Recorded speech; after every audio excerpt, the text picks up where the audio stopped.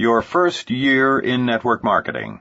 Overcome your fears, experience success, and achieve your dreams. By Mark Yarnell and Renee Reed Yarnell. Narrated by Kevin Foley. Copyright 1998 by Mark Yarnell and Renee Reed Yarnell.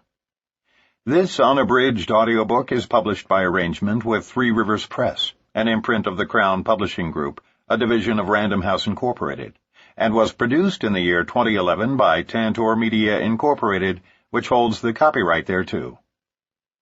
We are at that very point in time when a 400-year-old age is dying, and another is struggling to be born. A shifting of culture, science, society, and institutions enormously greater than the world has ever experienced. Ahead is the possibility of the regeneration of individuality, liberty, community, and ethics such as the world has never known, and a harmony with nature, with one another, and with the divine intelligence such as the world has never dreamed. D. Hawk, founder of Visa. Forward. As a business reporter and self-help writer, I have been researching and writing about the network marketing industry for 8 years. During this time, I've had the privilege of interviewing some of the top leaders in the industry and listening as they reveal their hardest-won and most closely held success secrets. Yet I've never found a richer load of hard-edged, practical information on network marketing than I did between the pages of Your First Year in Network Marketing by Mark and Renee Yarnell. I learned more from reading this book than I have during all the years that I've spent exhaustively researching the MLM industry. Of course, I am hardly surprised by the book's high quality. From the first time I ever spoke with Mark Yarnell, I knew that he was a master communicator. Many of the heaviest hitters in network marketing become surprisingly inarticulate when you try to get them to explain the nuts and bolts behind their success. But Mark has always possessed the unique ability to summarize and encapsulate his business wisdom in easy-to-swallow nuggets, delivered with humor and drama, and honed with a keen and subtle intelligence. The stories and insights that Mark imparted to me, through many fascinating interviews, played a big part in making my book, Wave 3, the success that it eventually became. It is clear from reading Your First Year in Network Marketing that Renee Yarnell is cut from the same cloth as her remarkable and talented husband. Together, they make an unbeatable team. These two have been through the wars together. In Your First Year in Network Marketing, they write with brutal candor of the bad times as well as the good, imparting to readers an unusually balanced picture of what it really means to work in MLM business and what it really takes to succeed. You won't find any loose talk in this book about getting rich quick. The Yarnells made their millions the hard way. Their formula for success is severe and merciless. It demands strenuous work and superhuman persistence. But for those who stick it out, it offers the realistic hope of genuine financial freedom. This is a book that every first-time networker needs to read. It shows you exactly where the pitfalls lie and how to avoid them. And it does so in language that anyone can understand, reinforcing each point with inspiring real-life anecdotes. For those networkers who take their business seriously, Your First Year in Network Marketing is, quite simply, indispensable. Richard Poe, author of Wave 3 and The Wave 3 Way to Building Your Downline. Introduction. According to Webster's dictionary, to survive means to remain alive or in existence, particularly to live on after the death of others. The fascinating thing about network marketing is that, in many instances, survival, i.e. staying in existence after others leave the business, is precisely what leads to dramatic wealth. Attrition is a considerable factor in our business. Yet we have rarely met anyone who has worked steadily in network marketing who doesn't eventually achieve success. And those rare individuals who do not succeed are usually their own worst enemies, constantly reinventing the wheel and complicating the simplest path to prosperity in the history of capitalism. Of course, priorities vary as widely as do people. While some choose network marketing as a means to an end, wealth, others simply enjoy it for its own merits. These folks join multi-level marketing to build their confidence, widen their circle of friends, and feel more productive. And in spite of the fact that they'll never earn huge incomes, you couldn't pry them away from this business with a crowbar. That kind of money was never really their goal, and you'll read many of their stories in this book. In fact, were we to double the number of stories of success, we still couldn't possibly elaborate on all the remarkable benefits to be derived by those who have chosen to participate in this wondrous industry. In network marketing, you persevere or you perish. Quitting is the one sure way to fail. Surviving the first year establishes a new distributor with a good basis for success. Our analysis shows that an estimated 95% of those who survive 10 years in network marketing become wealthy beyond their wildest expectations. These survivors have achieved either staggering financial rewards and/or total time freedom, that is, having all the free time to do the things that really matter to you with the people you love most. At this particular time in history, when traditional business offers so little security, network distribution is literally the last bastion of free enterprise.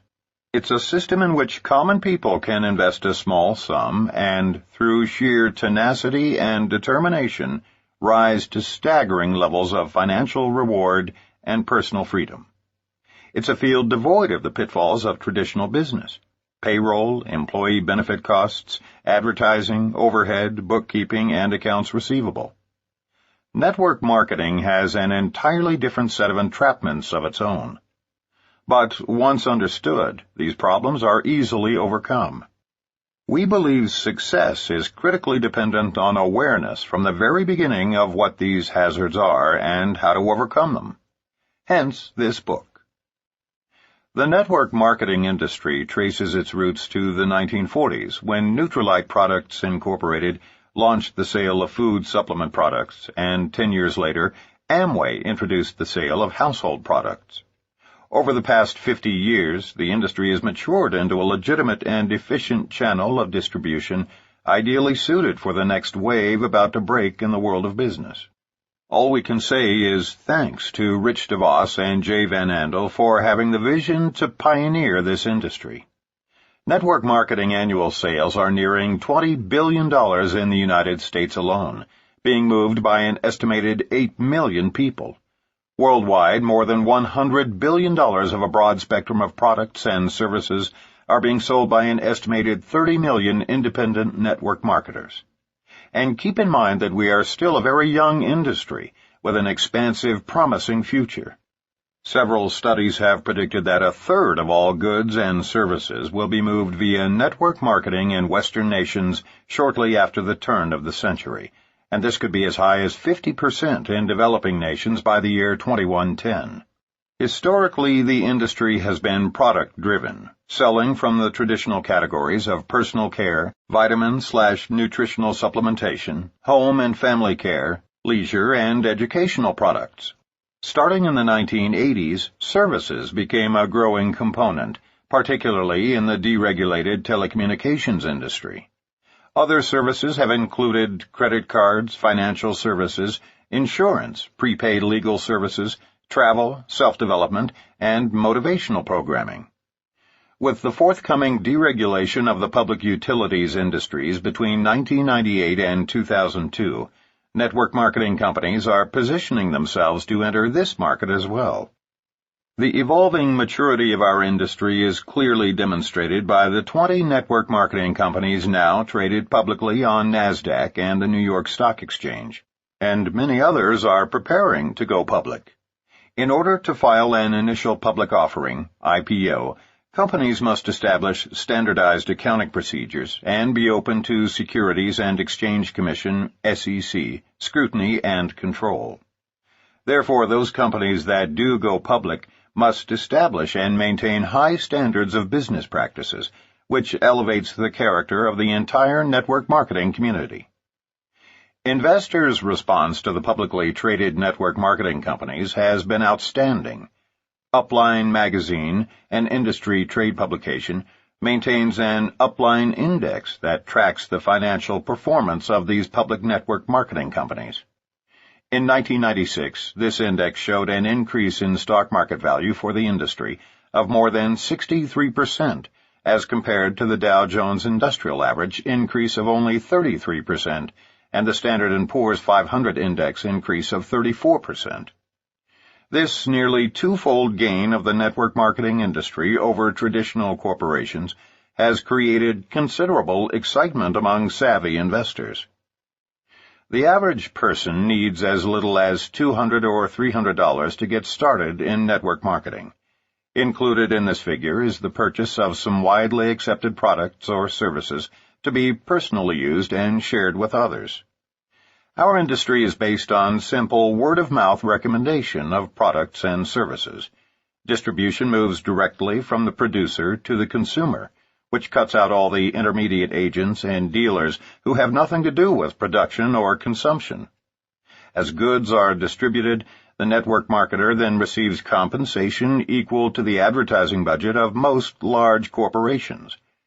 We've all known for years that word of mouth is the best form of advertising. Therefore, should it not also be the most lucrative? We have recorded a couple of dozen audio tapes during our collective 20 years in network marketing, and the one that is still the most requested is entitled, "If MLM is so great, why am I so depressed?" We think the reason people enjoy that tape is because we dared to tell the truth about the pitfalls in this industry. We admitted that, in spite of our success, we both considered quitting many times during those first years. Unfortunately, many people heard that audio tape far too late in their network marketing careers, and while they enjoyed a good chuckle because they could identify with our admitted first-year problems, most had already lost their upstart enthusiasm so necessary for success. And once people lose the drive and enthusiasm to carry them through the tough months, once that excitement is gone, in many cases, so too is the chance to achieve dramatic wealth. There is an often-quoted adage in this business. It's much easier to give birth to a new distributor than it is to resurrect a dead one. And yet, as the stories poured into our Swiss chalet from across the Atlantic, we realized that this book may indeed resurrect thousands of discouraged network marketers once they read some of the truthful anecdotes shared by so many legends of this industry.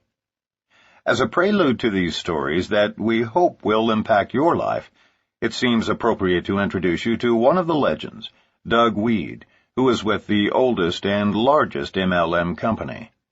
Before we tell his story, we would like to tell you a little about the man. The night the Gulf War began, you may have seen Doug Weed interviewed on television by Dan Rather. Doug was then serving as Special Assistant to President Bush. He has been quoted in Time, Newsweek, U.S. News and World Report, The Washington Post, The Wall Street Journal, and hundreds of other major publications, and his 26 books have sold over 3 million copies in 15 languages. Except for his 6-year political sabbatical, Doug Weed has dedicated his last 20 years to building his organization, as well as researching and writing about network marketing. Doug has filled auditoriums and soccer stadiums in Poland, Hungary, France, Turkey, the United Kingdom, Australia, Indonesia, and the United States with eager network marketers in just the last year. So what does a legend like Doug Weed do with his money, credibility, time freedom, and power? In 1979, working side by side with Pat Boone and Archbishop Bernard Cardinal Law of Boston, Doug founded what is today one of the world's premier relief organizations, Mercy Corps International. Last year, it distributed $73 million worth of medicine and famine relief to the troubled areas of our world. Let's now visit Doug's first year in network marketing through his own eyes, as he writes powerfully and humorously about his life experiences. Most of us involved in network marketing are gluttons for punishment, subconscious sadomasochists. Basically, we hate ourselves. That's why we get into networking in the first place. We see it as almost guaranteed suffering. I need this. This will really make me feel bad, which I so richly deserve. Wouldn't you know that I would end up successful, making money, traveling the world, meeting presidents, feeding the hungry? See? For me, nothing happens the way it's supposed to. I can't even fail right. In that sense, my early anticipated struggles in network marketing were a disappointment. I had no problem with rejection. I enjoyed every one of them. I was much quicker to respect and identify with the people who turned me down than those rare prospects whom I was actually able to recruit. Each rejection was only positive reaffirmation of my own negative self-image. Likewise, going without food or sleep or money was only what I deserved for making such an arrogant assumption that I could survive in network marketing dreamland. No, for me, the very real problem was not physical at all. It wasn't money, it wasn't people, it wasn't product, and it wasn't time. For me, the challenge was entirely between my own ears. It still is, incidentally.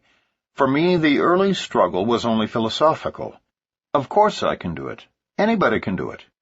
The question, the very real, nagging, haunting question was, should I do it? Is it right? Is this what I'm supposed to be doing with my life? Nothing is more wearisome and draining than self-doubt. Nothing is more effective at stripping off the fine edge from everything you say or do. Nothing can empty your emotional gas tank quicker. In that sense, for the first time in my life, I had met my match.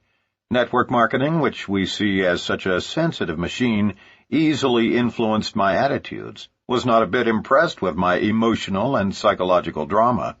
It only seemed to crunch numbers like a mindless calculator. The secret for me, I was to learn, was simply to survive and then plod on. Above all, I couldn't quit. Over time, as I slowly fed this monster, it grew and grew exponentially. Believe. You have to believe, they kept telling me. I didn't even have to do that. 2 times 2 equals 4. You don't have to believe it. It is 4 anyway. And my business grew, in spite of myself. Tough? Emotionally, maybe. Spiritually, maybe. But those battles manifest themselves in failure as well as success. Poverty is no refuge for the war-shocked, weary soul. And so I conquered. And with the money, I co-founded Mercy Corps International.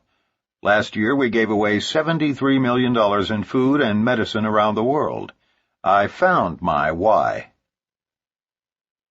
We hope this book will help you find your why, too. It is our hope that this book will be given to new network marketers immediately after they sign up in order to warn them of the pitfalls before they lose their initial excitement. Because once it's gone, the chances of ever getting that driving enthusiasm back are virtually nil. The first year in this business is not just challenging. It is more akin to going into combat. It's about survival in the midst of widespread failure. You may not even sense the impending danger, and then all of a sudden you've been ambushed and have lost an entire leg of your downline. One of our primary objectives in writing this book is to take the stealth out of your battles so that you can see your adversaries well in advance, instead of having them creep up and catch you unaware. But equally important is that once you see the clash coming, you are equipped with the necessary skills and tools to win each confrontation and thus survive your first year in MLM. Believe us, in year 1, survival is the name of the game. We know this both from personal experience and from statistics compiled by several companies that suggest well over 60% of all new network marketers quit in their first year, during the most important phase in the learning curve. Given the possibility of earning more each month working from home than a pediatric cardiologist with a staff of 10 earns in a year at his clinic, and it is possible, wouldn't any sane person be willing to invest a year or 2 studying MLM? And compared to the 12-year learning curve of doctors, isn't a year more palatable?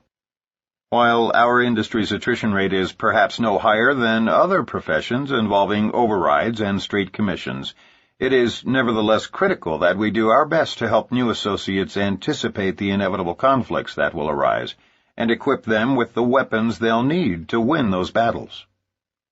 It has been suggested that every great MLMer was a lousy MLMer first, and we concur. Unfortunately, it's a fact of life that when any of us first begin a new endeavor, we are, at least initially, vulnerable novices. Although the educational process in network marketing is relatively brief, it can be devastating to many new associates. The main reason is quite simple to understand. We all hate rejection, and none is worse than when we are mocked by friends, family, and acquaintances. It doesn't take very long for people to become discouraged when every day for the first 4 or 5 months they are subjected to eye-rolling ridicule from everyone they know, love, and respect. However, if you know exactly what to expect, and you aren't forced to appear foolish by cajoling, deceiving, or pestering those close to you, network marketing, even in the early stages, is quite fun and relatively painless. Preparation and anticipation are both critical. In this book, we will prepare you for most of the inevitable first-year challenges. We will teach you how to survive those conflicts by providing you with tactics that work. No theories, just facts. Most importantly, by preparing you in advance and sharing practical ways to survive each of these first-year challenges, we want to assist you in persevering. And if you do manage to survive the first year without quitting and without losing your sense of humor, the odds are great that you will continue long enough to become quite wealthy and successful. We've had a tremendous resource pool from which to draw our lessons and examples. For the past several years, we've been fortunate to teach America's only college-level certification course in network marketing with Harvard Ph.D. Charles King at the University of Illinois at Chicago. Many of the top networkers from every company, both in America and abroad, as well as many network marketing CEOs, have attended our classes, and we've spent quality personal time with many of them. As course instructors, we learned a great deal from our students. The experiences we share in this book have all happened, if not specifically to us, then to other leaders who have shared them with us.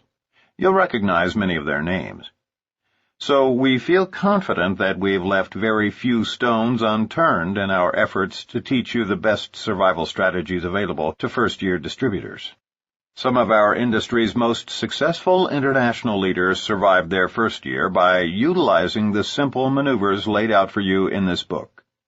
Survive your first year, and you've got a tremendous opportunity to join those legends.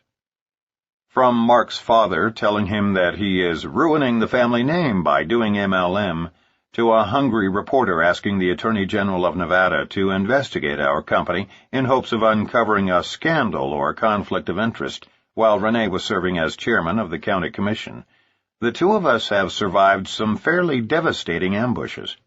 We know what it's like to lose 6 of our 7 best leaders to a new upstart scam, that is, a company that misrepresents its earnings and/or product efficacy. And we've endured the humiliation of a close friend stealing an entire downline leg. Both of us fell into the management trap at different points in our respective first years, and wound up babysitting people who never would have succeeded no matter what we had done, because they weren't willing to do what we did. Both of us suffered the misplaced personal guilt of signing up a close friend who just couldn't make it in this business. We'll teach you how to survive all of those booby traps. In fact, we'll show you how to avoid them altogether on your path toward achieving all the money you aspire to earn and the time to enjoy it. In our first book, Power Multi-Level Marketing, we presented the theory behind MLM achievement. We tried to provide a paint-by-numbers system for both part-time and full-time success. But in this book, we are vitally concerned with practical applications, that is, with giving specific examples of what can and does happen to cause potentially successful distributors to prematurely end their careers. Many psychiatrists subscribe to the theory that 90% of the solution to any problem consists in the awareness of that problem's existence. We agree. Our fervent hopes and prayers are that by bringing to your attention all the problems that successful network marketers face in their first years, we will enable you to survive yours. We are sharing with you the practical, proven survival tactics used by many of the legends of this industry, so that you also can prosper abundantly. We're honored to have Dr. Charles King add a dimension to our book never before available, a quantitative analysis of network marketing from an academic perspective. Much of our most important data has been exhaustively researched and compiled by him. We've learned a great deal about the inner workings and technical marketing strategies of our profession from Dr. King. Many of his overviews are sprinkled throughout this book. His keen insights have been invaluable to us over the years, and his dynamic wife Sandra has directed all of our college certification courses. Nearly 1,000 students have graduated from our course to become network marketing professionals. So many thanks to Charles and Sandra King. Network marketing is indeed the greatest opportunity in the history of capitalism, and we consider ourselves very privileged to be able to participate in the industry. So naturally, when Prima Publishing contacted us about doing a book, not long after its marvelous success publishing Richard Poe's legendary Wave 3 books, we jumped at the opportunity with tremendous enthusiasm. As industry advocates, we believe that when any network marketing company fails, we all suffer. The future survival of our industry depends now on cooperation, not antagonism. Industry-wide success depends on elevating MLM companies and products rather than destroying the reputations, hopes, and dreams of our MLM competitors. Only then will network marketing become the most lucrative profession in all of free enterprise. Some network marketers mistakenly believe that the systematic ruin of their competitors is their best strategy for success. Little do they know that's exactly why they haven't begun to reach their potential. Unlike pioneers of the Old West who circled their wagons to fight off attacks, whenever one or more companies in our industry is threatened, we circle our wagons and fire inward. The old tactic of divide and conquer has been quite effective in the traditional business world. The traditional corporate pyramids have skillfully utilized the media and government regulators to similarly attack and stifle our growing industry. And all along they have hoped and prayed that we'd just go away. But we think it's time for them to stop fighting us. We respect all companies, not just those in our own industry, and we think they should do the same. Spanning our collective 20 years in the field of professional network marketing, we have been blessed to speak to hundreds of thousands of marvelous people in every part of the world. And while we've heard our industry denigrated in a variety of ways, not once have we heard it referred to as the rat race. This graphic description has been used on every continent and translated into every language to depict a traditional business. Rat race literally means a sprint between the world's most deplorable rodents, those who actually wiped out half the population of England during the Black Plague. And what is it they are so steadfastly pursuing? Refuse and rotten grain, in a hopeful pursuit to eat enough to see one more day. If for no other reason than to help people avoid that, we feel that this is a book whose time has come, because the human condition should be a joyous flight among eagles, not a frenzied dash among rodents. Betty Carter, formerly Senior Vice President for the Pacific Stock Exchange, recently shared a graphic comparison between the rat race of traditional business and the freedom of network marketing. In her own words, when traditional business grows, an entire population can be reduced to rats. I moved to Seattle several years ago because of the quality of life. Today, as two corporations expand, the entire city has been forced into a mindless trek for several hours each day. The average speed on major highways has been reduced to 21 miles per hour. Crime and other societal problems are rising dramatically. No one can yet predict the negative ecological impact of the several thousand-person influx each month, but environmentalists are clearly worried. The point is this. When MLM corporations experience explosive growth, thousands of people go home and soar like eagles. When traditional corporations explode, people from all over the world assume the posture of rats and take to the streets. Thank God network marketing has given me the freedom to run errands during the times when others are confined to their little cubicles, but it will just be a matter of time before I have to look elsewhere for tranquility. We feel we have an awesome responsibility to educate as many people as possible to the fact that they need no longer participate in the god-awful stress of traditional linear business. We wholeheartedly agree with Art Williams, the author of All You Can Do, when he suggests that we should all become crusaders in an effort to save the masses, at least those who will listen, from their headlong pursuit into 80-hour weeks, mediocre incomes, and stress-induced coronaries. Because the American dream has become a nightmare for so many, and because network distribution is such a viable alternative to more traditional business professions, it is incumbent upon those of us who have reaped so much from this industry to begin to sow seeds for others. The book you are now holding in your hands is the Ultimate Survivor's Manual. Thanks to the hundreds of unselfish leaders from diverse and numerous companies who rose to the occasion by contributing their stories, you will learn how to dramatically alter your life. Knowing full well that they would be educating their competitors, they all dared to tell the unadulterated truth about how to succeed in our industry. That kind of unselfishness alone makes us proud to call ourselves network marketers.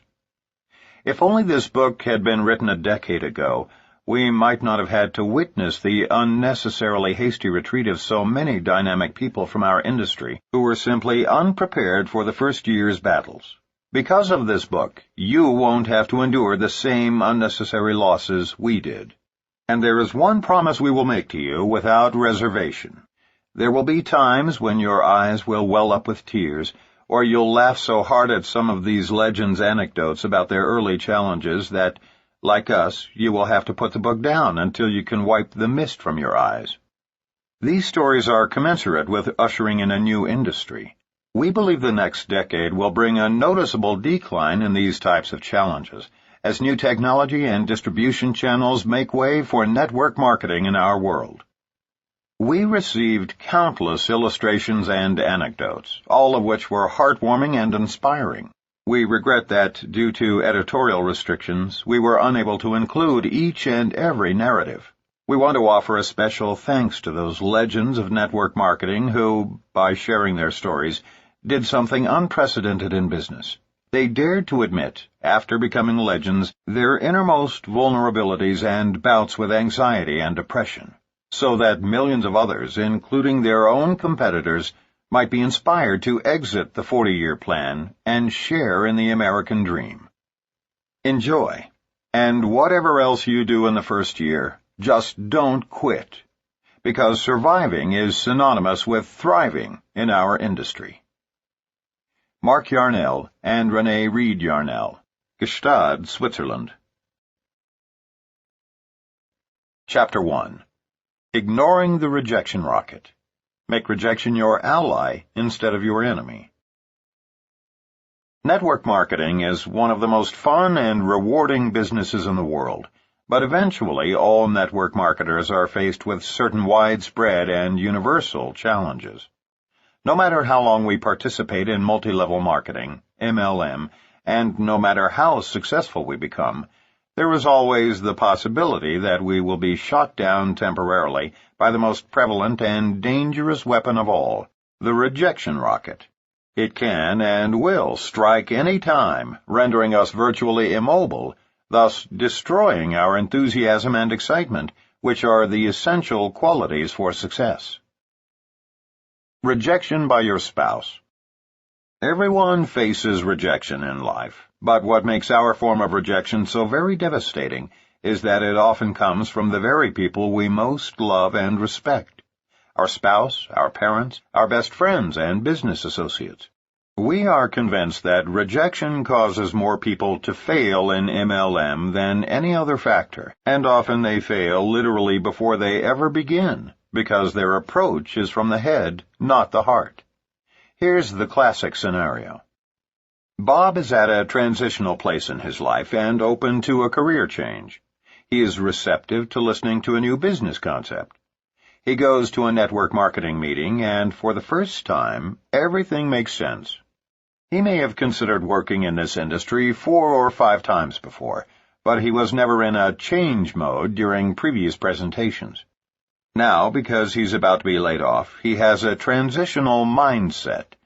So not only does Bob begin to see the wisdom in networking, but he actually finds himself enthusiastic about the earnings potential. Throughout the second half of the 1-hour presentation, he begins to make a mental list of the friends and associates whom he knows would be excellent at recruiting. Now, let's look at two possible outcomes. Regardless of whether Bob actually signs up or not, he's about to be attacked by the first adversary in this business. And unless the person conducting the presentation prepares Bob and the others for what is going to occur by presenting certain facts at the end of the first recruiting interview, Bob is going to quit before he ever begins. Later, we'll return to the particular details of this story, but first let's see what happens to Bob once he leaves the presentation. In fact, we'll examine several scenarios. Because the timing is right in his life, Bob is excited.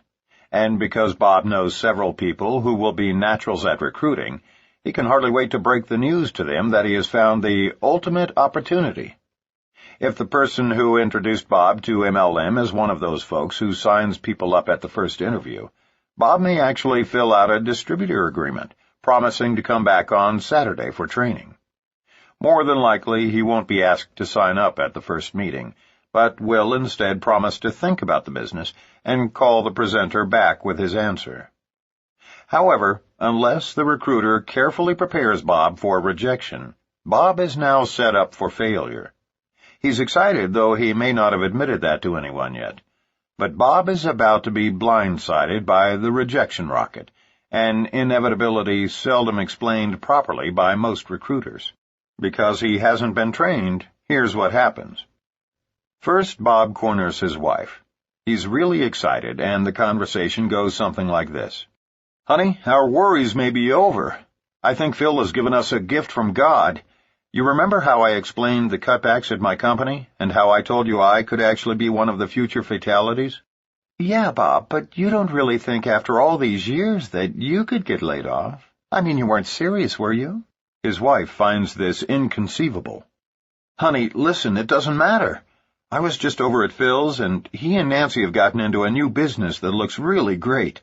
I can't believe how much money there is to be earned and freedom to be gained. Honey, Phil is about to get his first big check. And I brought home some samples of the products. Nancy is blown away by this cream and shampoo. Here, I brought some home for you to try. She wants you to call her." The rejection rocket is aimed directly at Bob's head and is about to be launched. Bob's wife takes the 2 packets of moisturizer and shampoo from him, looks at them, then at him incredulously. "Wait a minute, Bob. You're serious, aren't you? Let me get this straight. You've been with your company for 7 years. We have a company car, health insurance, and we just bought our dream home. Your boss loves you like his own son and is about to recommend you to the Golden Acres Country Club. They lay off a few lousy executives, and now you're seriously thinking about giving up a legitimate career and all those years I suffered to put you through your MBA program to do some pyramid scheme. Please, Bob, tell me this is a bad dream. Tell me I'm not hearing you say this." Bob grins and reaches out to touch his wife's arm, and she jerks it away, snarling like a cornered wharf rat. He hasn't seen that look on her face since he accidentally backed over the puppy last summer. "No, honey, you aren't listening. We've got a chance here to get in early. We can be earning over $20,000 a month in a year. Do you realize how many hours I've been working? The baby cries when I pick her up because I'm virtually a stranger. They've laid off 35 men and women this quarter, and I could be next. Honey, look, I'm telling you, Phil and Nancy are our friends. They aren't—" "Oh, come on, Bob," interrupts his wife. "You yourself have said that Phil is irresponsible. He failed at that tire company. He failed at life insurance. Then he tried that stupid greeting card deal, and we both laughed at how dumb that was. Bob, you're not thinking straight." She softens and launches a new tactic. "Bob, honey, we're set. You said so yourself. And besides, what am I going to tell my parents? That you left your company to sell shampoo door to door?" Bob has just heard the same spousal arguments that countless other men and women have heard over the years. It could easily have been Bob leveling the same objections at his wife, who just returned from her first serious network marketing presentation.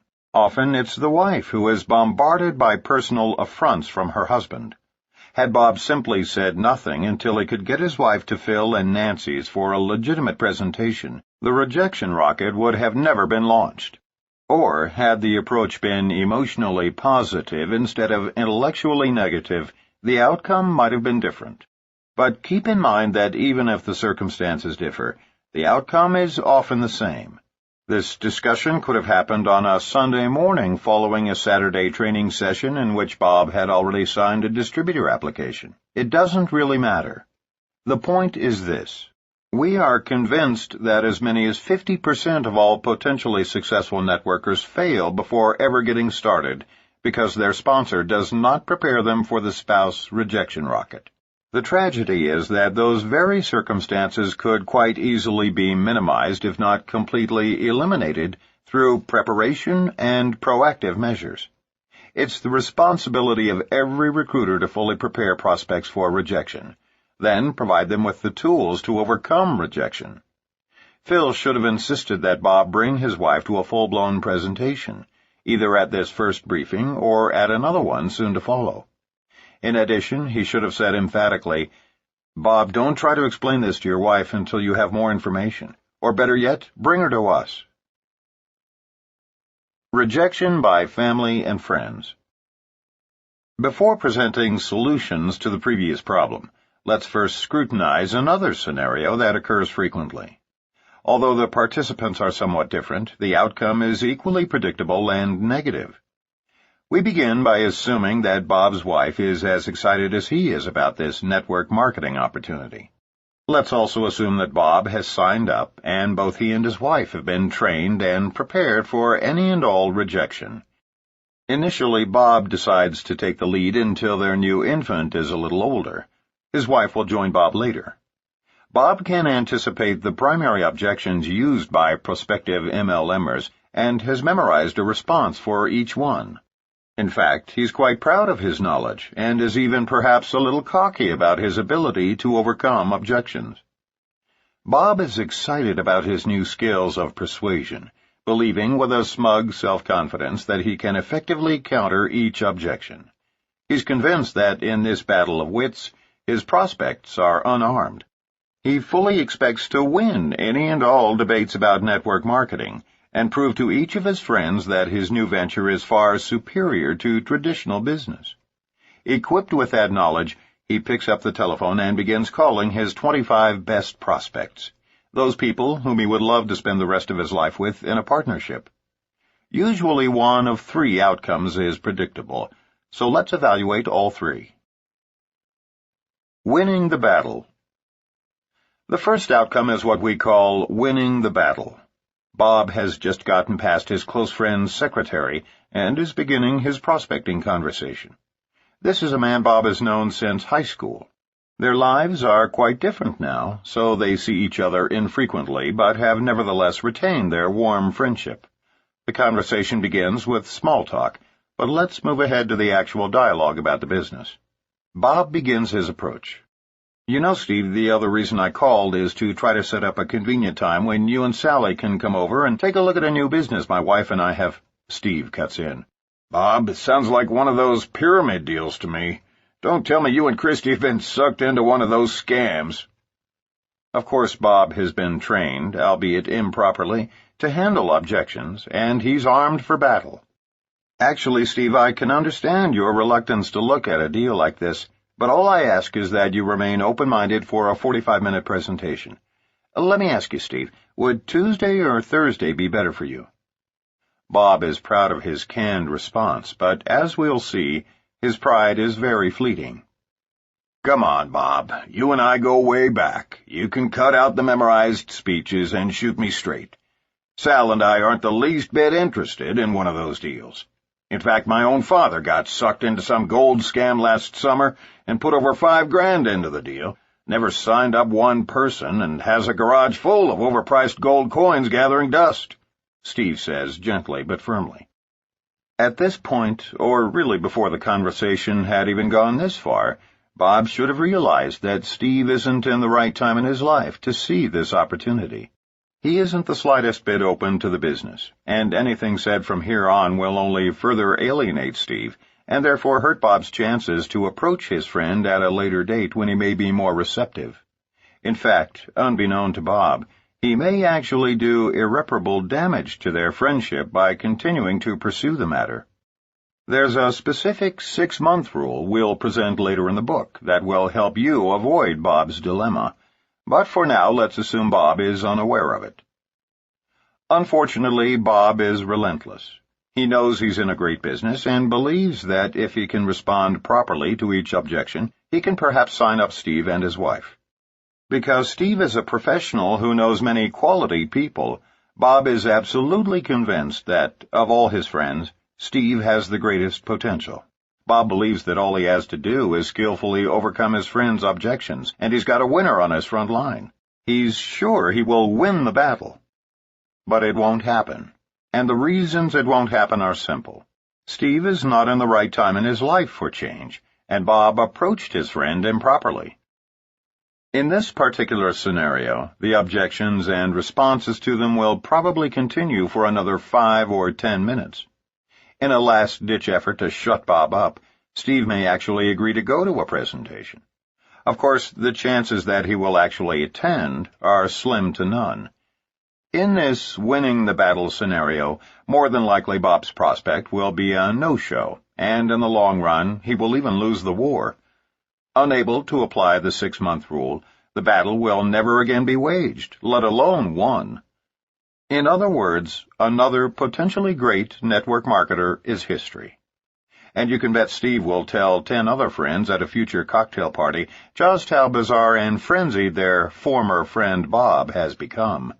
Kiss 10 more possible networkers goodbye. Positive-negative. The second outcome is what we call the positive-negative. In this scenario, the very instant Bob mentions his intentions, Steve jumps in and aggressively points out how much he hates business deals with friends, detests MLM or any other home business pyramid, and adds, "By God, it better never surface again in the course of our friendship." Of course, Bob shuts up immediately and changes the subject back to small talk. He feels rejected because his good friend is so positive that network distribution is a rotten industry. And because Steve is so positively negative about network marketing, Bob decides to never again extend the opportunity to his friend. That is a serious mistake, as we'll explain later when we fully define the 6-month rule. The good old boy. The third outcome is what we call the good old boy. An example of this scenario is as follows. "You know, Steve, the other reason I called is because my wife and I have become involved in a business that we want to share with you. It will take about an hour at the most, and we can see you on Tuesday evening at 8 o'clock or Thursday at 7:30. Which is better for you?" Steve answers pleasantly, "Gosh, Robert, it sounds great. Can you tell me just a little about it?" "Well, Steve, I'd rather not discuss it over the telephone, because it's about 90% visual. I'd like for you and Sally to see a brief video, then actually sample some products and take home some literature to examine. But I can tell you that this company is expanding globally, and they're looking for brand new recruiters and trainers who have always wanted to earn over $25,000 a month." "My God, Bob," Steve excitedly responds. $25,000 a month? Phew, I can tell you right now we are always open-minded to new opportunities, especially when there's that kind of earnings potential. I think Thursday would be our best bet. What time? This last scenario is actually somewhat common when new distributors are calling friends. In MLM, we refer to friends as one's warm market, because most family members and close friends do not want to reject you. They will often agree to things they don't want, just to be warm, hence the terminology. But we can assure you that often as many as half of all warm market appointments, and by that we mean friends, family, and associates, who commit to coming to your home for a private business presentation, will not show up. And that can be more devastating than any other form of rejection because you'll feel deceived. So remember, no matter how nice they are on the telephone, half of your family and friends may not show up for your meetings, especially if you tell them about products and brochures, videos and samples. Knowing this fact ahead of time softens the pain. Simply put, all people detest rejection, especially rejection by friends and family. Frank Pinelli of West Lynn, Oregon, had been in the business all of 1 week when he experienced one of the worst rejections of his life. As he explains, "I couldn't wait to meet for breakfast with a man whom I had come to respect and admire. Like me, he was a realtor, and a very successful one. Both of us were in the process of leaving real estate to start our own businesses, and I assumed that would give us grounds for being mutually supportive of each other.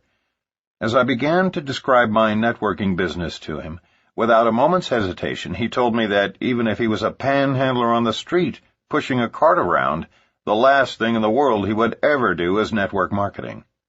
I grew numb. My world, for the moment, was destroyed. A respected friend had, in so many words, called me worse than a bum living on the streets. 2 years have passed, and today I truly owe my ex-friend a debt of gratitude. He so enraged me that I vowed to become hugely successful, just to show him how wrong he was. His having treated me like such a jerk is to this day a significant part of what drives me. Today, Frank, together with his wife Joanne, earns about $5,000 per month. But rather than homeless or, even worse, 70-hour-a-week realtors like their ex-friend, they are both stay-at-home parents to 2 young children and, in their words, job share the business around them. Friends are often our biggest dream stealers, and once a dream is stolen, it is not easily recovered. But Frank and Joanne turned what could have been a stolen dream into a burning desire to rise to their full potential. Today they both love what they do and have their sights set on making it all the way to the top. And when they reach the very pinnacle, it will undeniably be because one business associate tried to smash their hopes and dreams. Perhaps once they make it to the very top, their realtor friend will decide to join them in business. Dennis Clifton, who, together with his brother David, built our strongest global organization, remembers how excited he was about his future when he first signed up back in May of 1986, before any of us knew what we were doing. As I began to go down my list, I quickly realized that this wasn't going to be as easy as I had hoped. Almost every person that I called was unwilling to even meet with me. But in spite of this, my positive attitude was holding up, until one morning. I had a friend who worked as a disc jockey at a local radio station. I called him at work and began to explain what I was doing. His response was something I had never experienced before. He actually began to laugh out loud. Now, I don't mean a whimsical smile or friendly chuckle. I mean a wall-rattling, spirit-crushing belly laugh. I was devastated as I hung up the phone. I had never been laughed at quite like that before. Then all the voices began to come to me. Why in the world am I doing this? Nothing is worth this kind of humiliation. Since nobody seems to want to do this, maybe they know something I don't. If I quit now, I'll never have to go through that again. I can remember slipping into that black hole that so many new distributors never come out of. When my phone rang, it was my sponsor, Mark Yarnell. He asked, "Hey, big boy, what's happening?"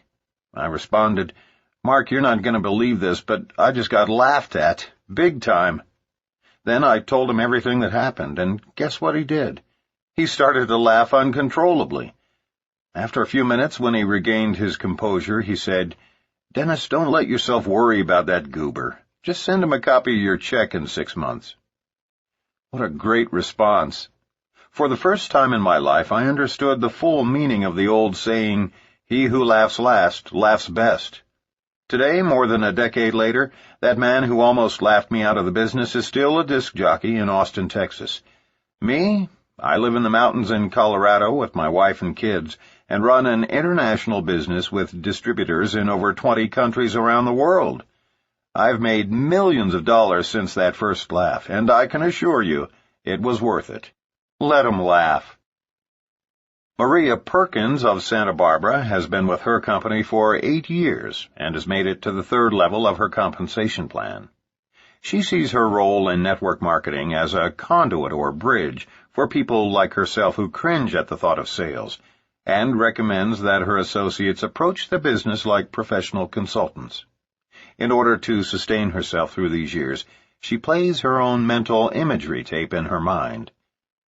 No matter if it was my 40-year-old baby brother smirking at my efforts, the people who swore they would show up and didn't, or even the friends who suddenly viewed me as some ex-con about to bamboozle them into my newest scam. They all led me to the mountaintop, and it is here I shall remain. Maria is convinced that we all have to operate on our own agenda, not someone else's. May you be as fortunate as Frank, Dennis, and Maria when you have one of your friends put you down or scoff at you. Later we will discuss the very finest friend approach in order to minimize the rejection like these distributors faced. But we hope that learning of their battles with rejection will assist you in coping with your own. Fine wine can be a byproduct of sour grapes. Turn your battles into a motivational force, and let that force propel you through those early rejections. Dennis is right. It is all worth it.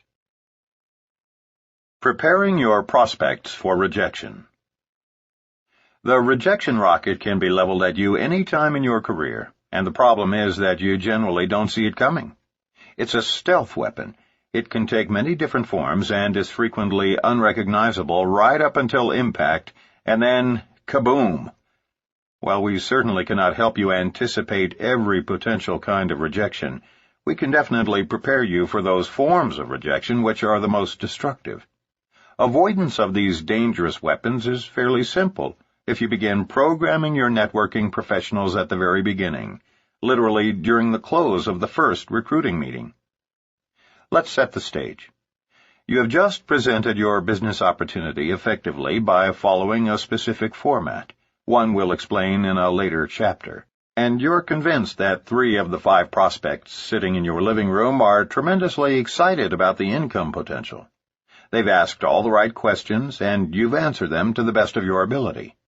You've played the video, very clearly and simply explained the numbers during your board presentation, handed them some samples, and finally explained that training is here at your home next Saturday at 10 o'clock a.m. You're ready for the closing comments. Comments specifically calculated to call their attention to rejection and assist them in avoiding it before they are sideswiped. We are irrevocably convinced that most people who leave the first presentation excited but never sign up or return for training are usually fatalities of the easily avoided rejection rocket. Here's how we prepare our unwary prospects. We suggest you memorize or paraphrase this for your own use, speaking in the singular or plural accordingly. Folks, I know some of you are excited about the numbers you've heard today. I realize that you will want to do your due diligence, as would any responsible entrepreneur. But let's face it, if I'm right, if you really can earn this kind of monthly income and semi-retire in 3 to 4 years, or at least have substantial personal and financial freedom, you'd have to be brain dead not to take me up on this deal. But I want to warn you about the 2 primary causes of failure, so you can avoid them while you're doing your investigating. Don't be afraid to use a comment like brain dead on your prospects, no matter how successful or professional they appear. We've never had anyone fail to laugh at the comment. But more importantly, you are asserting your obvious leadership, a quality they desperately need to observe in their mentor before considering joining our industry. The first cause of failure occurs when you network marketers listen to people who don't know what they're talking about. The second cause of failure results from their not listening to those of us who do know what we're talking about. Let me give you an example. It's just human nature that when we get excited about something, we want to share it with others. Whether it's a new flavor of ice cream or a business opportunity, it doesn't really matter. We want to share it, especially with the people we most care about. That's fine with ice cream or a good movie, but it's not right to share this business with anyone until you're completely trained and knowledgeable about our company. Why? Because the primary cause of failure in our profession stems from people getting excited about the tremendous earnings potential and then charging out to tell their closest friends and relatives before having the slightest idea how to do our business. It is critical that you not say anything to anyone until we have taught you a successful approach. If you begin talking to your relatives and friends about this industry, most of them are going to tell you that you've lost your mind. And even though you think you've got all the facts, even though you know the truth about the earnings potential, and even though your friends, neighbors, and relatives know nothing, they will still tell you you're an idiot. And if you have 10 or 20 people in a row question your sanity, especially people you know and love, you will give up before you begin. So don't even attempt to sell your spouse on the opportunity. Simply get him or her back here for a presentation as soon as possible. Now, I know you think you're strong enough to avoid being influenced by people whom you know are completely ignorant about our company. Everybody thinks that. And let's say that you are.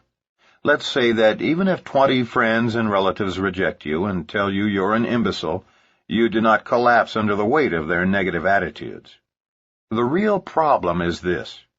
Once they've told you not to get involved, even if you later skillfully prove them wrong and answer every one of their concerns, they will not sign up.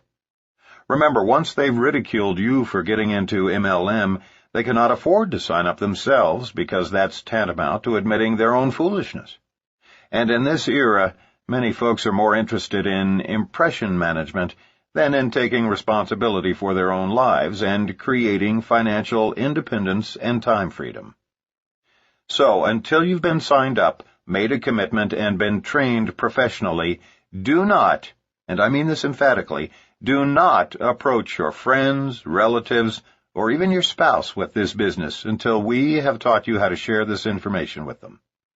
Some of your very best warm market recruits will never join you, no matter how successful you become, if you approach them improperly.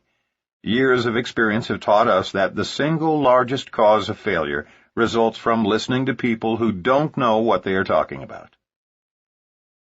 Here's the problem. New prospects' friends and family don't know anything about your company or the business of networking, and in their ignorance they are certain it must be a scam.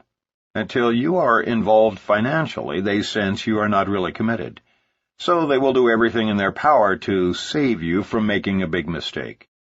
When you say, "Hey everybody, I'm getting ready to open a new restaurant," you can count on the response. "Are you sure you want to do that? I've heard most startups go under." However, once you have already made the investment, your family and friends will do everything in their power to support you in your new venture. When you say, "Hey everybody, I've just opened a new restaurant," the response will likely be, "Oh, good for you. When can we come?" Rejection by family and friends is by far one of the biggest challenges in network marketing. But you can only change their attitudes by changing your own. After you've elevated your own self-esteem and confidence level, only then will you be able to help others elevate theirs, often altering their opinions, strengthening your family's support or interest, and opening doors to your friends and associates. We wrap up our business presentation by discussing the second cause of failure, not listening to those who do know what they're talking about. If any of you do decide to sign up and become my frontline associates, you must also be willing to duplicate exactly what I teach you. This business is totally different from traditional business, and if you're going to sign up and then try to reinvent the wheel, you're going to fail. So promise me you'll follow our system, or, frankly, I'd rather not even have you sign up. Fortunately, we are in an experienced organization, and we know what we're doing. Your first 90 days are critical, and we start the clock today as you begin your decision-making. That dialogue is the way we close our in-home recruiting presentations nearly verbatim. In fact, as prospects are preparing to drive away, we will frequently remind them one last time. Don't forget, please don't attempt to explain this business to anyone, especially your spouse, until after you've been trained. As they depart, we are already beginning to visualize them as partners.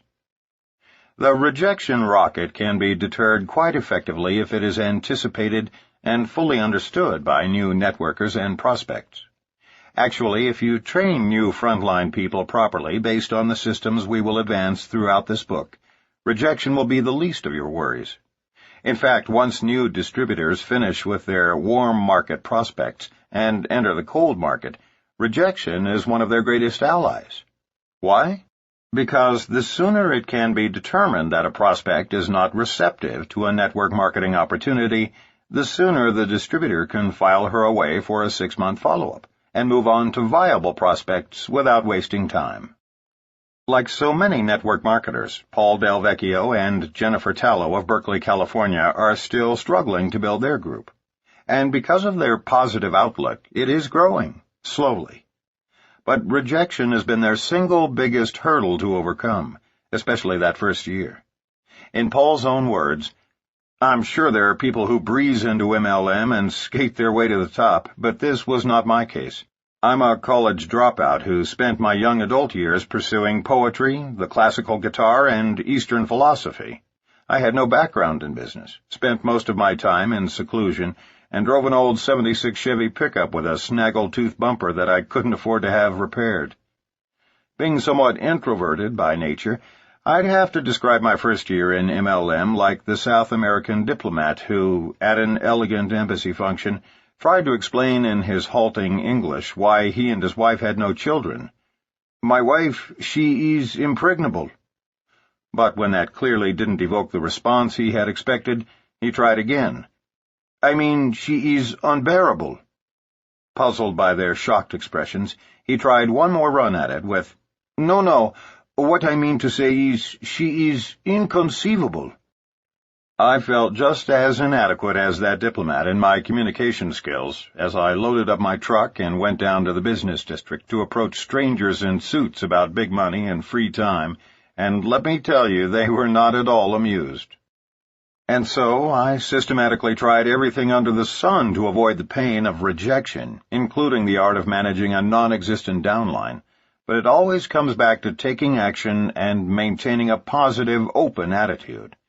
Napoleon Hill, the author of the classic Think and Grow Rich, helped me understand that my state of mind must be one of absolute belief in what I am communicating to others and in my ability to deliver the message, not just a mere hope or a wish. For me, this business has been the greatest self-development course in the world. As I leave the house to prospect, I have learned that I can create one of two mindsets. I can strive to be well received by those I approach, and that is a one-step process called perseverance. Or I can try to avoid the pain of rejection, and that is a three-step formula. Say nothing, do nothing, be nothing. Persistence coupled with absolute belief can never be defeated, and that is precisely why we know that Paul and Jenny will prosper abundantly. Call reluctance. Often the mere fear and anticipation of rejection will keep new networkers at home. Fear of getting started is one of the primary causes of failure in our industry. It is an obvious but unspoken phenomenon. New marketers will hide behind the need to study the products more, or attend a few more meetings, watching how you do it over and over, even though they've already seen it 10 times. They will gladly attend training meeting after training meeting, invest time in their new business by listening to audio tapes on how to prospect and overcome objections, and generally do anything and everything possible to avoid actual prospecting. They will become involved in all manner of unproductive activities just to avoid having to, in the words of the great Nike, just do it. Then, after days, weeks, and sometimes even months of such busy work, they will decide that this business just doesn't work. After all, they haven't succeeded in building an organization. The reason is clear to everyone except them. The mere anticipation of rejection leads to call reluctance, which can, and often does, lead to failure. Often, a week or so before they quit, we hear the essence of their failure in the remark, "If something doesn't happen soon, we're going to have to get a job to make ends meet." In traditional business, things may just happen, but in network marketing, success comes to those who make things happen. And by the way, call reluctance is not an experience limited to non-professionals. Often it's the most sophisticated executives who carry this secret phobia, not of actually being rejected, mind you, but of the fear that they might be. Mark recruited the mayor of a major southern city, and after 6 months of virtually zero activity, he asked the mayor for his warm market list. He reluctantly handed over his top 25 names, but Mark couldn't find one person whom the mayor had actually called. In the final analysis, the mayor had to admit that he was afraid to call those friends because an election year was approaching and he didn't want to risk damaging his reputation with his constituents. He quit having never called one prospect because of his fear of rejection. He later had the audacity to state publicly, after failing in a second network marketing company for the same reason, that MLM is a scam. He came to that conclusion without ever having called a single prospect. Not being taken seriously. Those who make it past the initial fears of getting started will often be assailed by other elements of the rejection rocket. Common among women is not being taken seriously, one of the most degrading forms of rejection. It is common for an interested male prospect who is shown the business opportunity by a professional woman networker to think something like, "I'll have to talk to my wife about this little home business." It's not a case of the woman being ineffective or the man being demeaning. It's just that most men cannot identify with having a woman recruiter who is working at home. And if she is distributing cosmetics or some other product or service with which he cannot relate, that only serves to compound the problem. No matter how strong a female leader is, in some cases the male ego cannot be assuaged by her alone. On these occasions, the potential rejection can be sidestepped by having a male upline or a male partner assist her in closing such prospects. This is not codependency, but rather part of the intrinsic nature and value of what we call double-gender closing, because ours is a team-based business. First-year associates need not close prospects alone. It's teamwork that earns leaders the right to receive multi-level compensation. In some situations, women have discovered that their gender challenges come from within rather than from without. Historically, men have had more self-confidence, while women still struggle with poor self-esteem. For years, some women have been financially dependent on their husbands and frequently overlooked for promotions in the workplace. We realize this is changing in America, but this phenomenon is still prevalent in Eastern cultures and among older generations. Women have so very much to offer this industry, their companies, their husbands and male partners, and certainly the members of their own organizations. The problem has stemmed from an industry-wide lack of awareness about just how much women have to give and how needed feminine qualities are in today's global marketplace. The role of women is on the threshold of explosive change, along with their image. If you suspect that you are being rejected because of an attitude you project, then take some time to work on your own personal growth before attempting to build an organization. Read books, attend seminars, and listen to audio tapes to enhance your self-image. Surround yourself with positive people who constantly remind you of your worth as a person and the contributions you are capable of making. Shake off any residue of negative self-esteem, any emotional baggage that you may be carrying around, and take pride in yourself. It is important to understand that you have a greatness and an unlimited potential to elevate everyone around you. Practice exuding your inner strength with your head held high, and you will see an immediate difference in your general acceptance, your leadership success, and your income. Perhaps no woman in network marketing's 45-year span has better exemplified the transition that can occur in a woman's life once she begins to accept and project her strength than Kathy Dennison. At the age of 30, Kathy Dennison awakened to realize that she was living a nightmare. She was in an abusive marriage, and her 12-year-old daughter was suffering the pain of seeing her mother mistreated. She decided it was time to take action. She left her husband and moved to the tiny town of Basalt, Colorado, where she began cleaning houses to support herself and her child. While her personal life improved dramatically over the next few years, her finances were in shambles. But without a degree, there were few options available to her. Kathy had always believed that she had the talent and mindset to become a millionaire. But her introduction to MLM was the very first time she'd ever been exposed to a business with no limits and no major capital investment. Within 5 years, she would be relaxing on the beach in San Diego in her dream home with a husband, Mark Rogao, who shares her goals and dreams. Many people were first introduced to Kathy Dennison and her remarkable story in Richard Poe's bestseller, Wave 3. But no one can write as dramatically and accurately about Kathy as Mark Yarnell, who personally sponsored her and served as her mentor for her first years in this business. When I first met Kathy Dennison in Aspen, Colorado in 1987, she was a single parent, living in a tiny one-bedroom apartment, doing her best to support her family on her meager maid's income. I had begged our realtor to help me find a housekeeper because we were entertaining so many friends, our home rapidly became like a bed and breakfast. By the way, move to Aspen and you'll learn just how many of your friends love you.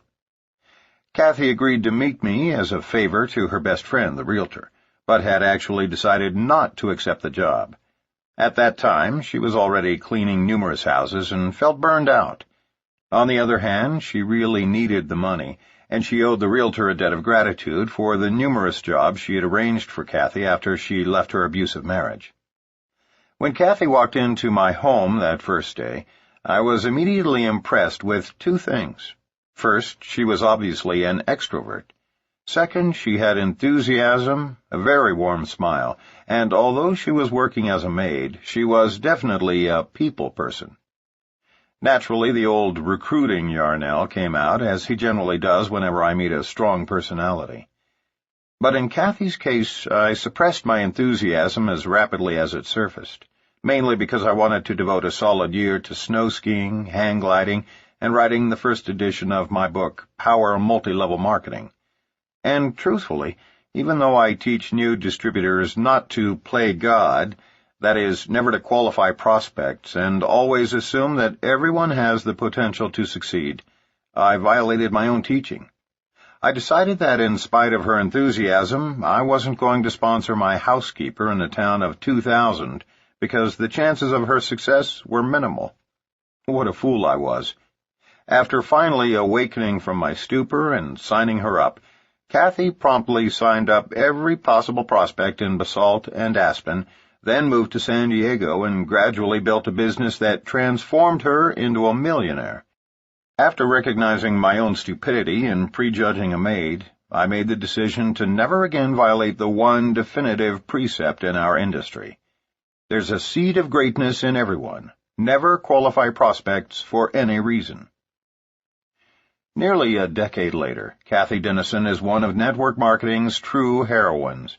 As more women like Kathy join our industry, and we continue to hear more financial and emotional rags-to-riches stories, women will continue to occupy positions of importance in increasing numbers. And as Richard Poe so correctly pointed out in Wave 3, Dennison's stripped-down approach served her well. She rose from a lowly maid to a millionaire in just a few years. In 1997, Kathy was named one of the top 10 women of distinction in Jerry Hoffman's International Directory of Network Marketing. We spent an afternoon skiing in Switzerland during the winter of 1997, and when we returned home, we saw the familiar red light on our answering machine signaling that we had a message.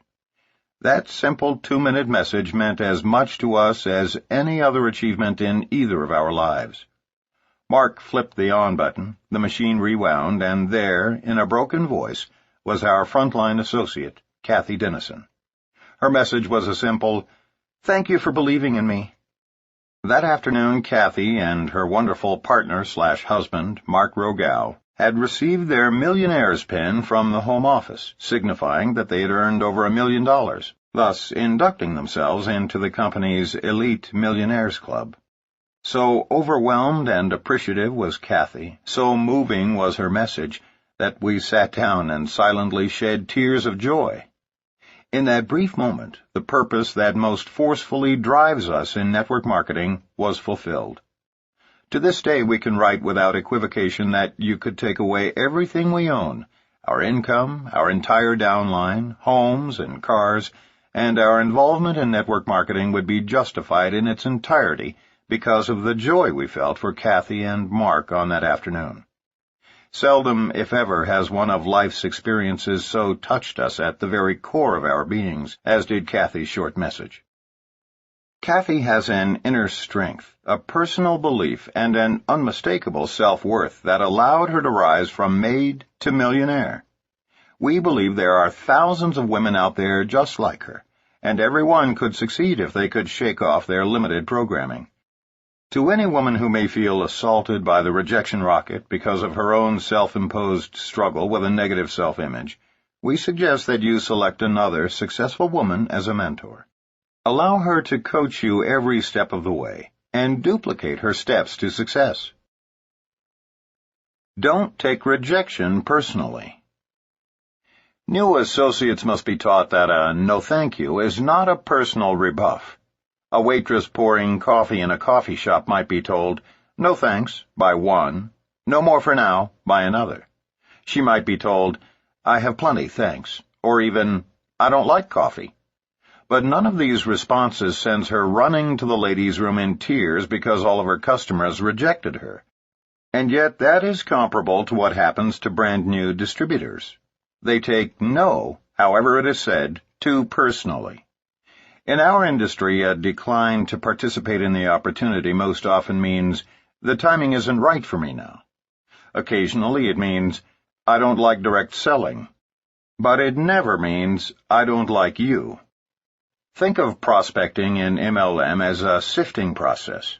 Like the waitress walking around with a coffee pot, we are merely searching for those who would like to have what we have to offer. Accepting no is merely part of the process of finding those who say yes. Consider this fact. Of the first 67 individuals whom Mark first approached about joining his organization, 66 said no. This slow start was mainly because Mark abandoned his warm market. He was a minister at the time and felt that it would be a conflict of interest to call on his church members.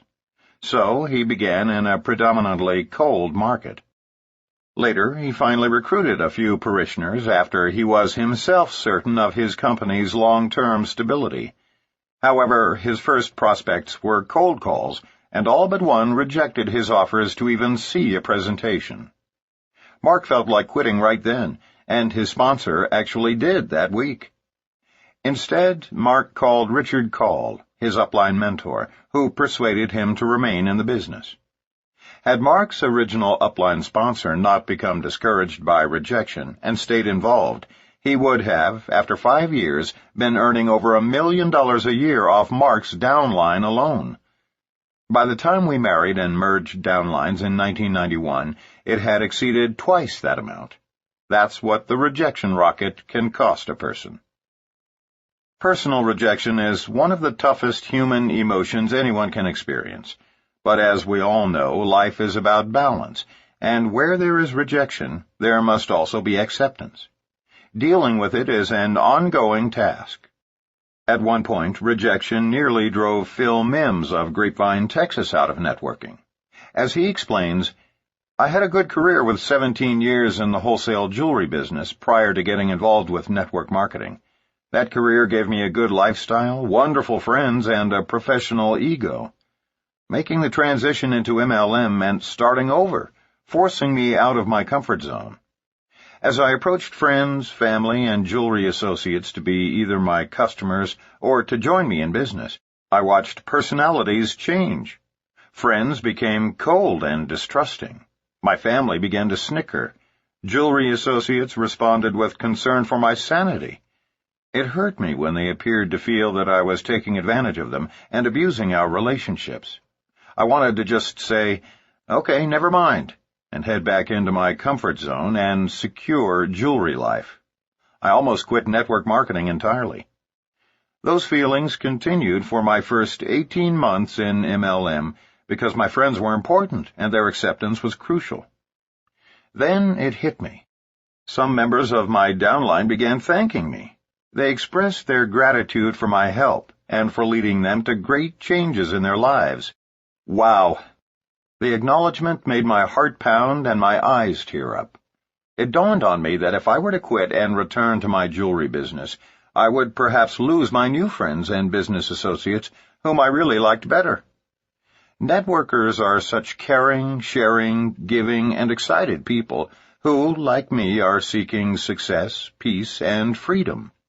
Traditional business offers these things for a few people, whereas success is possible for so many in network marketing.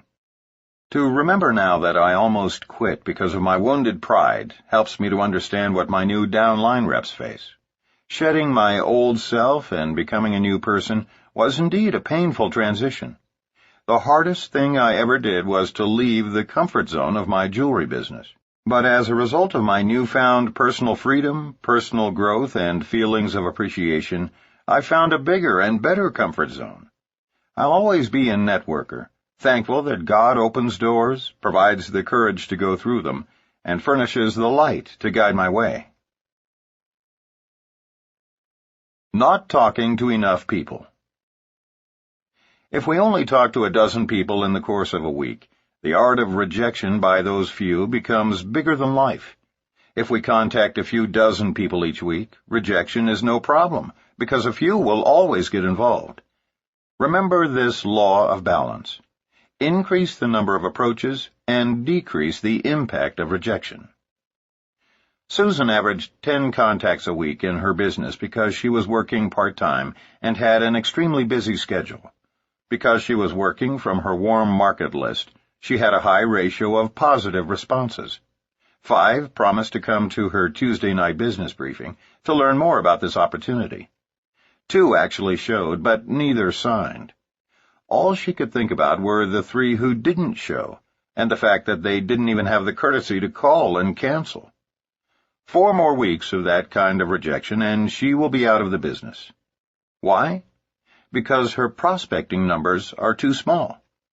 Susan may be a hypothetical prospect in our example, but such low-number prospecting can, and indeed has, forced would-be legends right out of business, shot down by rejection. Unless, as a part-timer, you are approaching at least 5 to 10 prospects per day, you're not serious about succeeding in this business. As a serious part-timer, those numbers should increase, and as a full-timer, they can grow to 30 or more per day once entering the cold market. Meeting attendance and brochure reading doesn't count as real-time. When first launching your business, if your goal is to build an organization, 80% of your time should be spent prospecting. All other activity is busy work until you have achieved a certain level of success. Do not become a professional audience participator. Get out of the bleachers and onto the field. In contrast to Susan, the 2 of us prospected huge numbers of people when first building our individual organizations. Before marrying Renee, Mark's biggest rejection rocket was launched when 6 of his 7 frontline executives bailed out and went into a vitamin deal back in 1986. He didn't just lose 6 out of 7 distributors, he lost major leaders. That is the ultimate rejection. Again, he leaned on Richard Call to keep him focused on the importance of perseverance. Consider the impact of Richard's inspiration. There were 2 major triumphs. First, the one remaining executive distributorship today earns us more than 50% of our income. Second, because Mark continued to approach large numbers of prospects, he had 7 more qualifying executives who would soon take the place of those who left. Remember, it is the sheer magnitude of the numbers of prospects we approach that keeps us from overreacting to those who do reject our approaches. Prospecting small numbers makes the rejection bigger than life. Prospecting large numbers focuses our attention on those who say yes. If you make contact with 100 people in the course of a week, 20 of whom say, "Yes, I'd be interested in looking at what you have," and 80 of whom say, "No thanks," your focus will be on the positive. Out of that 20, you will be excited about the 3 who signed up, rather than the 80 who weren't interested. On the other hand, if you approach only 10 people, 2 of whom say they are willing to take a look and then decide against it, your attention inevitably is on the entire 10 who got away. Network marketing begins as a numbers game and evolves into a people business while a legitimate organization of excited networkers is being built. The narrow focus syndrome. Many people make the mistake of inviting rejection by presenting a far too narrow focus. They often promote a single product or just one division of their company, as opposed to creating wide appeal by stressing the leveraged income and free time that result from orders of commonly used products and services. Network marketing is intrinsically designed to appeal to everyone. It is not meant to be an elitist club, nor is it effective if you promote just a single product line. And yet newcomers and old-timers alike often make this mistake. Some people failed to earn as much as they should have when their company added an exciting new nutritional division in the early 90s. And the reason is obvious. Even liberal estimates suggest that less than 30% of the population used vitamin supplements back then. Thus, 7 out of 10 people approached with only the new division just weren't interested. They couldn't relate to nutritional products and were unwilling to change their behavior. The original division upon which the company was founded consisted of personal care products. 100% of our population bathes, shampoos, shaves, moisturizes, deodorizes, and brushes their teeth with reasonable regularity. So success would have been more widespread had the distributors offered both lines of products in their presentations, thereby avoiding the needless problems created by limited focus. Even more significant, they should have been selling prospects with the American dream, big money and free time. Nearly everyone is interested in ways to achieve wealth, so focus your presentations on personal and financial freedom, making certain to call your prospects' attention to all your products, services, and divisions. This comprehensive approach is how legends ultimately build large and dynamic organizations. Turning rejection into positive motivation. John Corkill worked for a large title insurance company for 10 years, the same one his father had been employed by for over 40 years. They enjoyed working together and shared a track record of success. When corporate politics became unbearable, John, with his father's understanding and support, went to work for a competitor and tripled his income during the first year. Over the next 5 years, he created a 6-figure income. Then, due to a merger, he was laid off. His father, still with the original title insurance company, was now in charge of starting a new division and offered his son a full-time position, but the company could only pay him a pittance of his previous income. 1 week before he was due to start the job, John was introduced to network marketing. He found the right company and chose to go full-time immediately. After receiving the news, his father's comment was, "John, I guess everyone has to do something. However, if you fail at that one, you can always sell makeup since one of the largest companies is based right here in Dallas. But whatever you do, I just hope you're not going to come over to my house and try to push your products on your own dad. I know all about network marketing. Those people make $200 a month and 9 out of 10 of them fail." John assured his father that his disapproval of the new career path he had chosen was understandable, and that he just didn't want to rely on his father for normal family support.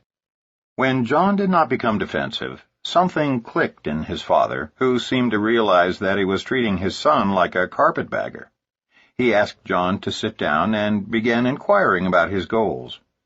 When his father was convinced that his son was fully committed to becoming the 1 out of 10 who succeeds, as he had done with the company in which they both worked, the father-son relationship was back on track. For John, the story of his father's rejection-turned-acceptance became a driving force that motivated him to stick with his new network marketing business. Not only is he well on his way, appreciative for his father's rejection and eventual acceptance, but John plans to retire at the same time as his father, so that they can enjoy the wealth together, grateful for his father having started him off on the right foot. Reaction to family rejection can often be redirected, becoming a positive force for building your business. Summary. Failure in network marketing often results from 2 problems. 1. The new distributor's argumentative approach in recruiting frontline people who have already made it obvious that the timing isn't right in their lives. 2. The mistaken belief that the goal is to overcome objections, sign up people at all cost, then drag them across the finish line through motivation and management systems. If warm or cold market prospects are approached properly, they will only reject your offer if the timing is not right, in which case you want to gently back off and reapproach them every 6 months. Rejection is your ally, not your adversary, and if handled properly, it will expedite your recruiting activities and actually set you up for a positive outcome. Don't talk about this business with friends or relatives until after you have made a commitment and have been trained. Make it a point to teach this at the close of your presentation. As you begin talking to prospects, you have the choice of creating one of two mindsets. 1. You can strive to be well received by those you approach by setting yourself up for a friendly callback. 2. You can try to avoid the pain of rejection by saying nothing, doing nothing, being nothing. Persistence, coupled with absolute belief, can never be defeated. When you are not getting the support that you desire from family and friends, begin first by focusing on your own attitude, and changes in their behavior will naturally follow. Once you are trained, begin immediately by picking up the phone and calling the people on your list. Don't let call reluctance and the fear of rejection stop you before you start on your adventure in network marketing. Rely on the credibility of your upline leaders.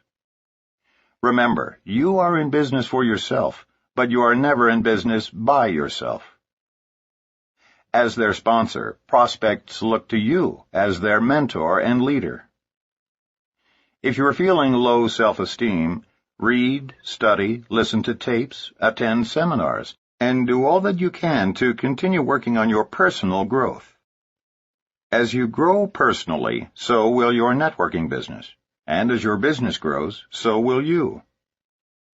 Building too slowly is discouraging, and often results in networkers focusing on those who rejected the opportunity, rather than on those who accepted an invitation to look at the business. The growth of your business will be in direct proportion to the numbers of people you are prospecting on a regular, daily basis. Network marketing is a numbers game after the first 90 days of warm marketing. It becomes a people business once distributors begin interacting with their sponsors to build their organizations. Rejection is not to be taken personally, but merely as an indication that the timing isn't right in people's lives. Persevere with every ounce of enthusiasm in order to give yourself the necessary excitement to do this business correctly. Prospecting small numbers makes the act of rejection bigger than life. Prospecting larger numbers focuses your attention on those who said yes. Don't make the mistake of presenting too narrow a focus, that is, by promoting a single product or just one division of your company. Create wide appeal by stressing leveraged income and time freedom based on generating orders of commonly used products and services. When retailing, 1. Offer your customers the opportunity to redirect their spending on commonly used products they are already using. 2. Educate your customers about all your new products or services, thereby undertaking to change their behavior. Rejection can be redirected to become a force for good in building your business. Chapter 2. Avoiding the Management Trap. Reinforce self-sufficiency rather than dependency. Network marketing is based on a team-building philosophy rather than a supervisory one. Perhaps the single most frequent cause of failure in network marketing is the mistaken belief that we must manage our downline distributors. Typically, after new associates spend their first month or two recruiting 10 or 15 friends, they end up devoting the rest of their time attempting to make those few people successful. That's what we call the management trap. Let us quickly point out that there is a significant difference between managing and supporting a downline organization. Playing caretaker to their organization causes new networkers to spend a disproportionate amount of time on a particular leg or legs of their downline, to the exclusion of everyone and everything else. It creates a false codependency, doing for others instead of teaching and encouraging them to do for themselves. The management trap creates two serious problems for a business builder. First, it produces weak and lethargic distributors because someone else is doing their work for them. Second, while managing others, that networker loses valuable time that could be more wisely invested in prospecting and recruiting new frontline distributors. And remember, new blood is the lifeblood of any organization. Continually sponsoring new associates adds vitality to an entire business. If you stop recruiting before you are earning enough to live comfortably, then you lose valuable ground. And worse, since our business is a business of leading by example, your leaders will emulate you so that everyone ends up managing and no one is prospecting or recruiting. Supporting an organization, on the other hand, is part of the team approach inherent in network marketing. It involves responding to legitimate requests on the part of any and all of your associates to help close a serious prospect or give them encouragement when they are feeling down. In this chapter, we intend to describe the difference between creating dependency in your organization and reinforcing self-sufficiency. It is critical that novice network marketers recognize the difference between productive activity and ineffectual, time-wasting practices. Sponsoring family members and building for them. Mark discovered the pitfalls of supervising his family's line the hard way when he recruited his own father. As he tells the story, "It really hurt when my father said, 'Son, you're embarrassing me and ridiculing the family name in Missouri by selling snake oil in one of those damn pyramid scams.' It hurt because I had always loved and respected my father. He never made much money while we were growing up, but he did start his own advertising and public relations firm. He also wrote 2 novels, one of which, Man Trap, became a bestseller in 1948. Dad was a proud man who always told me that integrity is more important than wealth, and to never do business with a man whom you can't trust with a handshake." By the time I was a 16-year-old sophomore at Glendale High School in Springfield, Missouri, Dad left the field of writing novels and magazine articles to launch an advertising agency. I was so proud when he trusted me to go out and solicit clients. He said that if I could get a client to use our agency, he would let me have a shot at writing the copy. I was so enthusiastic that I went charging out and actually obtained a client the first week. The guy's name was Jerry Vaughn, and he was preparing to launch a new pet store in a little shopping center near our home.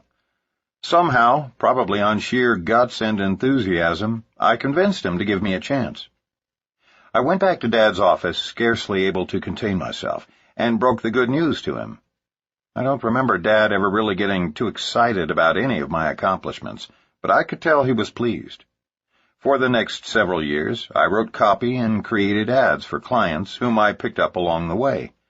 Some of my ad campaigns were quite well received, while others were not so successful. But through all the years, Dad supported and encouraged me. That is, until 6 months before my graduation. I didn't realize it at the time, but Dad really wanted out of the stress. Apparently, in my ignorance, I failed to see his hope that following college graduation, an event, by the way, that never occurred, I would be interested in becoming his partner, perhaps even one day taking over the entire ad agency. I had other plans.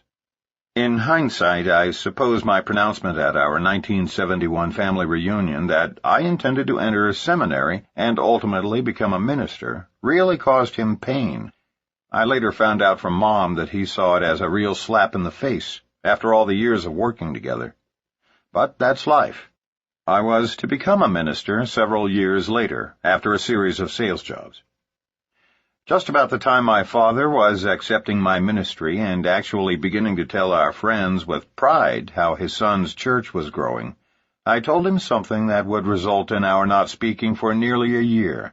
I told him on the telephone that I had become a distributor in a new company in the field of network marketing. I'll never forget the uncomfortable 2-minute silence that occurred when I asked, "Dad, can I send you some shampoo and conditioner? I know you're going to love them." Silence.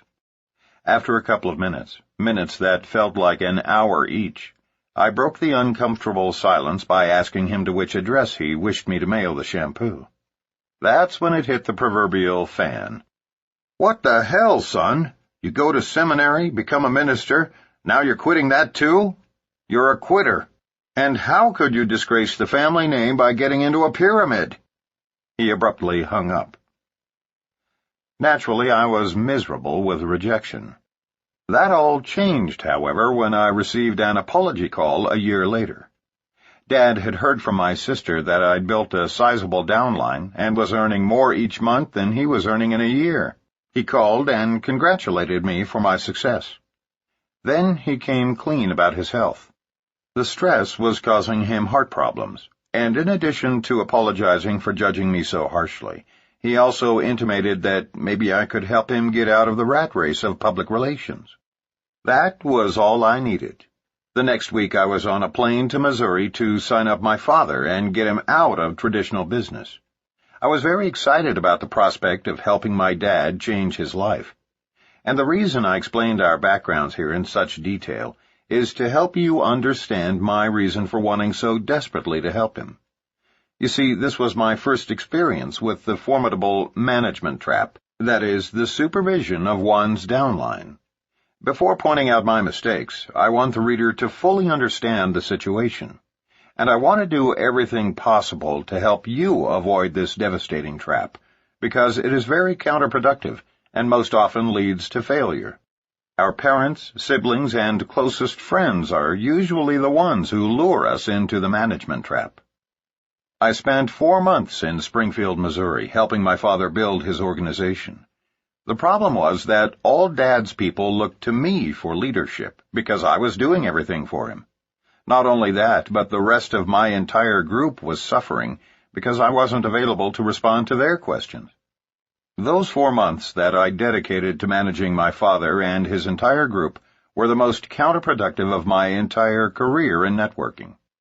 The only real value to come out of it was that I learned about the devastation of playing nursemaid to one leg of my downline, and began immediately to incorporate it into our training sessions in order to keep others from making the same mistake.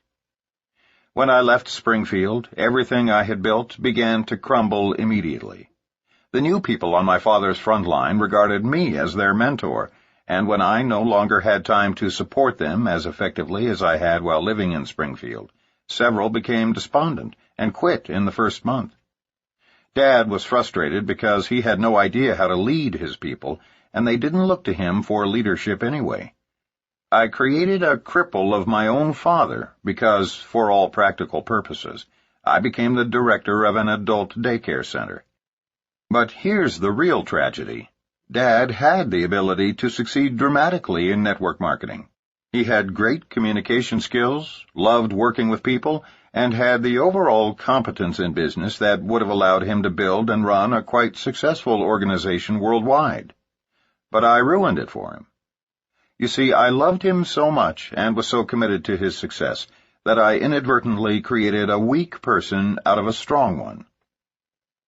My father's gone now. He passed away last year. And sometimes while sitting in the solitude of my study thinking of Dad, I secretly wish an angel would appear and wave a magic wand, leaving behind a tiny golden plaque above his ashes which reads, "Here lies a great man, Dwayne Yarnell, who could have been greater had his son not loved him too much." But because I didn't know then what I know now, I feel no real guilt. Dad and I had a great friendship to the very end. Next, I headed straight to Orlando, where my sister Melissa was a very successful executive analyst for the Tupperware Company. With my sister, I had a legitimate reason to enter the management trap, or so I then mistakenly thought, because I felt that she had a personal conflict of interest. Because Tupperware is a direct sales company, Melissa felt that for her to build a network in another company would be entirely inappropriate. I admired her decision and decided, once again, to manage my sister's entire downline. I recruited her frontline leaders, trained them, and supported them, because Melissa just couldn't violate the trust Tupperware had placed in her. Once again, I fell unwittingly victim to this administrative role. Meanwhile, all my other organizations across the country were feeling the frustration of seldom reaching me because I was so vitally focused on managing my own family's groups. To make a long story short, when I went back to my own home in Aspen, Colorado, I had successfully wasted over 8 months building my executive downlines for both my father and sister.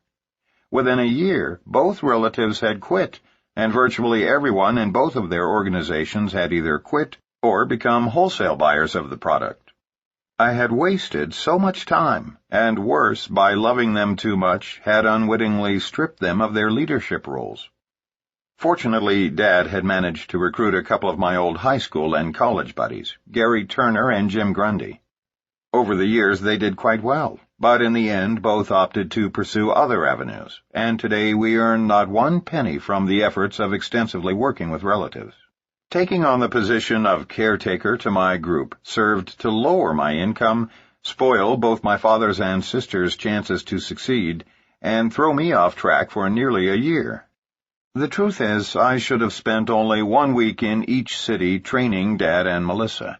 Then they might have both been prepared to build their groups. If you find yourself alone in network marketing, with none of your family members supporting you, there are better ways to transform them than trying to coerce them into the business, and then doing it all for them. If we want to change others, we begin by changing ourselves, and alterations in their behavior will naturally follow. The truth is that we are empowered far less by heredity, luck, and circumstances than by our vision of what we believe is truly possible for ourselves. Jimmy Cossert of Renton, Washington, is one of the legendary big money earners in the networking industry. But it took an early morning self-evaluation to break an inherited cycle that had predominated in his family for over a century. He explained it to us in this way. It was near the end of my first year in MLM that I chose, early one morning at 5:00 a.m., to break the cycle of poverty that had been in my family for generations. Everyone I recruited had quit. Everyone.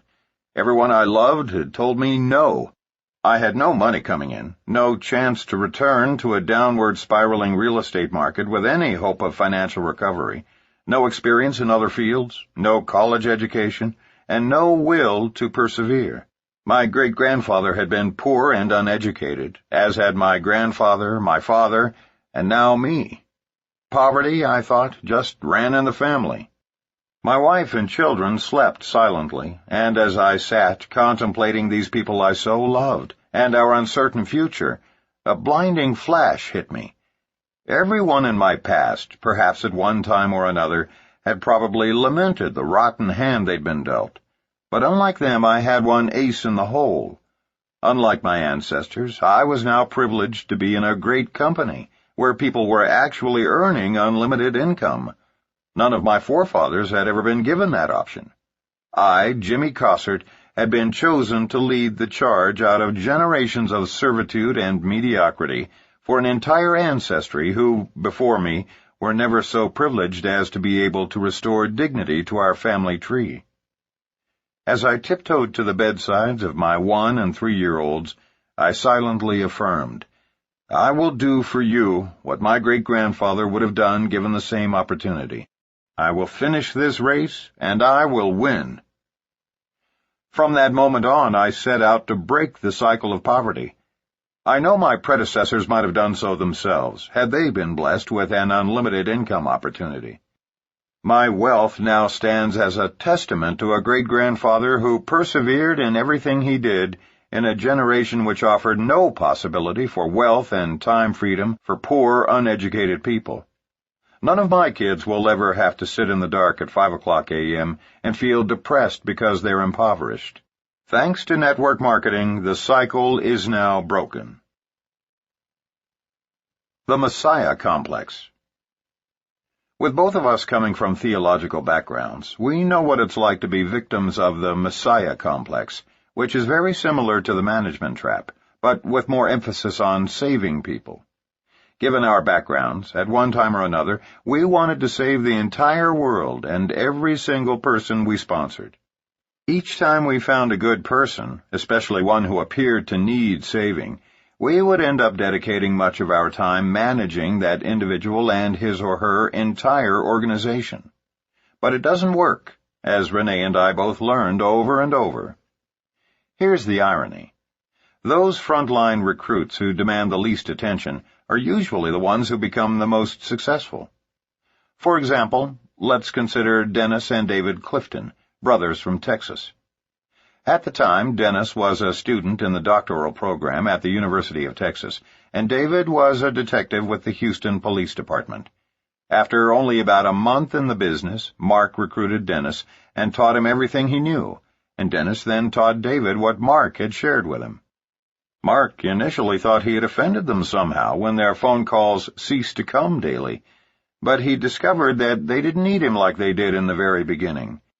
They had their serious prospects call him to confirm the authenticity of this business and to be closed, but otherwise they understood the simplicity of recruiting and training others, and they just did it. If there's one primary lesson we learned during our first few years in networking, it's that those recruits who need us the most usually succeed the least, and those who prosper self-sufficiently deserve all the credit. Mark recalls, "I remember it feeling like a real slap to my ego the first time Dennis Clifton went an entire month without calling for help. Yet when I awakened from my need-to-be-needed stupor, I was astounded to discover that the Clifton boys had passed me by.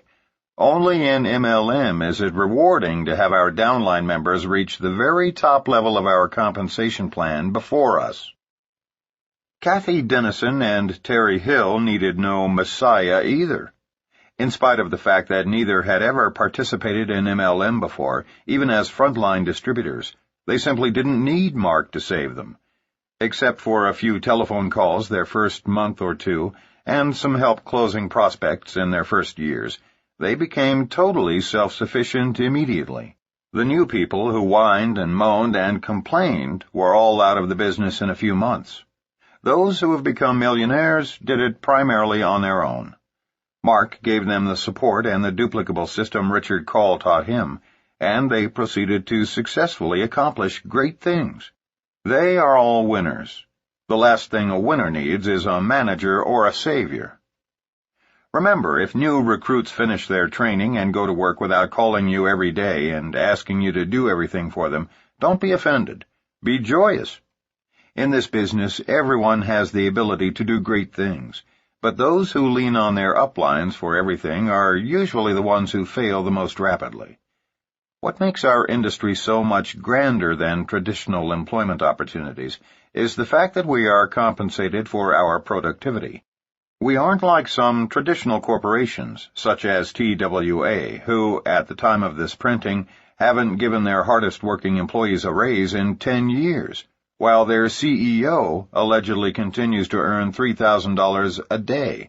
If new associates want to earn more than a particular leader above them, they just need to be more productive, i.e., find more frontline distributors and customers who will use and share the products. That's what we love most about our business.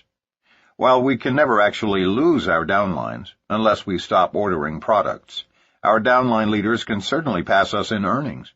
And some of ours have, especially since 1992, when we chose to dedicate ourselves to enhancing this industry's image through positive articles and media reports, lectures to universities, clubs, and organizations, and books such as this.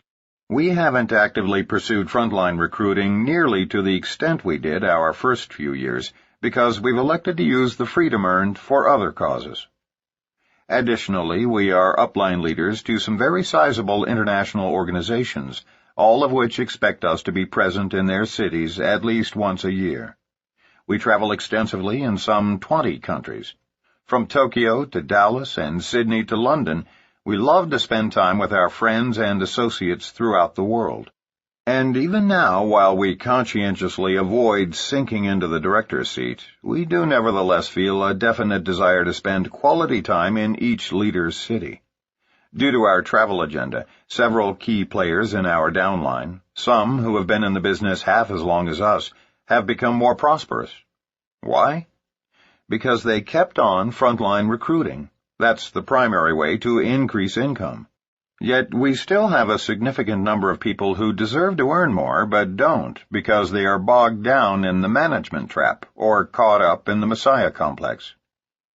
To be frank, there have been times when people earning $1 million a month, far more than us, question our sanity for choosing to try to elevate the entire industry instead of becoming gazillionaires by continuing to frontline recruit globally. Our response to them is simple. Read Living with Passion by Peter Hirsch. We found our passion. We are irrevocably convinced that network marketing is the very best, high-integrity economic system for global solutions to some very pressing problems in such places as third-world countries. And lest you not understand what we mean by pressing problems, we'll give you just one example. It has now been estimated that by the year 2000, some 40 million people worldwide will have died of AIDS, leaving behind some 5 million orphans, 90% of whom live in Africa and other third-world countries. As of this printing, not one agency has yet been created to deal with this problem. There are so many enormous global problems just waiting for us out there. Many network marketers earning millions each year have joined us in projects to make the world a better place.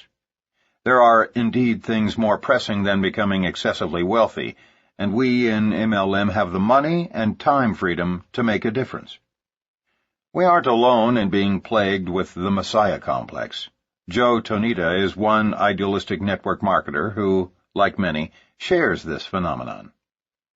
The biggest challenge to me was figuring out who was really going to build a business once they showed an interest.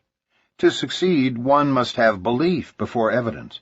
That is, they have to be able to picture themselves there and feel the emotions of it long before it actually happens. I didn't understand that initially, so I simply worked and managed others who were unable to see the end results, and then became quite frustrated when they quit. I wanted everyone to succeed, so I tended to spend too much energy and time helping in whatever manner I could. As a result, I found myself drained of energy and taking their failures personally. I overcame these challenges by learning how to facilitate visionary goal setting, but I'm still very selective about those with whom I choose to work. I realize that my success will be directly related to what I think about the most and where I direct my energy. It's unnecessary to fall into a management mode when what we truly need to do as a leader is provide a duplicable strategy for our new associates, then allow them to create their own success. Joe and Rick Tonita are networkers who are among the top sales leaders in their company in Canada, having now been nearly 20 years with only one company. It is our hope that many more network marketers will be able to say that with pride over the next 20 years. When you find yourself frustrated because your associates are not successful, teach them how to visualize the end result and direct most of your energy toward those who do. Just recruit a few and drive their lines deep. One common misconception in the network marketing industry has led people down into the administration pit. Certain leaders contend that the key to success in our industry is finding 4 or 5 good people, then driving their groups by focusing exclusively on supporting them until they are wealthy, then finding 5 more and doing the same thing. That is the absolute antithesis of what is required to succeed in our profession. The 3 magic words are, go wide fast. Recruit as many frontline distributors each month as you can until you are earning at least $10,000 a month consistently.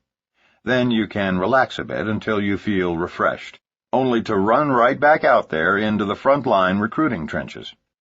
Unfortunately, some well-meaning authors and leaders have done a horrible disservice to our profession by misleading new distributors into believing that success in our industry requires less effort than it really does. People who teach this philosophy do so innocently, because that's what they've been taught through their upline leaders, who learned to do this through books and tapes. The first 90 days of warm market prospecting are much more personal and support-intensive, since new distributors are focused on their friends and families. We will discuss this more in later chapters. But the truth is that you cannot hope to achieve a tremendous income, like those huge figures the legends in our industry earn, unless you play it as a numbers game, especially once you enter the cold market. Ron Wiggins, who left the shoe business after 11 years to join network marketing at the age of 27, said one of the most important things he learned in his first year is that success defies all logic, so quit trying to figure it out. Just do the numbers, and when prospecting large numbers of people, don't try to tell them everything you know. It's a matter of raising their curiosity, not satisfying it. He goes on, "I was doing so much of the wrong, eventually it just started to add up. From all the mistakes I made, I learned and now teach from experience to eliminate logic in your own mind and simply do what's been done by the experts and authorities of the industry, who have already made all the mistakes themselves. You've got to get rid of any personal perceptions you may have and try to accept from the beginning that it's going to be a lot of hard work on a very consistent basis." After a year of hard work, Ron had matched his previous income. Shortly thereafter, his wife, Chris, also left her job, and together, working full-time, they have become one of the top network distributor teams in Dallas. It took Ron and Chris 4.5 years to reach the very pinnacle of their company's compensation plan. Today, they earn a 5-figure monthly income. They have utilized their experience to become experts at training and have learned to keep it simple so that their system can be easily duplicated. If network marketers were truly doing the numbers that it takes to succeed, no one would have time to fall into the entrapment of administration. Human nature looks for the line of least resistance, and clearly, it is much easier to work with existing distributors than it is to face the daily rejection that occurs when recruiting new people. Because this is a business of duplication, your people will do what you do. If you manage your downline, so will they. If you spend most of your time prospecting and recruiting, so will they. The secret is not managing your organization. Rather, it's finding leaders who will, in turn, find other leaders. Generally, leaders must be found. They cannot be created. But many people have untapped leadership skills that do not manifest themselves until the timing is right. In order to find those leaders, you must keep prospecting and recruiting, realizing that new blood is the lifeblood of any network marketing organization. Recruiting is the only viable way to offset the inevitability of attrition. This is a numbers game that inevitably becomes a people business once distributors are sponsored into the business, often forging lifetime bonds. It would indeed be wonderful if we could all skip to the bank each month with checks for $10,000 after merely working with a handful of frontline leaders. It is human nature to want to believe that there is an easy way to achieve this goal. We warn you against leaders and authors who grossly and unfairly mislead people by projecting concepts that feel easy and effortless to everybody, yet don't work. Don't be taken in by those who teach management as a philosophy of success, because it is indeed the very cause of as much as 50% of the failures in our industry. Here's the scenario. A new associate is exposed unwittingly to this system, spends a few weeks talking 5 friends into signing up. Then the rest of his or her short career consists of attempting to drag those 5 people over the finish line. Then, the next thing you know, our network marketer is having weekly babysitting sessions in the living room of someone's home. Fortunately for Amway, 2 of their biggest leaders saw the folly of this philosophy early on.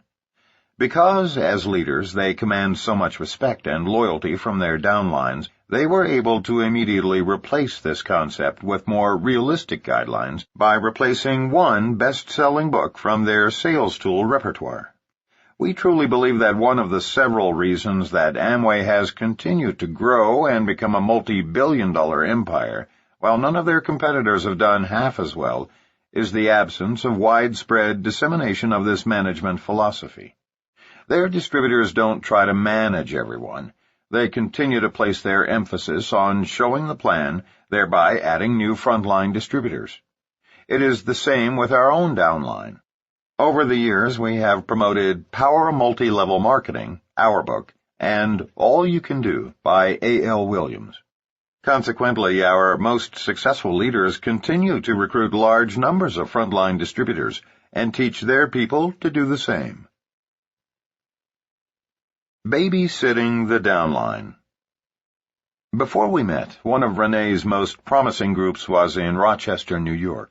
It was a dynamic growing leg of her organization led by a couple, Gary and Lori, who were self-sufficient with all of the vision, the integrity, and the enthusiasm to succeed at network marketing. They sponsored a friend named Mike, who was their strongest catalyst. For nearly 2 years, everything went well. Renee traveled there twice a year to work with them, and the rest of the time she supported them with teleconference and speakerphone meetings. There were generally 200 to 300 people in attendance, and the number of emerging leaders was growing with each visit. It was the epitome of how a long-distance networking organization can succeed. Then, almost in a single week, it all changed. Mike, once the best recruiter in the whole group, had secretly slipped into a management mode. His group was sizable, and he felt it was time to devote his energy to overseeing their recruitment activities. Because of his strong personality, no one felt they could do anything as well as he did it. With Mike so readily available, his organization leaned on him for everything: presentations, hand-holding sessions, closings, sizzle sessions, product clinics, and pep talks on the phone. Depressed and discouraged, Mike phoned Gary, who suggested that he talk to Renee. The phone call went something like this. "Mike, you sound down. What's the problem?" Renee was concerned. "I don't know. It just isn't working anymore. I'm absolutely fed up with babysitting my group. Isn't there anyone out there who can just do it on their own?" "Mike, you're the best recruiter in the business. How many people have you sponsored this month?" There was a hesitation before he answered. "I'm too busy babysitting, and no matter how hard I work, my group isn't growing anymore. I don't get it." "You know the saying, new blood is the lifeblood of this business. Stop recruiting and your organization dies a slow death. You want it to come alive? Go back to what works and what you do best. Recruit." "I just can't see the light at the end of the tunnel. It looks like I'll be babysitting the rest of my life. Ask my wife, I'm not even good at babysitting my own kids. If I could just find a way to do this without babysitting." 1 month later, Mike found a new company, a wholesale buyers club. It was exactly what Mike was looking for: a deal with no inventory, no product information to learn, no training required, and no babysitting a downline. Just sponsor people, and when they order anything, the upline gets a cut. Or so he thought. He told everyone in Rochester about this great new company. Gary and Lori were horrified, but fearing that they would lose out, they also signed up in the new company, just in case. Nearly all the leaders followed Mike into this new deal, but only as a backup to our company, of course. Yet because of this distraction, many of Gary and Lori's downline lost focus.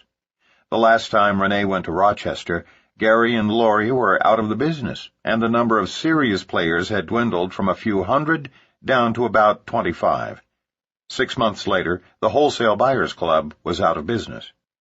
When we stopped to analyze what happened, we realized it all started when Mike stopped recruiting and became discouraged with babysitting his group. This was the time to give extensive support to the Rochester group, a time for new leaders to emerge. Had Gary and Lori been able to stay focused themselves and not let Mike divert them and their entire organization, this group could have become one of our largest legs. If the clock of time could be rewound, Renee would love to have them all back. I'd built a close relationship, both upline and downline, to Gary and Lori, and I miss these friendships that were once a regular part of my life. But once an organization has fallen apart, it is far easier to give birth to new people than it is to try to revive the dead. Experience abroad. One of our most graphic examples of the management trap occurred when we opened a foreign market. We sponsored one couple, taught them everything we knew, and worked through them to build a dynasty in the new country. We developed a friendship and found that we shared many things in common, including similar life values. Prior to the official launch, we did weekly teleconference calls, which is both a legitimate and efficient way to build a new market prior to a company's opening. Through our mutual effort, and to our delight and surprise, we had more than 1,500 serious prospects attend our opening day celebration at a private location hosted by us.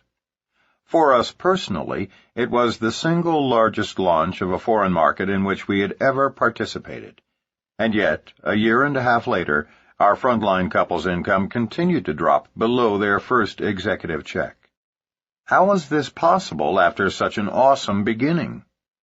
Prior to the official launch, everything was kept to a simple system. No hotel meetings, just friends telling friends. No literature, not even products, because they weren't allowed to be sold yet. But almost immediately after the opening, the couple we sponsored stopped building their frontline and started managing their group.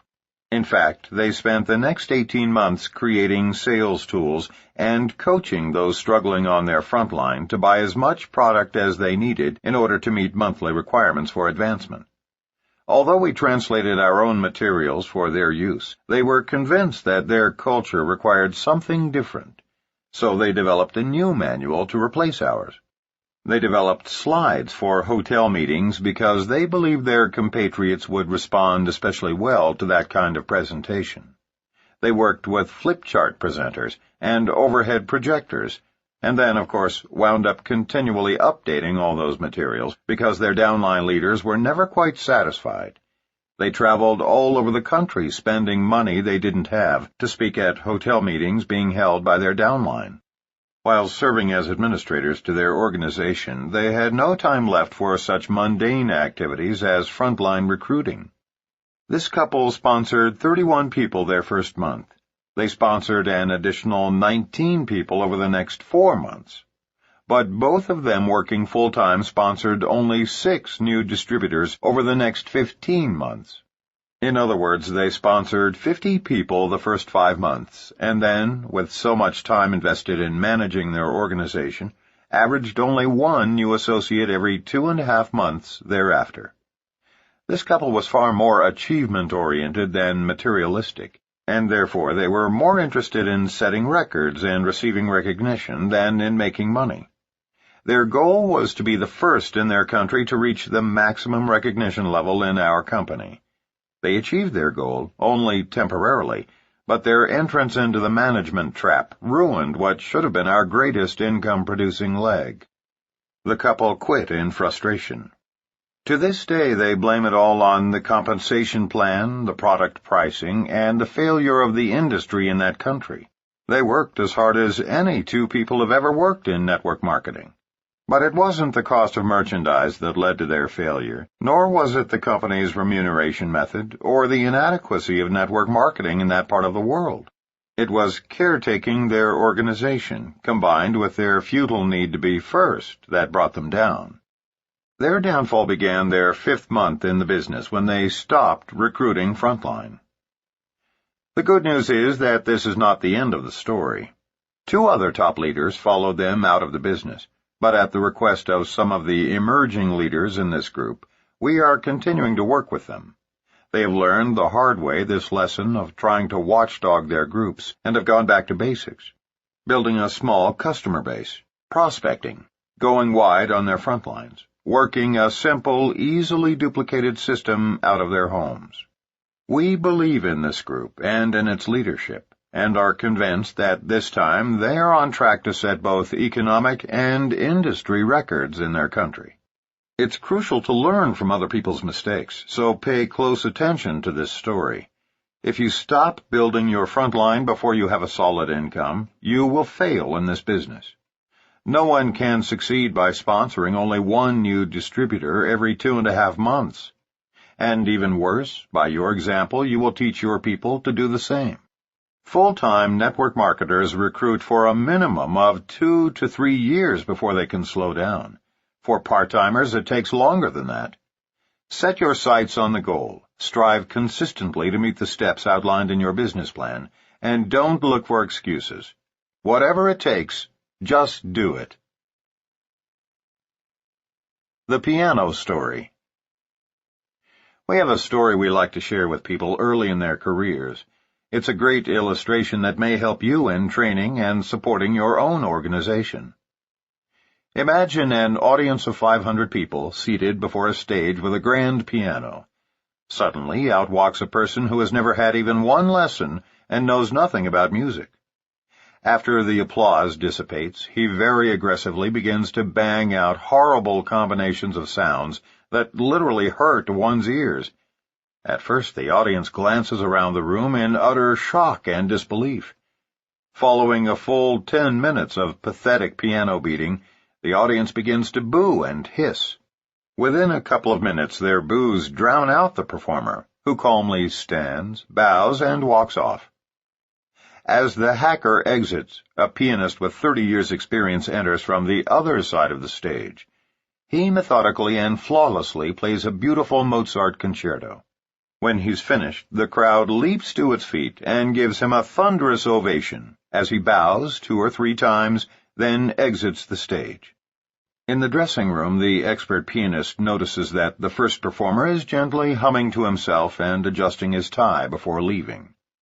Although the expert pianist is somewhat embarrassed to bring up the subject, his curiosity finally gets the best of him. He smiles in the mirror at the first performer and asks a question. "Forgive me for intruding, but I notice you aren't particularly offended by what just happened out there.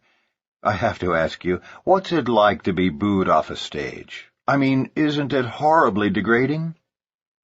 The gentleman turns around so that he is facing the pianist, and with all seriousness responds, "Oh no, I didn't take it personally. It was the piano." Perhaps one of the most interesting elements of human nature is our tendency, and to a greater or lesser degree we all possess it, to place blame elsewhere. The truth is, while many people criticize our industry after they fail, it's not the fault of the industry. As in the preceding story, a poor musician can't legitimately blame the piano for his lack of talent. You may want to remember this story and share it with new distributors. The buy-in.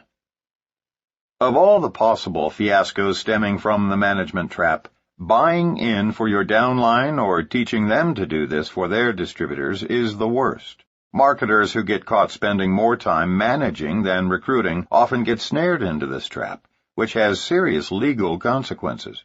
And when law enforcement goes after a buy-in pyramid deal, we all look bad by association.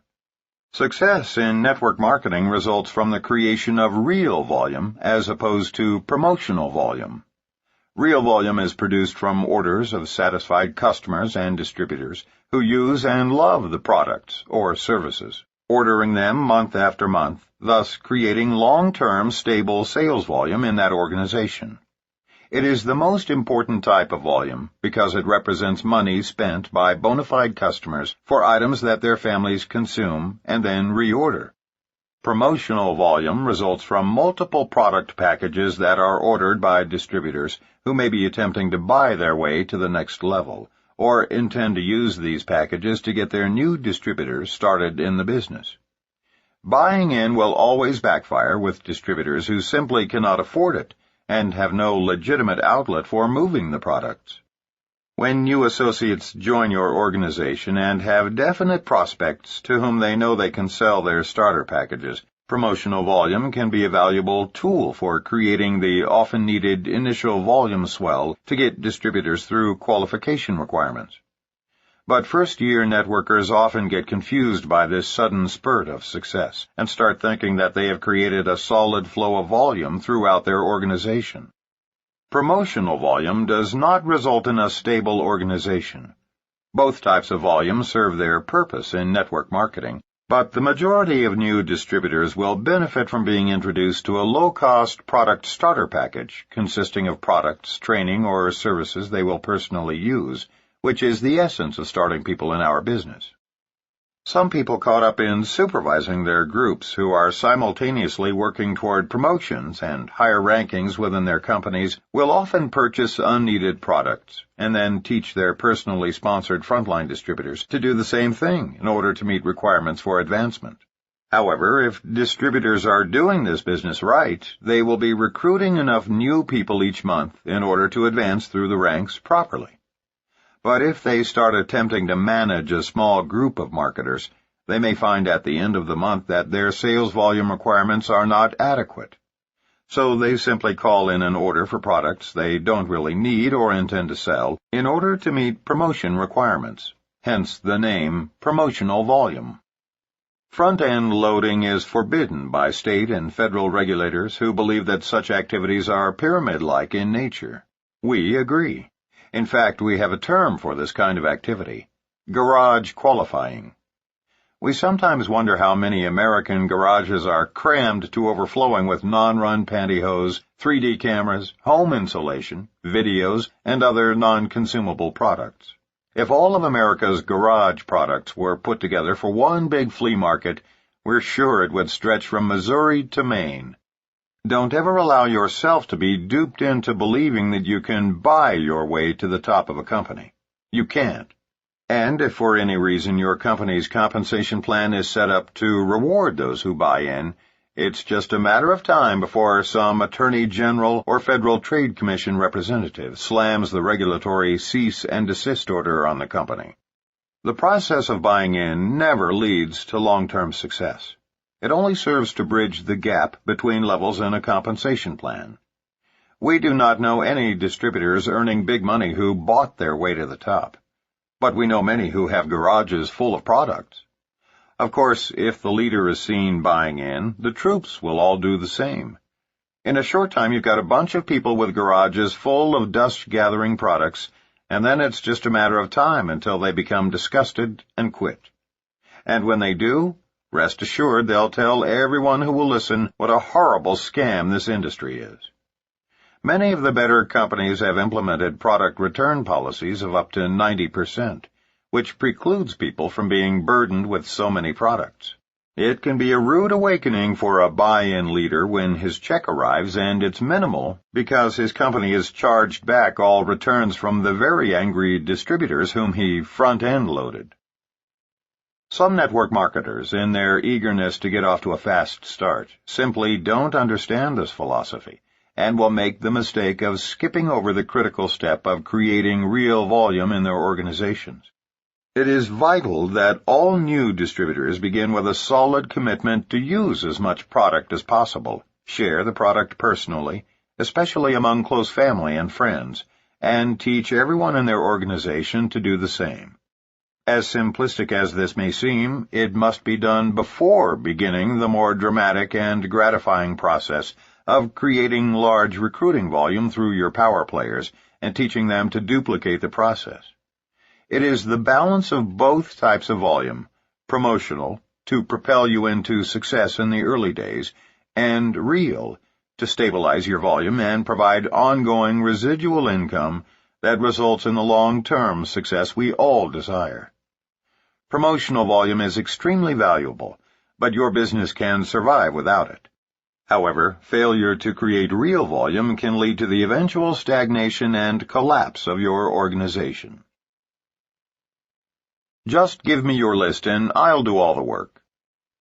In early 1990, Mark recruited a man whose father-in-law owned the largest citrus company in the South and had access to the most prestigious office address in Florida.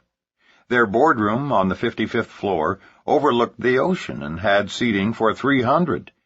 We'll call these distributors by the names of Jeff and Mary.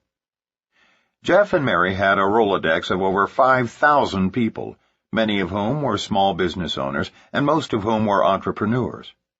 Although Jeff and Mary had thousands of people to prospect, they fell victim to running an adult daycare center to which anyone in their organization could send prospects. Mark didn't fully understand the whole problem until it was too late. All he saw were the numbers, and their volumes looked great. Unfortunately, Jeff and Mary began managing their organization prematurely, and the group decreased in size from 3,000 to 500 people. Here's what went wrong. Never tell people that all they've got to do is sign up, give you a list of potential distributors, and then you'll do the rest. It doesn't work. Jeff signed up 10 people on his front line, then immediately told these men and women, some of Miami's real movers and shakers, to start sending prospects to his weekly meetings conducted exclusively on the top floor of their corporate building. He explained that he and Mary had the time to do the meetings and train the distributors, and that his people would merely need a wheelbarrow to take to their mailbox each day in order to carry all the money. For 2 months, everything went fine. Every one of the noon meetings on Tuesdays, Wednesdays, and Fridays were filled with curious prospects sent by bosses or close, wealthy friends to investigate this business opportunity. By the middle of the second month, Mary also had to launch Monday and Thursday meetings, and by the end of the next month, those too were filled. Many prospects were signing up, and their weekly volumes, in starter kits alone, were going through the ceiling. But everything changed the Monday that they announced that people were going to have to start doing their own presentations at their own homes in order to take care of the spillover. Just imagine the chaos. To begin with, Jeff had trained no one to do anything except send him leads, and none of the frontline people who had signed up under his 10 personally sponsored folks had been trained to do anything but send in their prospects. Simply put, in month 3, Jeff and Mary were so caught up in the muck and mire of the management trap that they couldn't move in any direction. Some new distributors were saying they'd been misled and demanded their money back. Some were angry that they hadn't yet met qualification requirements. After all, they'd been sending Jeff and Mary leads for 80 days. Where was this $15,000 a month they'd heard about? One small group revolted and went to another office complex to begin their own meetings, but no one wanted to go there or send their people because the leader wasn't as good a speaker as Jeff, and they complained that the office wasn't as attractive. 2 couples got together and hired an attorney on a contingency basis and filed a misrepresentation/fraud case against Jeff, who then had to spend countless hours preparing for depositions. Mary and Jeff, without Mark's presence in Florida to supervise what they were doing wrong, purposefully hid from him the system they were using. They knew he deplored big recruiting meetings, that he spoke against offices, that he taught everyone to avoid babysitting distributors at all costs.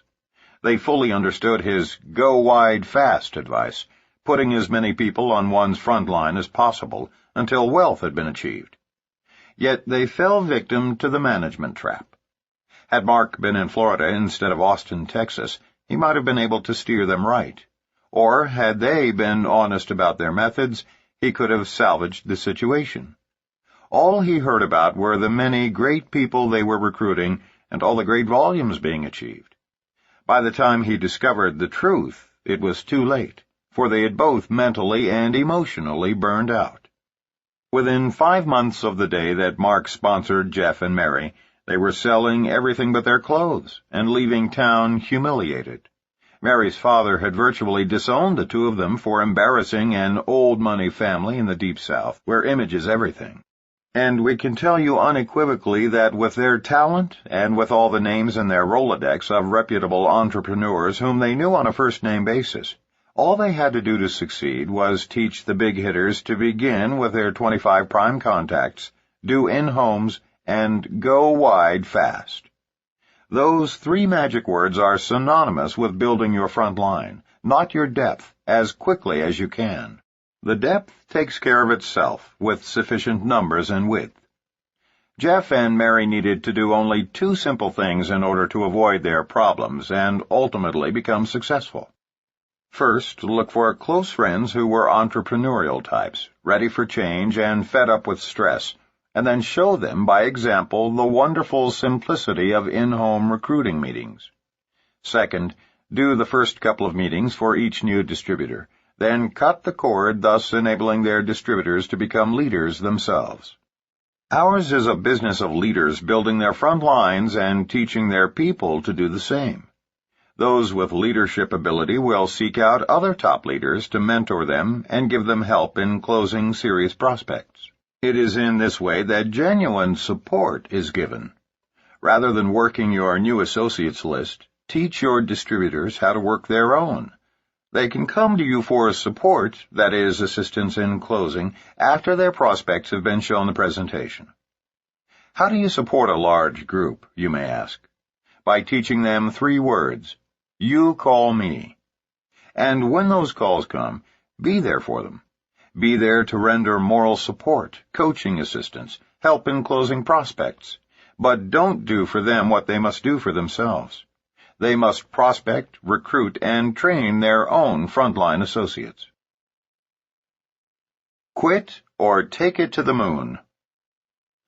The truth is that success in our industry does not result from extensive management. Success comes from a person with leadership skills having the vision, enthusiasm, and willingness to recruit other frontline leaders who, in turn, use and share the products or services. Then simply teach them to duplicate the process. Larry Pepe was a new networker who experienced a series of nightmares starting up his business. His sponsor quit almost immediately.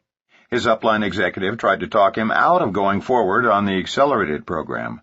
Of his first 23 distributors, 22 quit, and of his first 3 in qualification, all failed.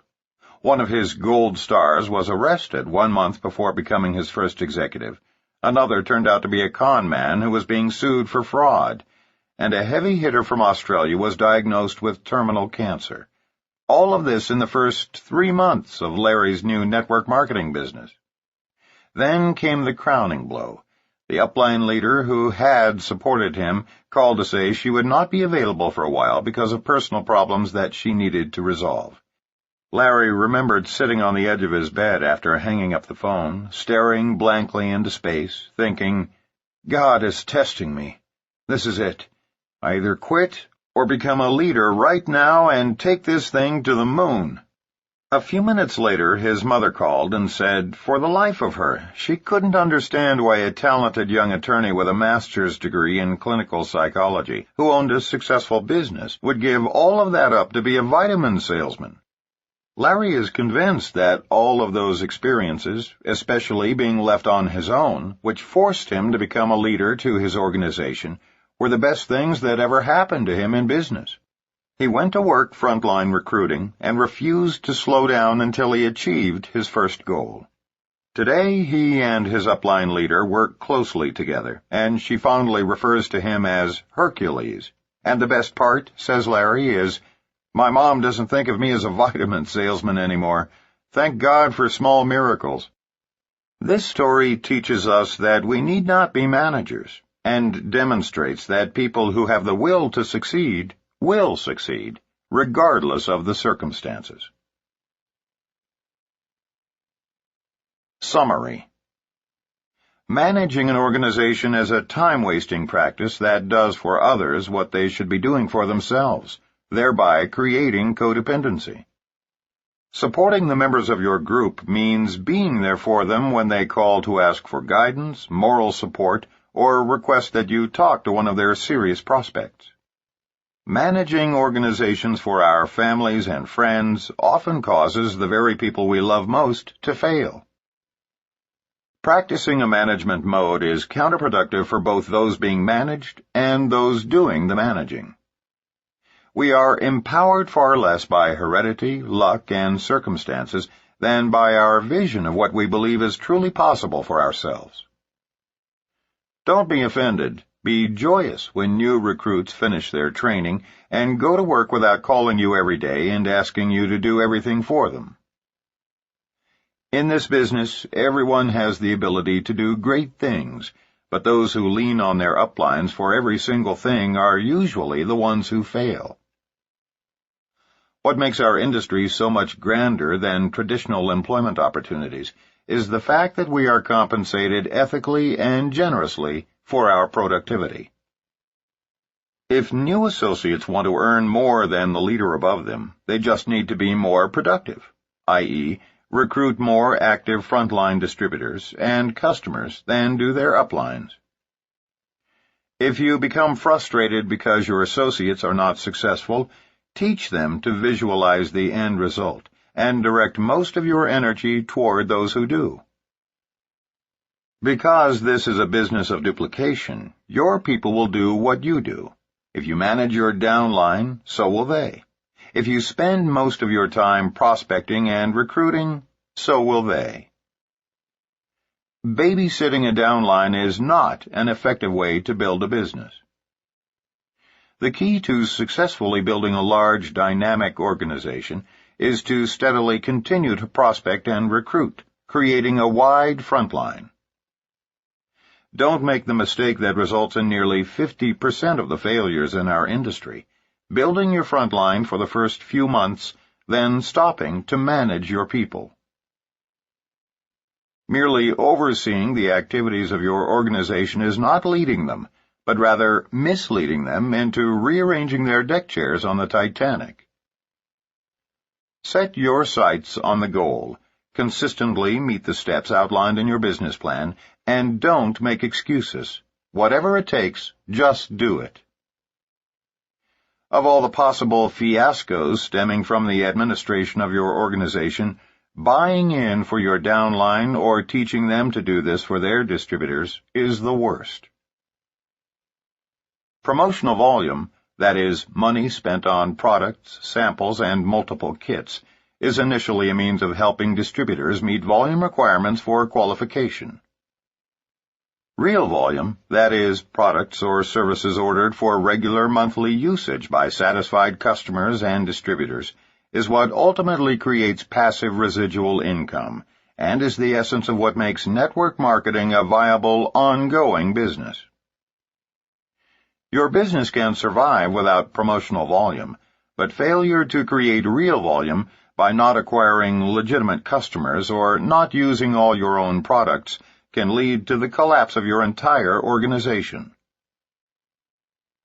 Network marketing is a business of distributors building their own front lines and teaching their people to duplicate that process. If each network marketer builds his own front line, following the advice, "Go wide fast," the depth will take care of itself, and the cream will always rise to the top. Support a large organization by teaching them 3 words: "You call me." Be there for your downline to render moral support, coaching, and assistance in closing their prospects, but don't try to do for them what they must do for themselves. Success comes to people with leadership skills, a sound vision, enthusiasm, and the willingness to put forth the effort to build an organization and find others who will do the same. Chapter 3. Dodging the Depression Torpedo. Maintain enthusiasm in spite of the inevitable setbacks. Although this business is 90% fun after the learning curve months, the Depression Torpedo is among the more difficult challenges facing new and seasoned network marketers alike. Of necessity, successful recruiters must be enthusiastic, sincere, articulate, and believable. A depressed person cannot survive in this industry. Thus, we need to prepare our newest associates by warning them of the most common causes of depression, beginning with an open admission of our own personal struggles with this formidable adversary. As previously mentioned, one of our all-time best-selling sales tools is an audio tape entitled, "If NLM is so great, why am I depressed?" There are probably several reasons for its popularity. Obviously, it's one of those titles that grabs people, and the content was quite humorous as we presented anecdotes from our first years in the business. But the primary reason it was so well received is because everyone can relate to it. In this chapter, we will discuss depression using the image of the Depression Torpedo, so named because it seems to come out of nowhere, and after it hits, can sink a person rapidly. One prerequisite for success in network marketing, often not as critical in traditional business, is the appearance of being emotionally charged. Every weekday, millions of people climb into their cars in a state of semi-depression and fight traffic on their way to jobs and professions which, simply put, do not require emotional energy. Some people are computer experts who are involved in data entry. The computer doesn't care if they're depressed, and since their supervisor is often more despondent, there's no need to be overflowing with joy. In fact, we could probably list hundreds of examples of boring, routine jobs that require nothing more than one's semi-conscious attention. Remember the saying, "Oh, I can do this in my sleep." In the world of traditional business, that's not just a saying. Success in network marketing, however, depends on one factor perhaps more than any other, a positive, uplifting personality and demonstrable enthusiasm and exuberance. Network marketers cannot effectively convince people to change careers, or for that matter participate in a new part-time opportunity, unless they appear to enjoy what they're doing. Indeed, no one should ever go into the community or pick up the telephone for the purpose of recruiting prospects or selling services or products, unless he or she is in a positive frame of mind. Causes of MLM depression. When friends decline the offer to come to a distributor's home for a business presentation, or worse, stand us up after accepting the invitation, it's a bit depressing. Each time a valued associate goes AWOL by slipping into apathy, changing companies, or quitting MLM altogether, we can become depressed. The more we dwell on such things, the more depressed we become. And yet we all know that attrition is going to happen. Over time, attrition can account for as much as a 75% dropout rate as we move through the ups and downs of building our business. It is a fundamental reality in MLM, and one from which we will never be exempt. After years of experience and success in network marketing, Ron Wiggins has developed a philosophical attitude about attrition. The sooner someone quits who isn't serious about the business, the sooner he knows with whom he need not waste a lot of time. Unless people are blatantly doing everything wrong, Ron's advice is to let people do what they want to do with their business and not what you want them to do. There's a place for any and all levels of participation in this business. He's right. Since we know that attrition is the wrong thing on which to concentrate, we need to focus on the positive numbers instead. The more people we have active in our business, the more successful we will be. A well-balanced organization will be made up of a large body of wholesale buyers, many retailing distributors, some part-time business builders, and a few full-time gung-ho recruiting maniacs. So, Ron concludes, work with the leaders and do whatever it takes to protect your mindset. You must stay focused for this business to work. We will discuss this point in more detail in Chapter 6, Fending Off the Scatter Bomb. Whether you are prospecting and receiving a series of rejections, whether you are setting up appointments and getting no-shows, or whether you are recruiting and watching people drop like flies before they've even scheduled a personal training session, remember, that's all inevitable. Nothing is wrong with you or your business. You are no different than the waitress offering people coffee in a coffee shop. Some people just don't care for any. You are merely sifting for those for whom the time is right. Depression results not from attrition or even rejection. Depression ensues from dwelling on those factors and taking them personally. Learn to be as philosophical as Ron Wiggins about the disappointments. All right, I just got 9 no's today. I'm that much closer to a yes. Or, thank God John quit before I invested any more time in him. Attrition happens. People lose their initial enthusiasm. Some people are not coachable. So move on and start working with the new people who are coming on board. And if you don't have any new, enthusiastic associates, go find some. If you spend too much time trying to boost up people who don't want to be in this business, it will drag you down. And the deeper you sink, the more vulnerable you become to the depression torpedo. It is much more energizing to look for new people who are excited, interested, and willing to learn. When you're down, go up line. We have an age-old adage in our industry. If you are up, go down, and if you are down, go up. Each of us has upline leaders who are, theoretically, more experienced than we, and who have a vested interest in our success. We should turn to them when we are feeling concern, anxiety, or depression. Hence, when down, go up. David Dryden from Dallas, Texas, learned this lesson just in the nick of time. About 2 years ago, my wife Terry and I were looking for a way to bring her home from corporate America so that we could raise our kids instead of some daycare doing it for us. I decided to work harder and start my own business, but it wasn't working out. One day my wife came home after being prospected by a young man named Al Hewitt. After sitting in a meeting with my arms crossed and my mind closed, I gave her the okay to do the business, as if she needed my permission. Before I knew what was going on, we had products all over our home and a house full of people curious to see what we were doing. Without realizing it, I was hooked on the business, that is, until I met my first and biggest adversary, no-shows of people whom we considered good friends, folks who had promised to come to our meeting. I was so discouraged I was ready to quit. But I had thankfully heard the adage, "When we are down, go up." So I decided to call and introduce myself to my upline. I left messages for almost all of them, not fully convinced I'd receive any calls back. Then one day something happened to change my life. I had finally had it. Too many no-shows, too many no's, too many late nights without success happening as fast as I thought it should. I was going to take my wife to lunch. She was still working at that time, and tell her that this was her business, her idea, and that I would support her, but she was going to have to do it without my direct involvement. I was walking out the door when the telephone rang, and I almost let it go for the answering machine to pick up. Something told me to answer.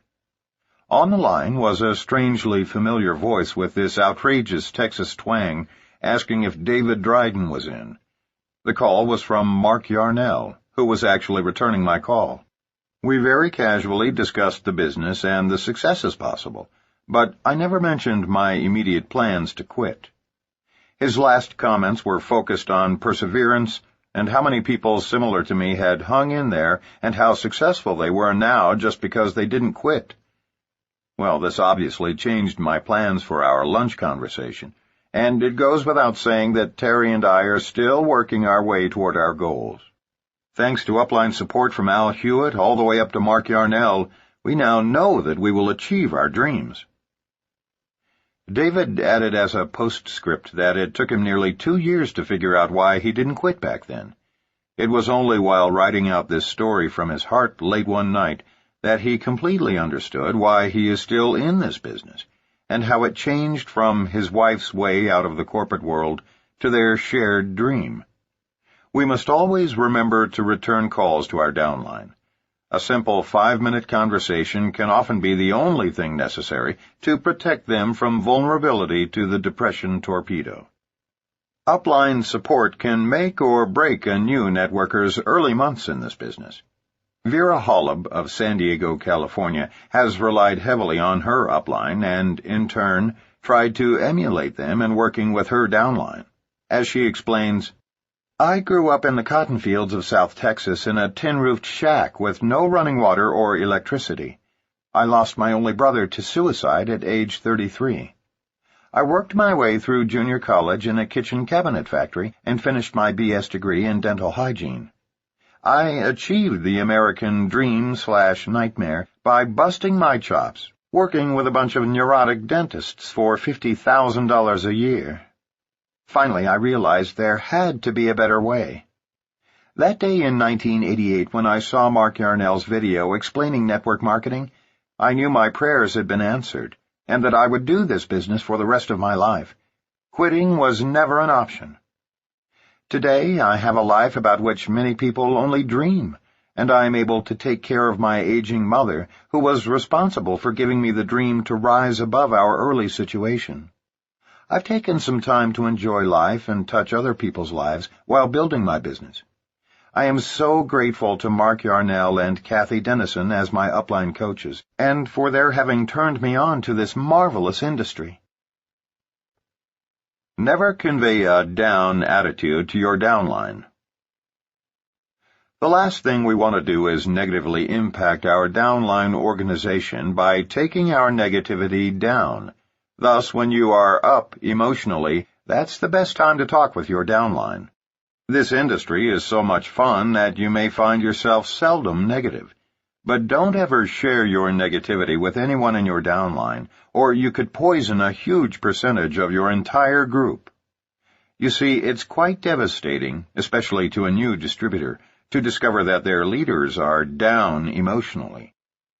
If you have ever played the game of gossip as a child, you remember how, once in a circle with your friends, one individual would whisper a quick story to the person sitting next to her.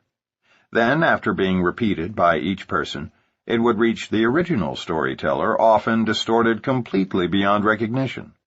If you've never played that game, let me assure you, by the time a simple story has gone through a mere 5 or 6 individuals, that story can become dramatically distorted. And that's just 5 retellings. In networking, a simple story can be told, on the telephone or in person, as many as 5,000 or 6,000 times over a period of a week or less. Can you even begin to imagine the distortions that inevitably occur? If not, here's a graphic example. Mark describes a situation that happened to him in his first 6 months. Even though my group was naturally smaller in this early stage, I discovered the dramatic impact that can occur by a leader talking to downline members when he is down himself. I was angry when a pro football player on my third level decided to quit in his second month of our business. It troubled me for 2 reasons. First, I had invested numerous hours in personally training him. After all, how often does a simple country boy from the Boston Mountains of northern Arkansas get a chance to coach an NFL star? Second, everyone knew him, and I was in ego heaven each time I told anyone, especially my close friends and family members back in Missouri, that I was spending quality time coaching my great friend and associate, Mr. NFL. So when he quit and took 5 of his best friends with him into the old USA Vitamin deal, I was depressed and angry. I made the mistake of mentioning to a new frontline leader what he'd done and why I was so angered by his actions. 2 weeks later, by the time I'd all but forgotten Mr. NFL, I received a disturbing message on my answering machine from a tearful downline member of another completely separate organization. This lady was not even in my own downline. I didn't know her, had not talked to her before, and have not spoken to her since this incident. She didn't tell me what was disturbing her, but merely suggested that I call her immediately so I could help her make an important decision. As best I can recall, and it's going to be reasonably accurate because it was such an emotionally charged 30-minute conversation, here's how the dialogue played out. Following the 2 minutes of ice-breaking small talk, she began her story in a depressed and, at one point, sobbing manner. Mr. Yarnell, I can't blame you for leaving the company and bettering your finances, if that was your problem. Your family deserves prosperity, especially considering the amount of effort you've put into network marketing. But what upsets me is that, from what your upline has told us, you were making a ton of money. It shakes my confidence that you would believe that, at your age, playing professional football in the NFL could be as lucrative and long-term as the passive residual income from this business. My husband thinks you're gutsy to go for it, but I can't for the life of me. I cut her off. I was shocked, literally shocked beyond comprehension. What did you just say, Sally? I said my husband thinks you're gutsy. No, I interjected. Before that, something about joining the NFL? Are you kidding? I mean, I'm 36 years old and never even played college ball. There was dead silence, though I could hear her clear her throat. Then she softly asked, You mean you didn't try out for the 49ers last month? You didn't really trade in MLM for NFL? I must confess it was the most comical distortion of facts I'd ever heard. When I assured her of this impossibility, I could hear her let out an audible sigh. She was so relieved to find out that I was not getting out of the business. I'll run off any mountain or glacier in the world with a paraglider, the open parachute form of hang gliding, but that's a sissy sport compared to pro ball of any kind. If I were hit just once by a mediocre NFL tackle, I truly believe I'd be lucky to live through it. I'd tremble at the thought of being hit by a guy like Steve Bach, a former NFLer from Portland. So I decided that this misconstrued rumor was so absurd that I needed to track it back to see if I could find its source. I never could, but it does remain the most preposterous scuttlebutt about me I've ever heard. Here's the point. Mention anything even slightly negative to your downline, and you'll likely wind up on the wrong end of a highly perverted untruth. From being slightly angered by an NFL star leaving my organization, to being so fed up with MLM that I had joined an NFL team in order to play professional football as a 36-year-old, 5'10", 155-pound guy, is a stretch. This illustration is sufficient all by itself to give you good reason to avoid sharing angry complaints with your downline. The The rumors will come back to haunt you, and, at the very least, the fact that their upline is depressed will cause your downline to question the business. A case for optimism. The underlying embarrassment some professionals feel after joining network marketing and the negative reactions of their peers are two causes of depression, though they aren't easily admitted. We need to especially prepare former physicians, lawyers, accountants, and other professionals for the internal conflict they nearly always experience during their transition to MLM. In their previous life, no matter how underpaid or overworked, they were seen as somebody important with a title and an office. Now they are starting over at the bottom rung of the ladder as lowly network marketers.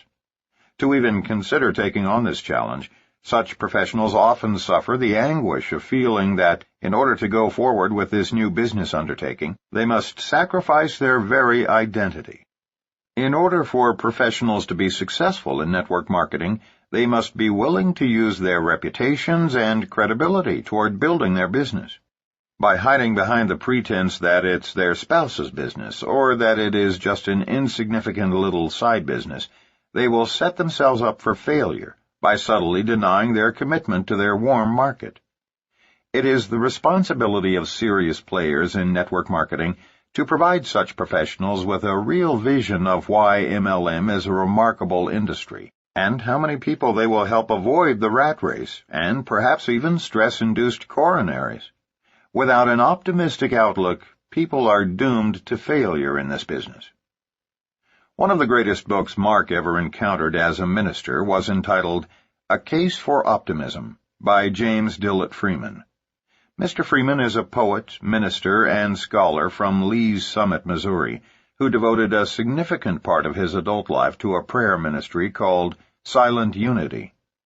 As a part of the worldwide unity movement, Silent Unity receives thousands of prayer requests each day by telephone and mail, and has a vigil of quiet prayers 24 hours a day for those who request them. Who better than a man devoted to prayer and meditation to write a book on optimism about our often pessimistic species? Read any chapter and you will feel just a little bit better about yourself, your life, and your world. We've come to realize that in network marketing we have literally the greatest case for optimism in the history of free enterprise. We want to share a few of the reasons for stating this and encourage you to mark this place in the book. When one of our reasons for optimism is particularly relevant to you, underline it, then come back to it when it's necessary to lift your spirits. First, we have the only entrepreneurial home business with literally no downside risk. You see, most businesses require significant capital before you can even hang up a sign. Not network marketing. So we are, first of all, extremely pleased with the fact that anyone can get involved with us for the nominal price of a few products and sales aids, and even that is optional. Thus, in the competitive world of home businesses and franchises, we have no equals. Second, there is literally no ceiling, no limits on earnings. A lawyer can only bill so many hours in a day, and a doctor can only perform a handful of surgeries a day. Some great people working in traditional business haven't had a raise in 10 years. But in our case, we can create a raise for our family every day if we choose. Since we can recruit an unlimited number of people who each can do the same, we are ultimately paid on the efforts of hundreds of thousands of individuals. We can't speak for you or any other, but we can tell you this. We absolutely love the fact that it's possible to earn $1 million a month. There's just something appealing about life when you first catch the vision that, if you apply yourself, your grandchildren will be considered old money in your town. Third, and most exhilarating of all, in network marketing, time freedom is directly commensurate with wealth and prosperity. In our opinion, nothing in life equals the joy of spending quality time doing the things we most enjoy with the people we most love. In traditional professions, small businesses, sales, or corporate management, everyone is struggling through 80-hour weeks doing mundane, boring work in order to have, maybe, a Sunday afternoon with their family. Nothing is more precious than free time, and those of us who have achieved it are optimistic about an industry that offers this precious commodity to others, thereby improving the possibility of family values throughout the world. Fourth, there need not be any stress at all in MLM. According to a late 80s cover story in Georgia Trends magazine, the #1 trend in America is stress-induced coronary. And as the article suggests, it's no longer just a risk for men. Death from coronary disease has increased 100% among women since 1980. In network marketing, if you aren't having fun, you aren't doing it right. We've had a blast the last few years in spite of the fact that our business required large-scale recruiting and a lot of good old-fashioned rejection. So, like us, if you pay the price in the first few years, stress need no longer exist in your life. That brings us to our fifth reason for optimism, the 4-year plan. The 40-year plan is the best that folks can hope for in traditional businesses. So, what's the 40-year plan, you ask? By age 25, most people have an idea of what profession they'll enter, anything from a fishing guide to a surgeon. But 40 years later, out of a typical 100 people, 5 are still working, 36 are dead, 54 are dead broke, or at least earning far less than when they were employed, 4 are well off, and 1 person is wealthy.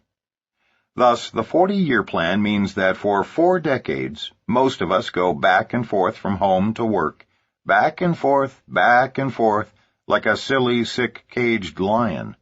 And yet, at the end of that time, only 1 out of 100 persons has something to show for it. In stark contrast is the 4-year plan. Work diligently for one MLM company for 4 years, build an income based on the honest movement of products or services, and you're set for life. Even more exciting, so are your heirs. Every person's MLM business is fully inheritable. If trading the 40-year plan for the 4-year plan doesn't get your heart pumping, you may need to be checked for Alzheimer's. It is said that recognition is our most sought-after reward in life. Babies cry for it, and grown men die for it. We are convinced that this adage is right, and no other business can hope to provide all the recognition we receive as leaders in the networking industry. The only times either of us have broken down and cried publicly in front of large audiences have been on 2 occasions when we were presented with recognition plaques from our downline. Such recognition awaits all those who become reasonably successful in network distribution. Nothing in life so pleases us as when other human beings, with tears of sincerity and joy, thank us for giving them the opportunity to make their lives work. Finally, the joys of travel and stimulating cultural experiences await everyone in this business. Work hard, succeed, and then fasten your seatbelt and be prepared to see the world and enjoy new adventures while cultivating international friendships. There is nothing we human beings detest more than boring routine work. In MLM, we have a ball traveling, learning about new cultures, visiting major museums, and sampling new and unique meals from entirely different worlds. Network marketing is an incredibly diverse and lucrative profession. So, as you can see, there are many reasons for optimism in network marketing, and we highly encourage you to periodically review this chapter and, in particular, these ideas, should the depression torpedo catch you unaware. To become involved in network distribution is to become one of the luckiest people in the world. Controlling our attitudes. Our attitudes are among the few possessions that are totally ours and can never be taken from us. Houses and cars come and go, but our values and attitudes are with us forever. It is only when we continually exercise control over our own attitudes that we can manage external circumstances. Real change comes first from the inside, and our behavior naturally follows. Without this personal realization, people often become depressed in their first year of networking. There's a natural tendency to feel personally rejected when a relative or close friend decides not to participate in your business, or to take it as a personal insult when someone whom you've spent hours supporting and training decides to quit the business for no obvious reason. More than likely, those events will occur, but it is up to you to determine how you react to them. No one can successfully perform the tasks necessary to succeed when he is depressed, especially in a business in which success results more often from attitude than ability. Many people fail simply because of their attitudes. And as we pointed out earlier, it is virtually impossible to convince people to change careers if you don't show them your enthusiasm and joy. We can't expect others to join us in business if it is obvious to them that we are less than satisfied. Always remember, enthusiasm is contagious. In our own recruiting, we freely express excitement and effervescence as key tools in convincing others to join our business. Our prospects can tell how excited we are, while many of them know their lives are boring and routine. We make certain at some point in our presentation to say, "In our business, if you aren't having fun, you're doing it wrong." Now for the practical advice. No more news. Never before in our long history as civilized beings have we had so many means of completely controlling our attitudes until now. We are convinced that the old adage, originally aimed at computers, can also be applied to people. Garbage in, garbage out. Because of our backgrounds in theology, both of us have participated in extensive counseling. Often we found that depression was the result of the garbage people allowed into their brains. One man who showed up for marital counseling explained how he'd lost the fire in his relationship. In fact, his whole life was becoming increasingly more depressing. As is so often the case, as Mark recalls the incident, a brief evaluation of this man's daily activities told the tale. Philip was a 40-year-old computer analyst for a major technology firm who explained his day as nothing out of the ordinary. "I get up each morning and sit at the breakfast table reading the newspaper. Because I'm in a carpool, I either pick up my two friends or they me for the 45-minute commute." I stopped him with a leading question. "Once you're in the car, what do you talk about?" I wondered for an important reason. "Oh, you know, the usual small talk," he replied.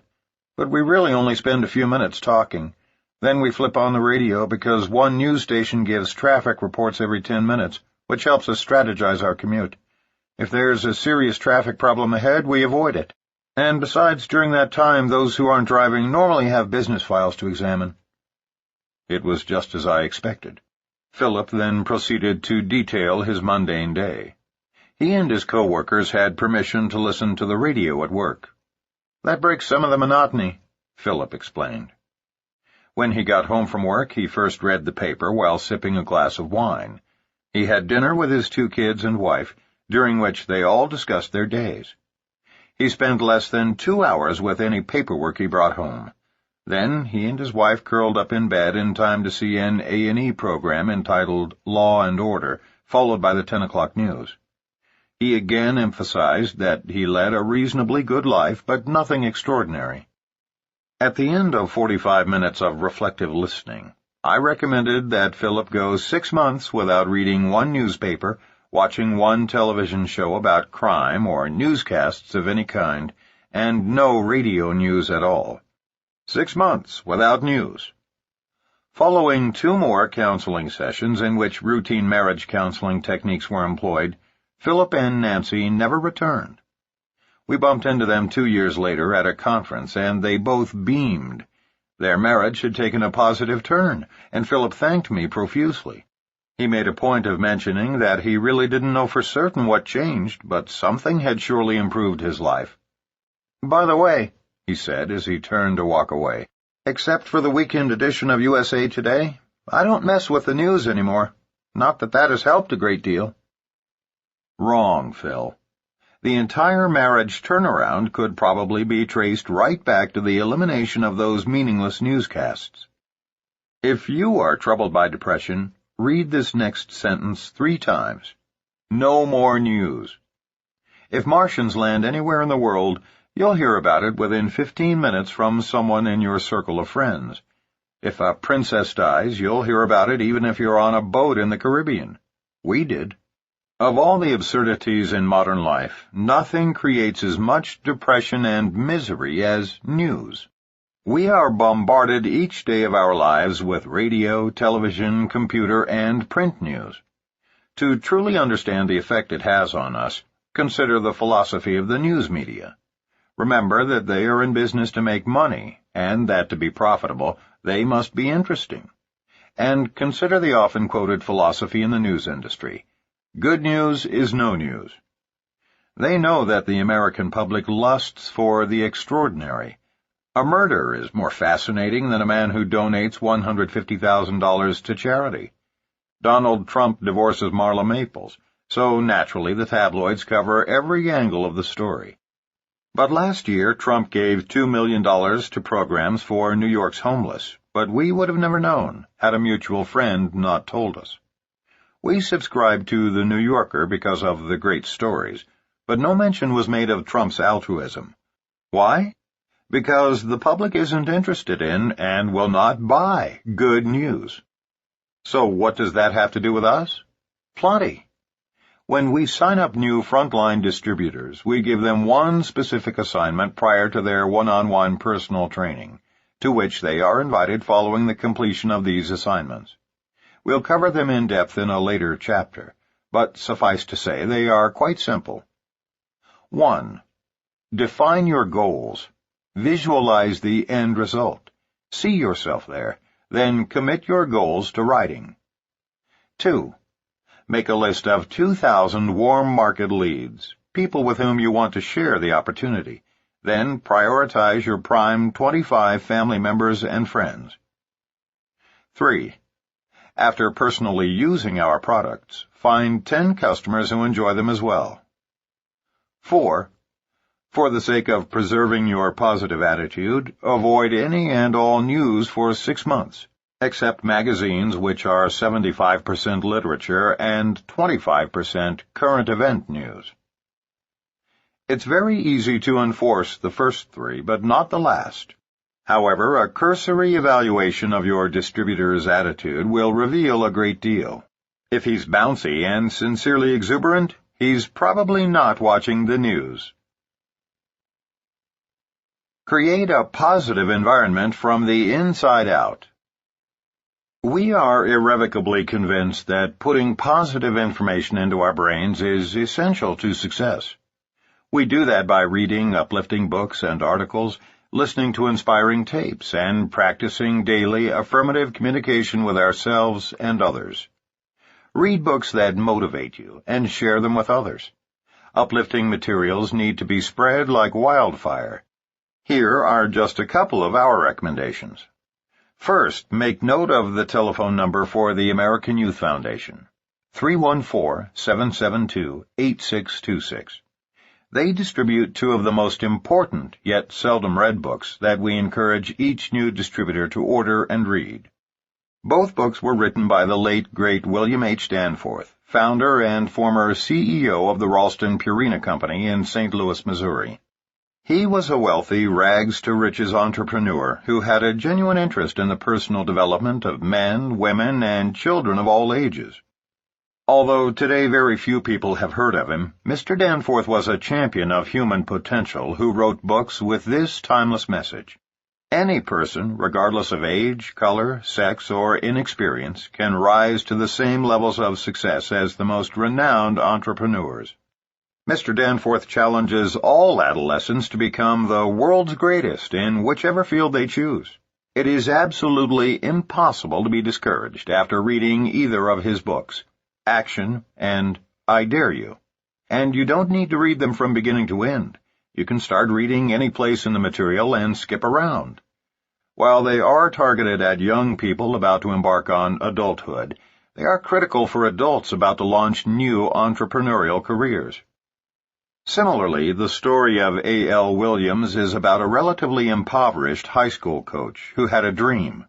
His dream was to create an unlimited opportunity in which ordinary people could rise to extraordinary heights. He founded a network marketing life insurance company comprised of former teachers and coaches that became so successful that in just their 7th year, they sold more term life insurance than New York Life, Metropolitan, and Prudential combined. Yet those companies were, at the time, over a century old. How?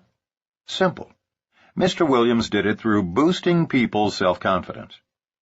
We recommend you read his books, Pushing Up People and All You Can Do. Both books are remarkable, but pay special attention to his chapter in All You Can Do about having a cause and being a crusader. During many days when we were convinced that the difficulties of network marketing would defeat us, the words of A.L. Williams touched us and wiped out our depression. There are hundreds of inspirational and motivational audio tapes available today. Put one into your cassette player at every possible opportunity, during drive time or when doing menial work at home, for instance, to continually absorb positive messages. These tapes will assist you in achieving your full potential, expanding your belief in yourself, and achieving your highest goals. 50 to 60,000 thoughts a day go through each of our minds. 95% of them are about the past, and frequently it is the past that holds us back. Dwelling on negative events from the past that cannot be changed will only limit our possibilities. Do you know what happens when you play a country western song backwards? You get your dog back, your pickup back, your girlfriend back, and you're right back where you started. In order to move forward, we must spend more time, 1, recalling positive emotional experiences from the past, or 2, focusing on the future. The moment you feel yourself spiraling downward, play some music from your past that conjures up happy days. You can't help but feel good. Think about past situations that turned out perfectly. Just those thoughts give you warm feelings. Then take those feelings and emotions and inject them into the present moment. When a husband walks into his house and sees the girl he courted, rather than the wife with whom he now lives a routine life, he will behave differently. His loving actions toward her will often cause similar reactions from her. This example is just one way to use the past to change our emotional responses to the present. The depression torpedo may be looming out there, but we don't have to be struck by it. We are 100% in control of our own mindsets. When working on personal development, putting more energy into thinking about the future is equally effective. This takes effort and determination, because our natural tendency is to dwell in the past. Striving to visualize ourselves as we want to be is the first step toward change and growth. If we can't picture ourselves in a positive future, we may never get there. Too often, people limit their goals by what they know to be true at the moment, but breaking out of those boundaries allows what seemed impossible to become possible. Goal setting is simply the process of adapting to a new reality, beginning from the inside out. To gradually turn those dreams into reality, begin to visualize them long before they ever happen. Start saying to yourself, "It is possible," even though it isn't happening now. Think in the future tense and visualize goals as already accomplished. Allow yourself to feel as if your dreams were happening now. Successful people always concentrate on the end result, while others get stuck focusing on the process, the how. People with limited thinking ask, why? Those with unlimited thinking ask, why not? The skeptics among you may worry about setting unrealistic goals or an inability to make them happen. If you believe in the value of your goals, trust us, you'll find the resources to make them happen. Set big goals and then strive to meet them. Whatever you do, don't ever give up on your goals. Just change your attitudes. When the belief that we are locked into our present reality is stronger than our vision of what we really want, our growth becomes stifled. Think about what's coming in order to effect change. Use affirmations. An affirmation is a trigger tool, a statement of belief, written and repeated as if the goal were already an accomplished fact. Affirmations have the power to effect that outcome. Many prominent behavioral scientists have documented in several landmark studies the effectiveness of autogenics. We can now state to the most cynical, conservative pragmatists that self-talk, affirmations, visualization, and autogenic programming work. Prior to the release of Dr. Bandura's studies at Stanford and those of Dr. Charles Garfield at the Performance Sciences Institute at Berkeley, California, as well as the pioneering human potential research of Lou Tice at the Pacific Institute, we would lose some of our audience when we got into affirmations and autogenic commands.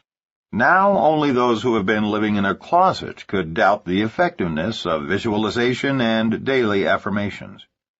Today, we know that one of the best defenses against depression or any other form of mental anguish is the daily process of drafting and repeating positive statements about yourself. Write a few down on a slip of paper and keep them in your wallet or day timer, or on your bathroom mirror for daily recitation. Here are a few affirmations that seem to work for everyone, but we encourage you to write some of your own, related specifically to your wants and needs. Read them silently every morning when you wake up, and every night before the lights go out. After reading each one, visualize the written statement as if it is transpiring right now. Read the words, picture them happening, and feel the emotions that go with the vision. As the affirmations are gradually assimilated into your daily life, creativity, positive decision-making, and goal-setting become free-flowing events. I am powerful, knowing that I alone am accountable for the results of my decisions and actions. I enjoy every facet of life because I easily and enthusiastically create fun, joy, and adventure. I feel supported working with a team of positive people who share my values. People listen to me when I talk because I have something of value to say. I clearly communicate my business vision to others in such a way that they are inspired to join me and become a part of it. Because of my high self-esteem, I feel enormous satisfaction reaching my goals.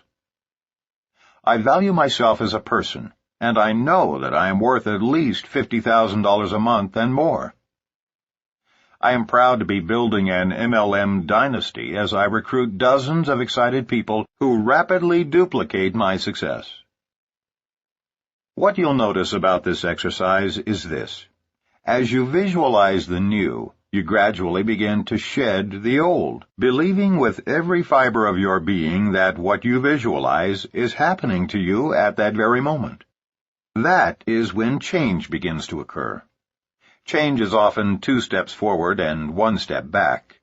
When you do well, say to yourself, "That's like me." When you make a mistake, say, "That's not like me. I'll do better next time." We have used each of these affirmations repeatedly and have shared them with many other people who have seen dramatic results by repeating them regularly. Dr. Bob Sharp, a dentist from Big Rapids, Michigan, fell on tough times back in 1989. Divorce, dissolution of my professional corporation, the premature death of my partner in my new dental practice, an office building project gone sour, and finally, my wife's 6-month battle with cancer had left me over $1 million in debt. By January of 1996, the IRS was threatening to seize what assets I had, until $90,000 in back taxes were paid in full. The moment the IRS actually withheld payment from my major insurance vendor, the situation finally looked hopelessly bleak to me. I had recently attended a vision workshop with the president of my network marketing company and came away reading and repeating the following affirmations every morning and every night. I am sitting on my deck overlooking my pond stocked with bass, pike, and bluegill. My wife, Susan, and I are free to travel wherever and whenever we wish. People seek my advice because of my talent and religious conviction. I have the time and money to help my children as they begin their careers, etc. Almost immediately, things started to change. My builder loaned me $200,000 to pay all my past due debts, including the one to the IRS. My dental practice began to prosper. My network marketing business, which had been stagnant, began to grow. I regained my personal confidence and self-esteem. Within 5 months, all short-term debt was current, and all long-term debt was being paid on schedule.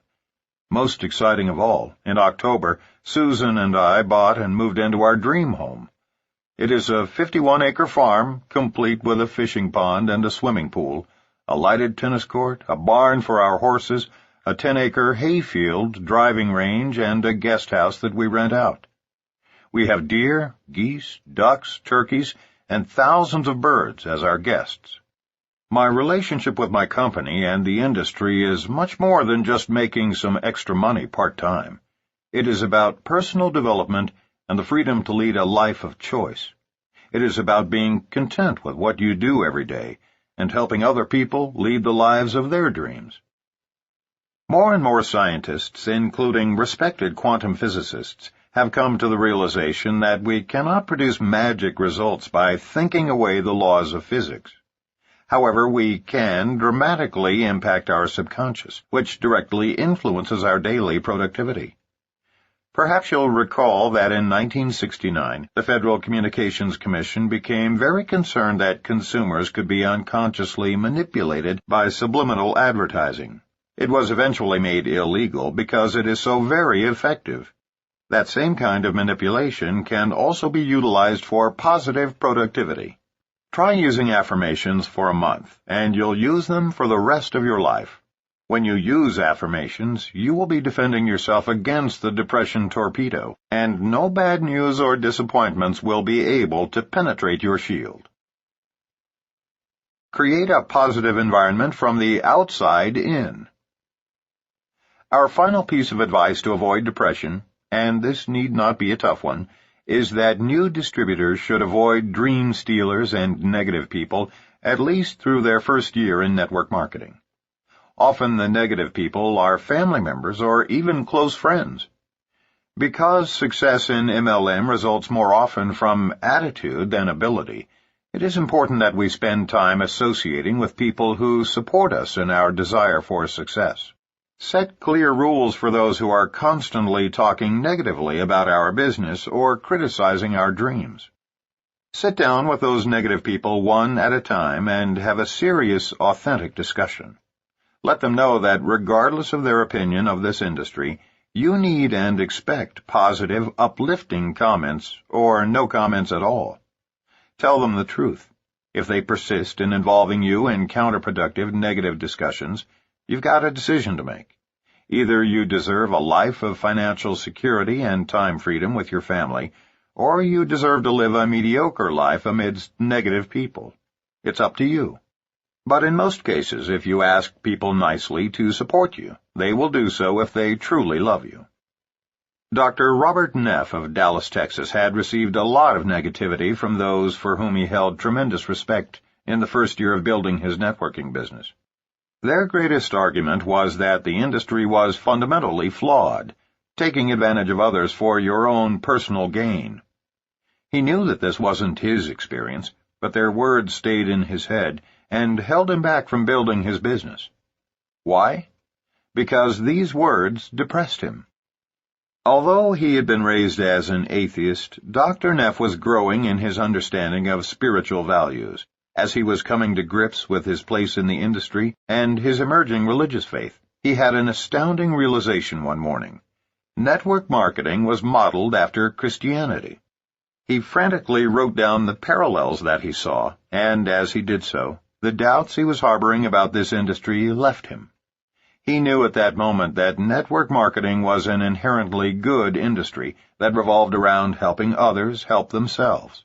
It was the act of writing this down that was so beneficial to Dr. Neff.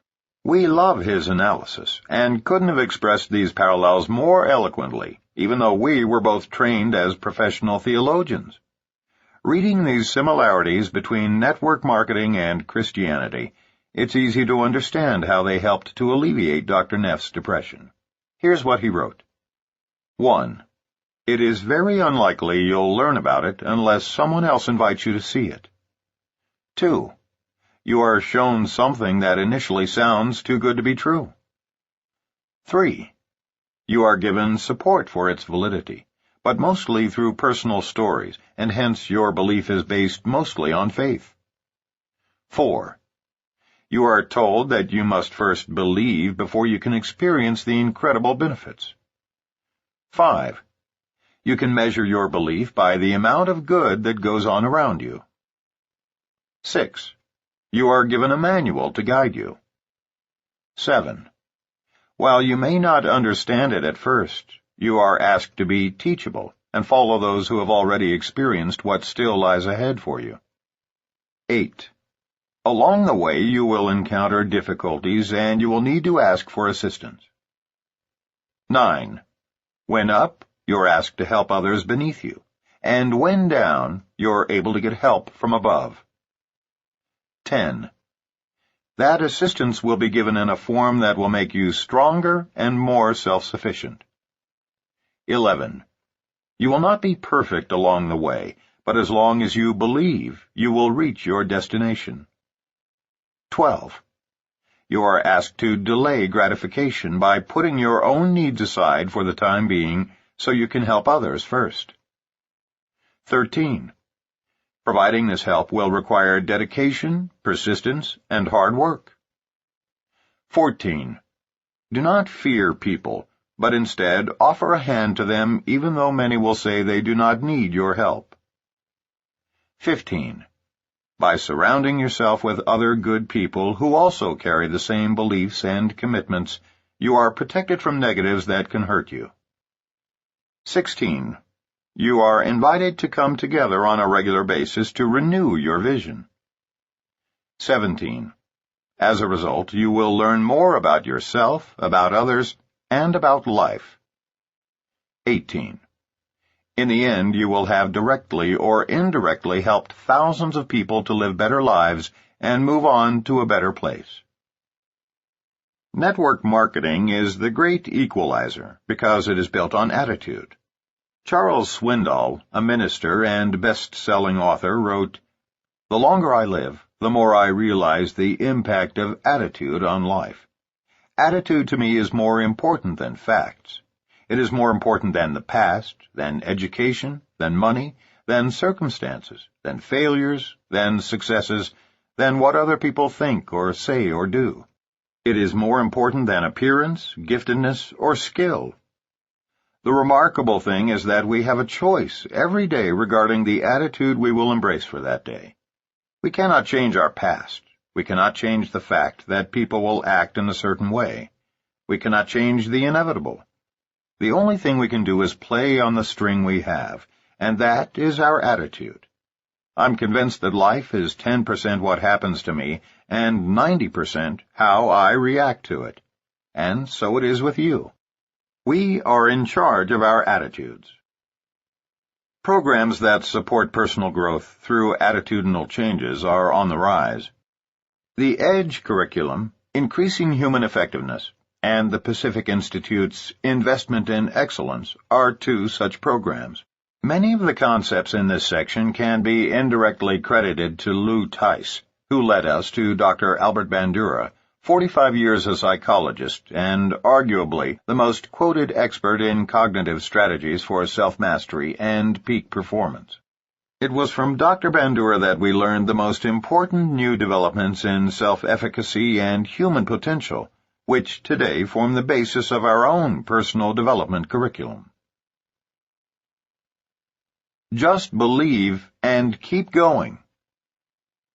It seems obvious, but we'll say it anyway. The secret of survival is simply to not give up. The way to avoid despondency is to keep the faith. Of course, they're both true. Life's challenges are essential to our growth. Without them, we would fall into a comfort zone, bringing our creativity to a screeching halt. Darrell Moore of Baton Rouge, Louisiana, found this to be the case back in December of 1994, when he and his wife Mabel faced what he described as the darkest month in their network marketing business. In August, we filed our letter of intent, LOI, putting the company on notice that we were planning to pursue an executive status. In September and October, we met our qualification goals, but in November we had to take a grace month. We already had one frontline distributor who had completed his executive qualification the previous September, so we saw December as our do-or-die month in the business. If we didn't make it, we would not only have to start all over again, but we would lose our only executive who would roll past us. We were both worn down to a nub. All we had ever heard was that December was the worst month of the year because you could not get people to do anything but think about the coming holidays. Mabel spoke to me in a tone of voice that implied we had reached the end of the line. I felt like a doctor in an emergency room who had finally emerged from tending a loved one and said, "We've done all we can do." There was my wife, looking forlornly at me, asking, "So what else can we do now?" The only answer I could come up with was to keep doing what we had been doing and not give up. I believed that hard work, coupled with faith in what we were doing, would carry us through this moment of crisis. The very next week, on December 10th, we gained a new frontline distributor, Bryant Miller, of all things by losing a coin toss in Jackson, Mississippi. Sharing a co-op advertisement with one of our frontline distributors, June Lyle, we flipped a coin to see who would get the first sign-up. June won and sponsored a businessman with a resume a mile long. We got the next prospect, Bryant, though more than a week passed before he signed up under Mabel and me. He was extremely well-connected, highly motivated, and submitted his LOI that following week. That helped us reach our executive qualification volume for December and saved our business. Today, both Bryant Miller and we are still in the business, although the businessman who signed under June is not, moving steadily toward our goals. Faith is the only thing that got us through those trials and kept us going when there appeared to be no end in sight. We had faith in our company, faith in our products, and faith in ourselves. Most of all, we had faith that if we were doing our part and operating from the heart, God would show us the way. He did, and brought them out of depression into the Promised Land. John Seeney from Annandale, Virginia, had an extremely short stint in corporate America that ended at age 23. After 2 years of college, 2 years in the Army, and 2 more years as a computer geek, I discovered I'd never make a fortune working for somebody else.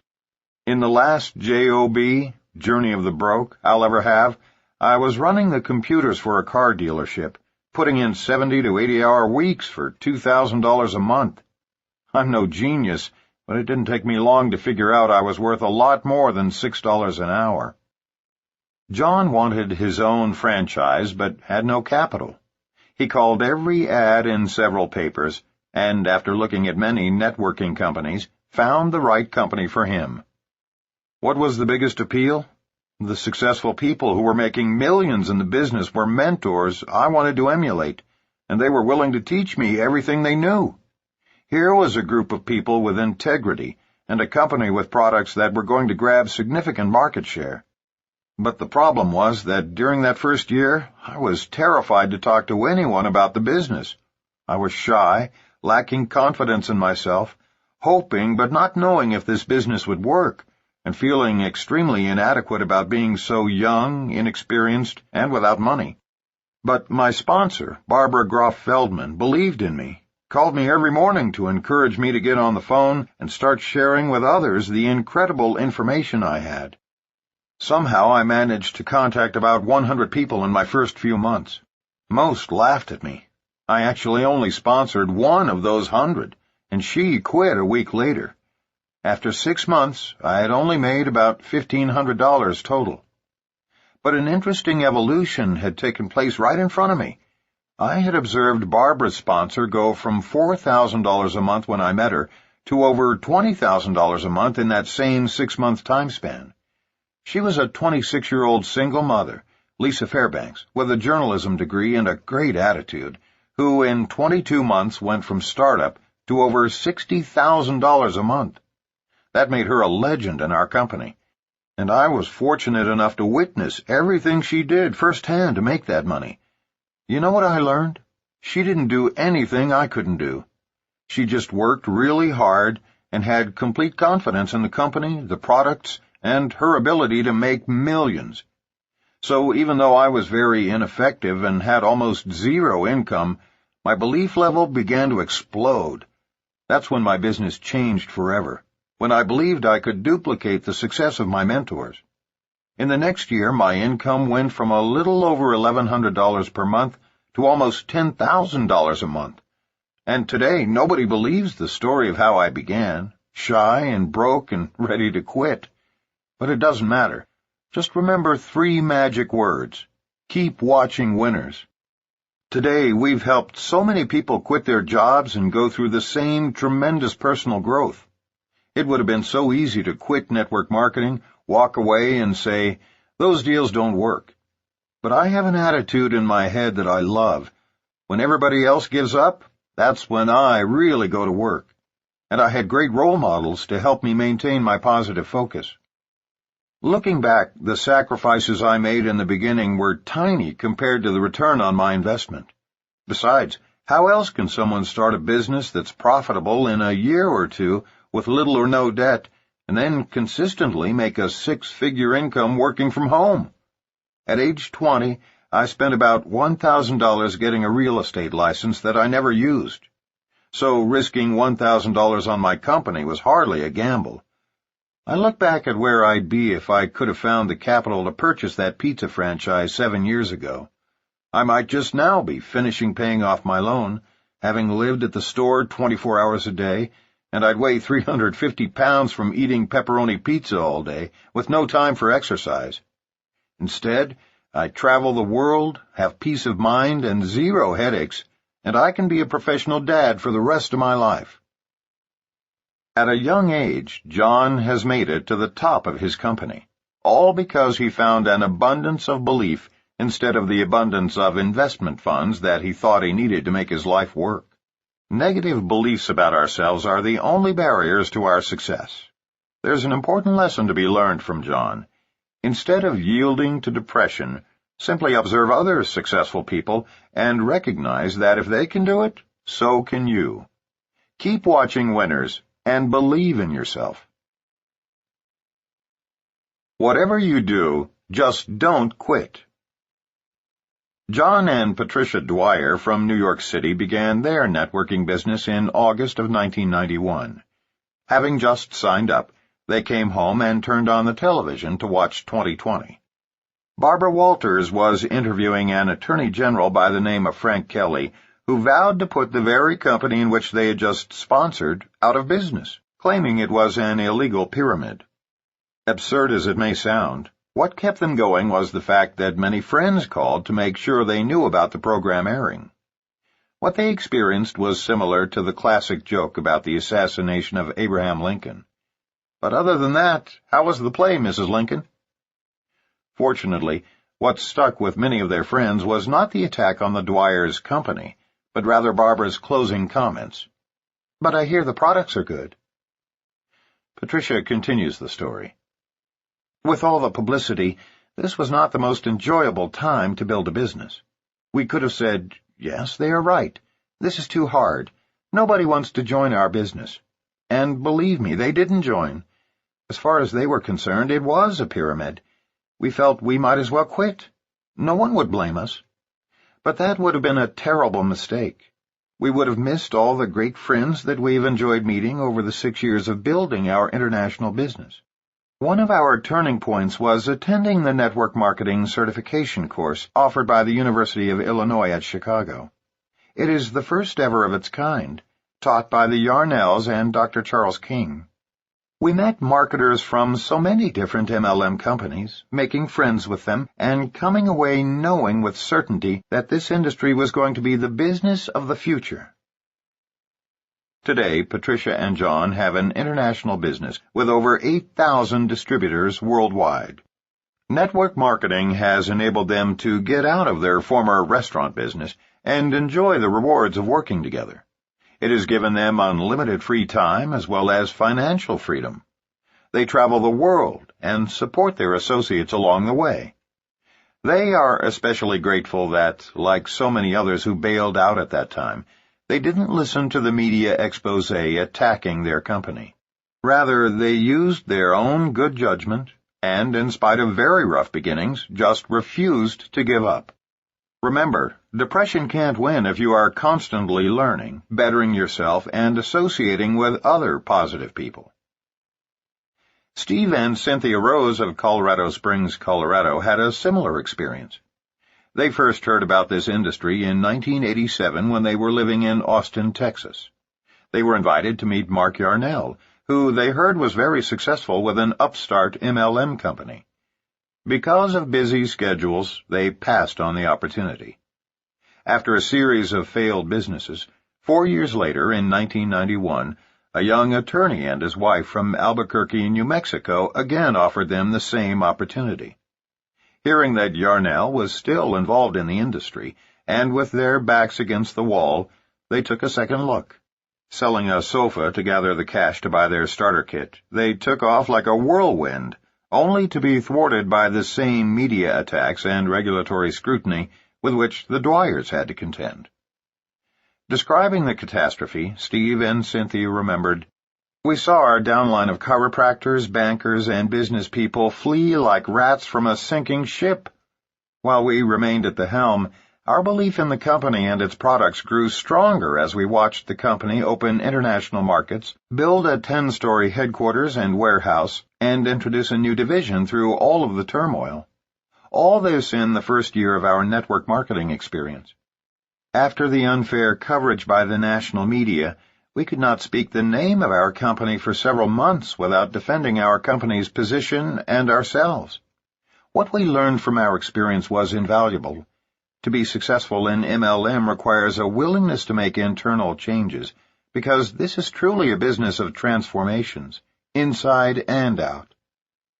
Above all else, we must never yield to depressing outer appearances once we know deep down that our key leaders have integrity, and our products or services are beneficial to all." Jordan Adler of Tempe, Arizona, joined his company in September of 1992, with $36,000 in credit card and IRS debt, a downward spiraling job, and one broken-down Jeep. "I chose to work through whatever challenges presented themselves. I knew that long-term residual income never came to quitters. Although I knew this, I had this habit of quitting. In fact, I'd quit 6 of the 11 other MLM companies in which I'd been involved. The other 5 went belly up before I had a chance to quit them. I now know that it's not how many times you get knocked down that matters. It's how many times you're willing to get back up that separates the winners from the losers in this business. Some people saw overnight success in me after I joined our company. What they didn't see was the 10 previous years of never sponsoring a single rep and failing over and over again. In early 1993, I sponsored a friend in Peabody, Massachusetts.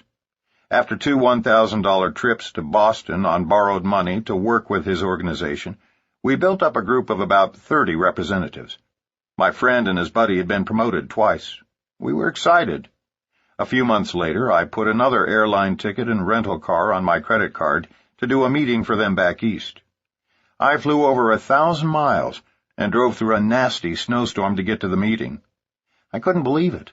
All the guests no-showed or canceled, and my friend and his buddy quit that night and were never seen again. All 30 of their downline quit as a reaction to them. I couldn't revive a single one. Half my group vaporized that cold winter, but the fire still burned in me, and I went back to Phoenix and continued to build. Today, my organization has tens of thousands of representatives and continues to grow each month. Failure can't handle persistence, but clearly, persistence always wins in the end. Jordan, a living example of persistence paying off, is now a senior director and top 100 money earner with his company. All of these stories share one thing in common. When people just like you met their darkest moments, all of which were in their earliest stages of this business, they didn't let the depression torpedo sink them. When they were hit by circumstances outside their control, they just didn't give up. Throughout the industry, it has been observed that, statistically speaking, an enormous percentage of people quit the business in their first year. Of more interest to us, however, is this revealing fact. As many as 95% of those people who remain in this industry for 10 years or longer reach the highest pay levels in their respective companies. Whatever you do, just don't quit. Summary. Network marketing requires an upbeat, enthusiastic person who will, in turn, attract others seeking their own well-being. Attrition is a basic fact in the network marketing industry. The disappointment about those who fail to show up at meetings, or worse, those who quit, can be alleviated by putting your energy into approaching a greater number of new prospects. Don't waste your energy supporting those who resist you. Just think, next, and move on. Work with people who show an interest and will keep your spirits up. If you feel like quitting, call Upline for support and encouragement. Share your enthusiasm, never your negativity, with your downline. In order for professionals to be successful in network marketing, they must be willing to use their reputations and credibility toward building their business. Denying their commitment to their warm markets will only set themselves up for failure. These are the reasons to be proud and optimistic about sharing our business with others. 1. We have the only entrepreneurial home business with no upside limits and no serious downside risks. 2. Total time freedom goes hand in hand with the wealth and prosperity we achieve. 3. By working diligently in the beginning, we can ultimately have a stress-free life. Better to trade in the traditional 40-year plan for a new 4-year plan. 4. Recognition and travel await all those who are successful in building a network organization. 5. In our industry, recognition is derived from things in life that truly matter, such as helping people make their lives work. 6. Global travel often involves bonding with new friends and sharing exciting cultural experiences with them, adventures beyond the grasp of those caught in the 40-year plan. If you attempt to recruit others while in a state of depression, your efforts will be futile. You alone have control over your attitude. If you exercise that control, adjusting your attitude from the inside, then your outward behavior will naturally follow. To change your attitude and eliminate depression, we encourage you to 1. Avoid watching or reading the news. 2. Read uplifting books. 3. Listen to inspiring tapes. 4. Only speak and think to yourself in a positive, uplifting manner. 5. Recall positive emotional experiences from the past. 6. Focus on the future, not on past disappointments that limit your possibilities. 7. Set goals and use affirmations to reach those goals on a regular basis. Striving to visualize ourselves as we want to be is the first step toward change and growth. 8. Avoid negative people, or at least negotiate with them to avoid acting negatively around you. Don't ever give up on your goals. An affirmation is a trigger tool, a positive statement of belief, written and repeated as if the goal were already an accomplished fact.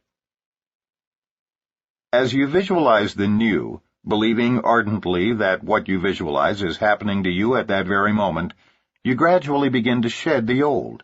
It is then that change begins to occur. As many as 95% of those who remain in this industry for 10 years or longer, working steadily at building their groups, reach the highest pay level in their respective companies. So just don't quit. Chapter 4.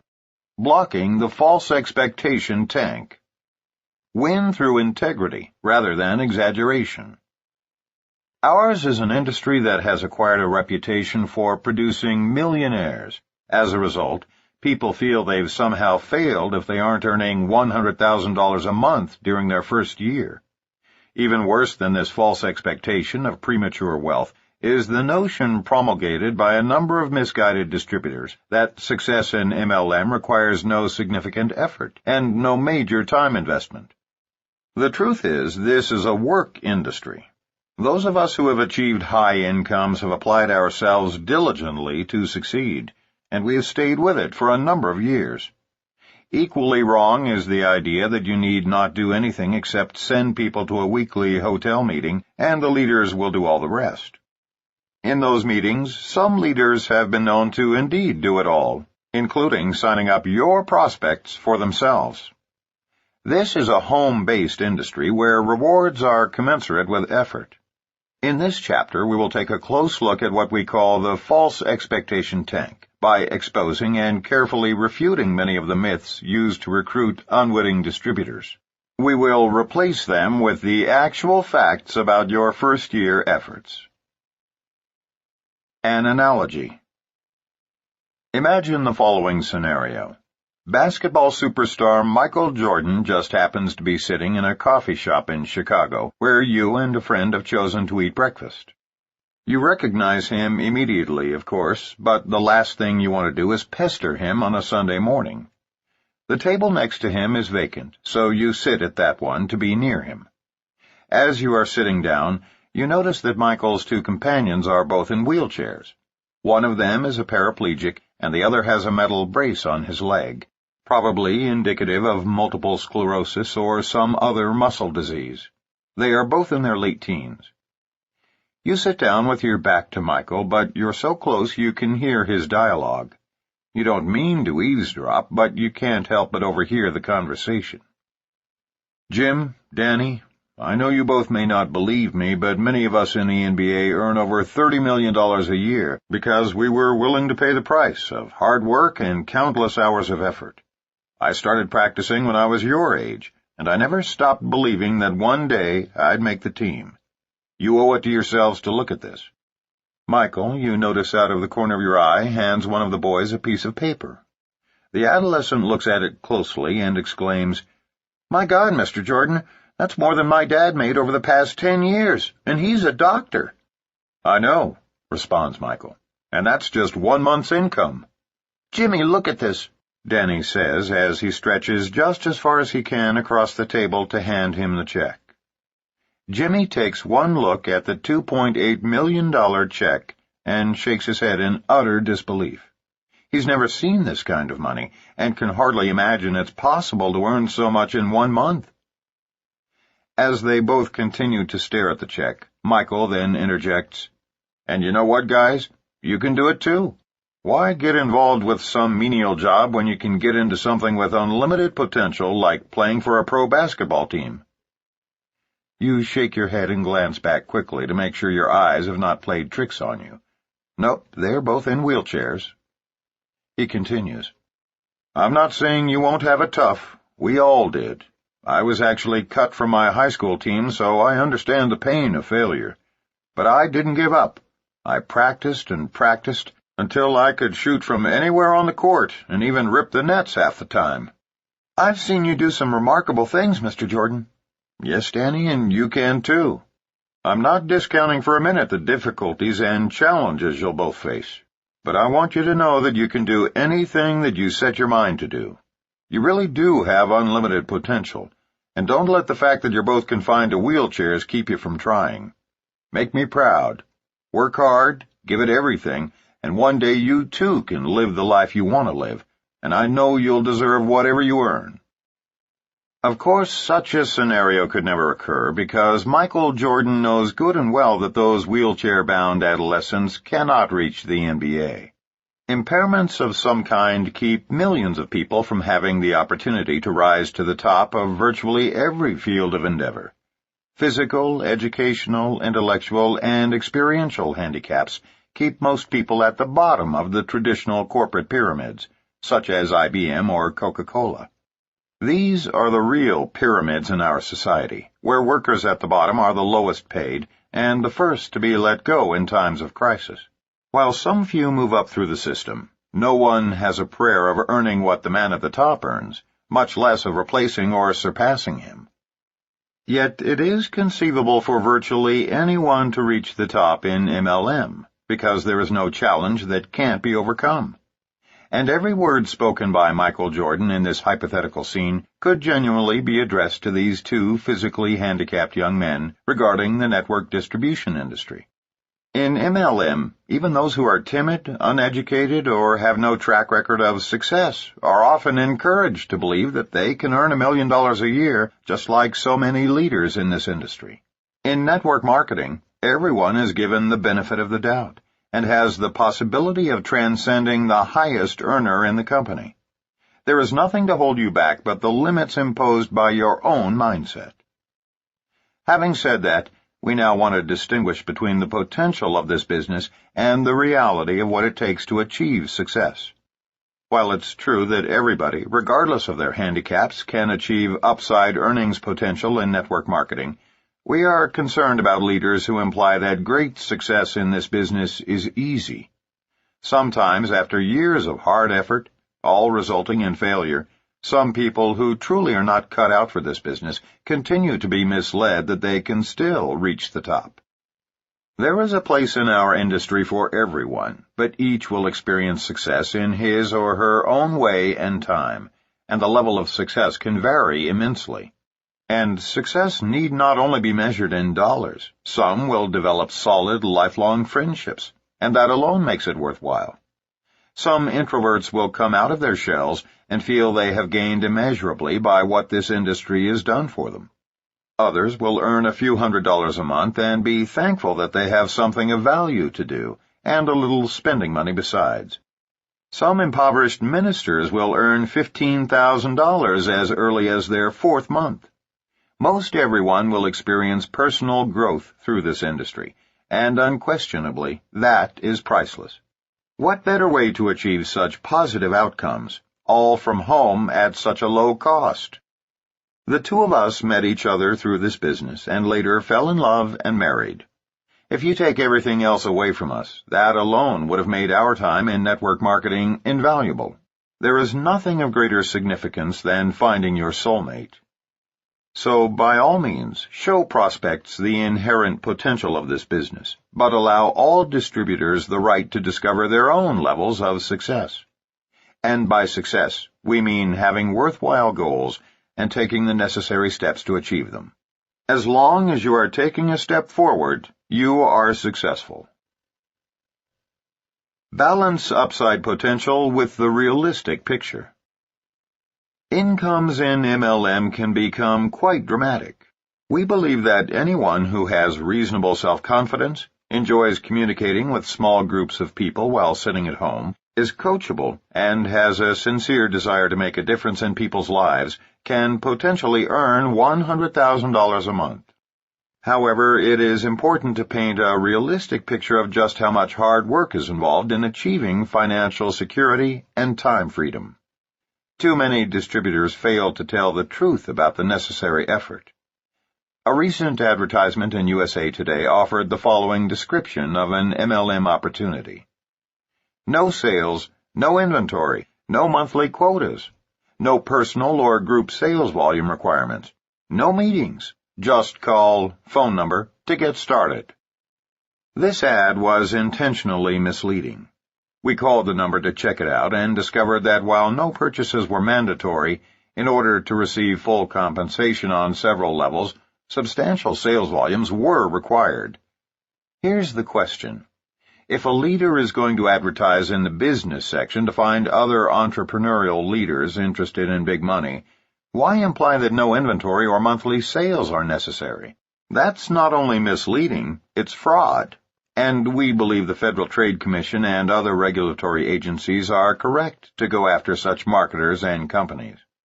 They deceive innocent people into believing that MLM, like the lottery, is getting something for nothing.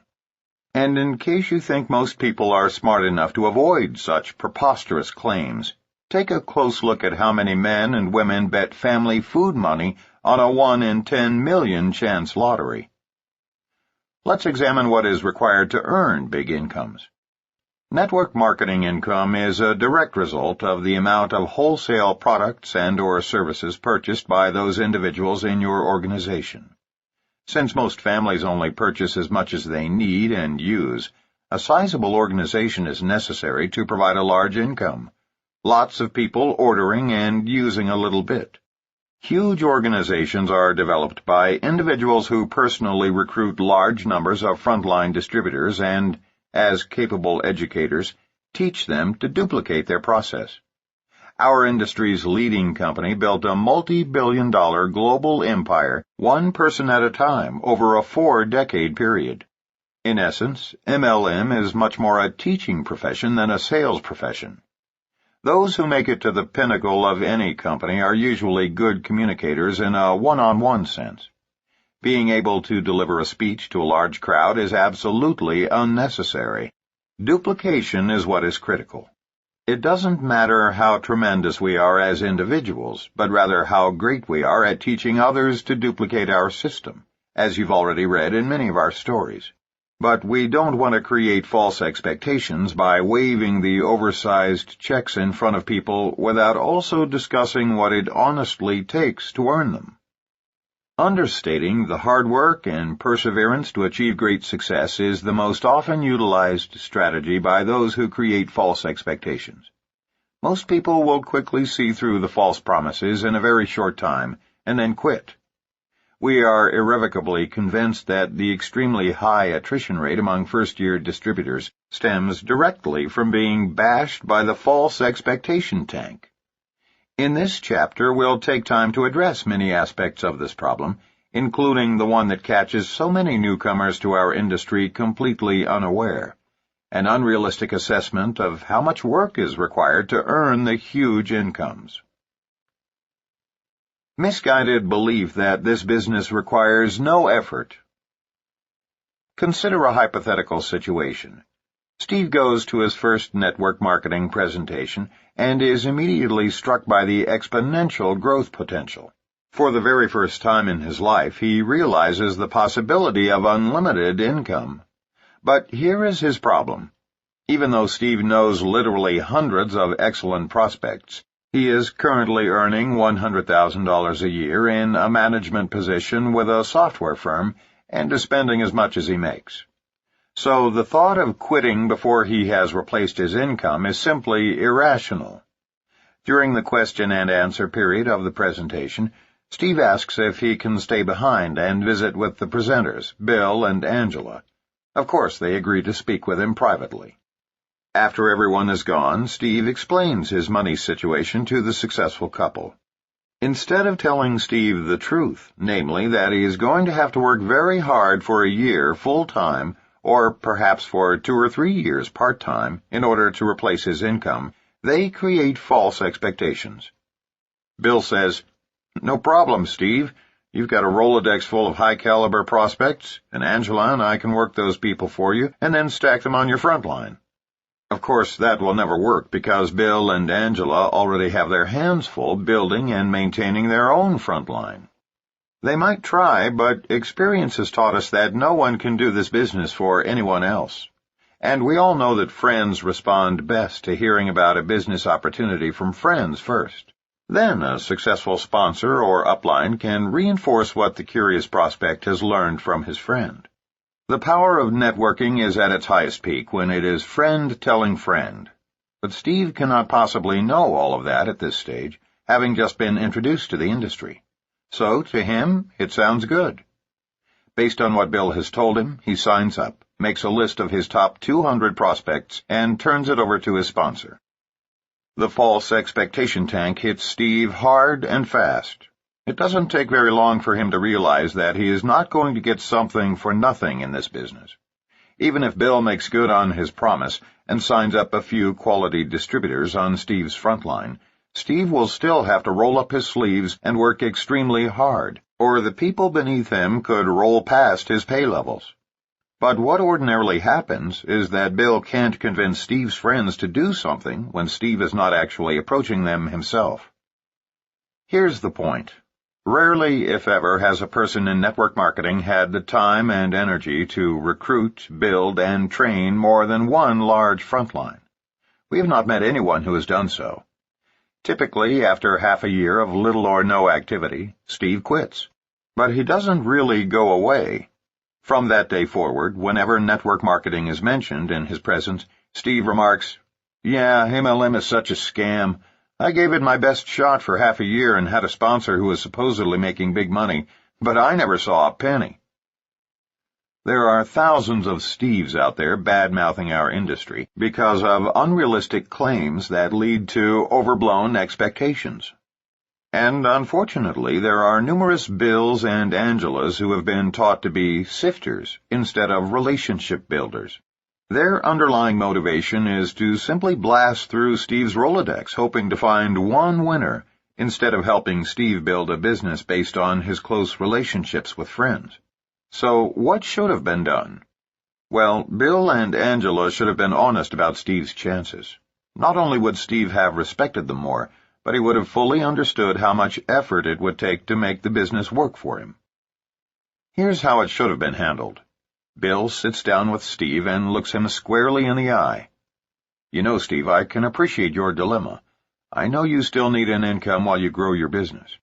But if your corporation was to decide to enhance their profit structure by downsizing and you were targeted, they wouldn't even consider keeping you on salary until you found a replacement income. You'd be gone overnight with some severance package designed to placate you, but not meet long-term needs. The truth is, in our business, it's only those of us who treat it like a profession who get to the big money. Give it all of your energy and you'll naturally get there sooner. Undertake it part-time and stay with it steadily and you'll get there eventually. But there is no way for you to earn big money by exerting only minimal effort. That is, by simply turning all your prospects over to your sponsor.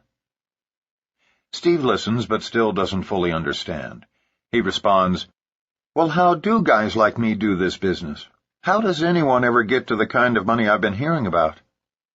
Steve, it's true that many leaders in our industry earn over $50,000 a month, and most could afford to retire on that income in half a decade. Compared to retirement on a little pension after 40 years in your profession, our offer is very attractive.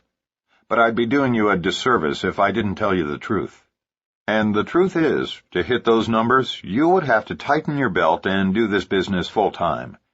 The other option is to work very aggressively part-time until you've replaced your income, and then go full-time. If you decide to do it either way, great. Angela and I will work with you side by side until you reach your goals. Otherwise, let's just sign you up so your family can use our products and services at wholesale prices, and I'll touch base with you again in 6 months to see if your circumstances have changed." Can you guess what Steve will do? He's going to go home and give this business serious consideration. He has no illusions about how hard he's going to have to work, and, frankly, he respects Bill immensely for his honesty. Bill shot him straight, thereby preventing Steve from being a target of the false expectation tank altogether. He's going to carefully think it through. 1, either his future is brighter in network marketing and he's willing to make the gutsy move to live off his savings for 6 months and give this business his full-time effort. 2, he'll choose to take the precautionary approach and replace his income first by remaining on his job and working the business part-time, which will take substantially longer. Or 3, he'll order some products or services at wholesale and become a good customer. If he chooses against all of these options, at least Bill ends up with a great prospect he can call every 6 months until the time is right, instead of creating an angry distributor who, because of misinformation, now badmouths the entire industry whenever possible. Remember, in the network distribution industry, honesty is everything. Cheat someone at work and 8 office workers will hear about it. Cheat someone in our industry and 200,000 people in 20 countries know about it within a week. And when an upline distributor deceives a downline distributor, it is not easily forgotten or forgiven. It is the most detestable offense in our business. Think about it in terms of your own company. Those who are guilty of cheating others are the most despised people. And the sad part is, no matter how many apologies you make, once it is done, you can never recover. Your reputation within the company is irreconcilably damaged. We've seen it happen in several companies, and it is one of the most easily avoidable tragedies of our business. Our industry affords us daily opportunities to discover our true worth. There are countless moments when we are faced with situations that require moral decisions. Each one is a personal test of our integrity, and sometimes no one will know but us, but we are challenged more than anyone in any field of endeavor to raise the standards of human values. This integrity must begin with our very first presentations. Tell the truth about your marketing plan and the tremendous amount of work necessary for success. Offer your support, but never offer to do work for a new distributor that you barely have time to accomplish for yourself. The more honest we are about the hard work in our business, the less attrition we will experience, and the more respect we will build for our industry.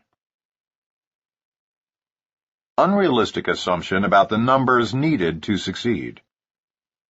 Beware of the unrealistic assumption about the number of individuals that you need to personally recruit. Some companies have joined with field distributors in an effort to further the myth that you need not be particularly prolific in sponsoring people in order to prosper. Bunk. While there are exceptions, most successful leaders have had to sign up large numbers on their front line. Most of the truly big-time income earners in the field of network distribution have, over time, personally sponsored at least 100 frontline distributors, and many have sponsored even more. However, there are always some exceptions to this rule, and Michael DiMuccio of Kleinburg, Ontario, is one such example.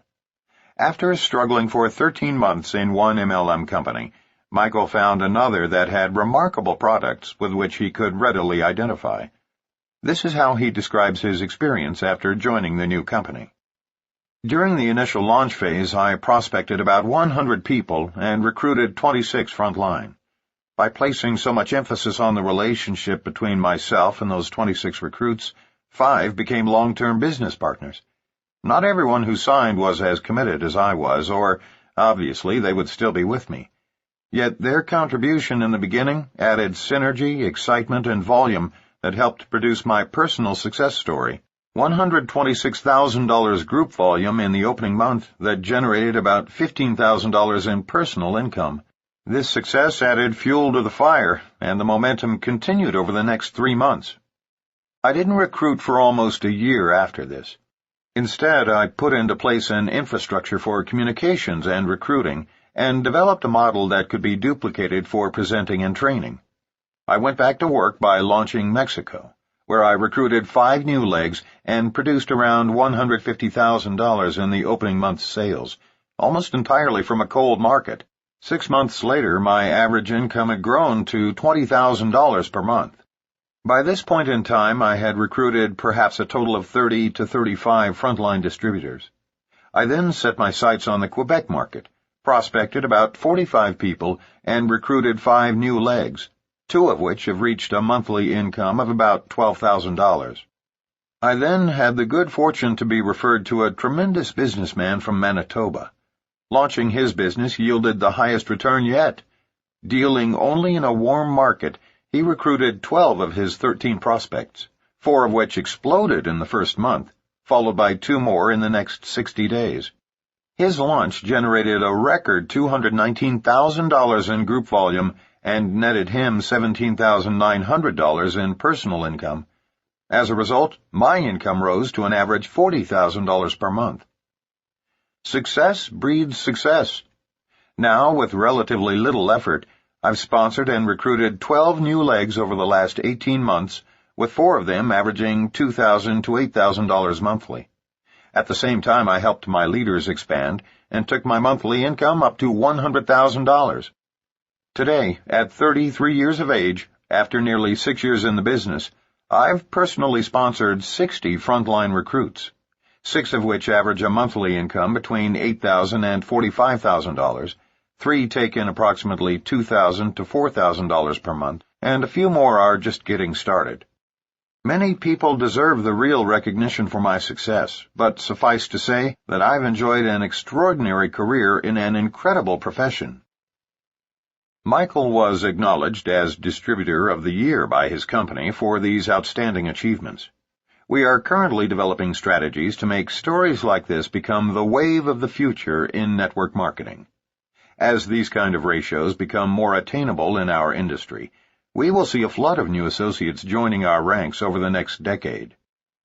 Those new to network marketing should have a simple understanding of the four most popular types of compensation plans: the breakaway, the unilevel, the matrix, and the binary.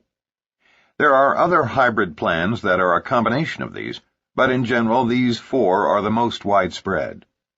Admittedly, the following explanations are a bit oversimplified, but understanding them in depth is not necessary for a first-year distributor.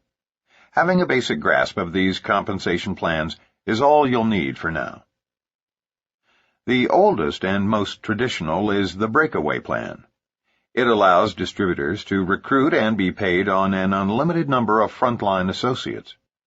When leaders emerge by meeting the basic requirements set forth by the company, they break away from their upline executives, thereby forming their own organizations. In a breakaway plan, leaders receive a commission on unlimited levels generated by everyone within their own circle volume, and, based upon the number of breakaway leaders on their front line, they are paid a commission on a designated number of levels of their breakaway groups. Even though a larger percentage is generally paid on the circle volume, the real money is made in the massive numbers generated in the breakaway groups. Since the emphasis in a breakaway plan is placed on numbers of distributors on your front line, it is difficult to mislead new associates about the fact that it takes lots of sign-ups to receive the full benefit of the compensation plan. The unilevel plan essentially pays commissions on a specified number of levels, as opposed to generations that can run to depths of 20 or more, as designated by the company. It is comparable to the compensation paid on the circle volume only of the breakaway plan, except that it limits the number of levels.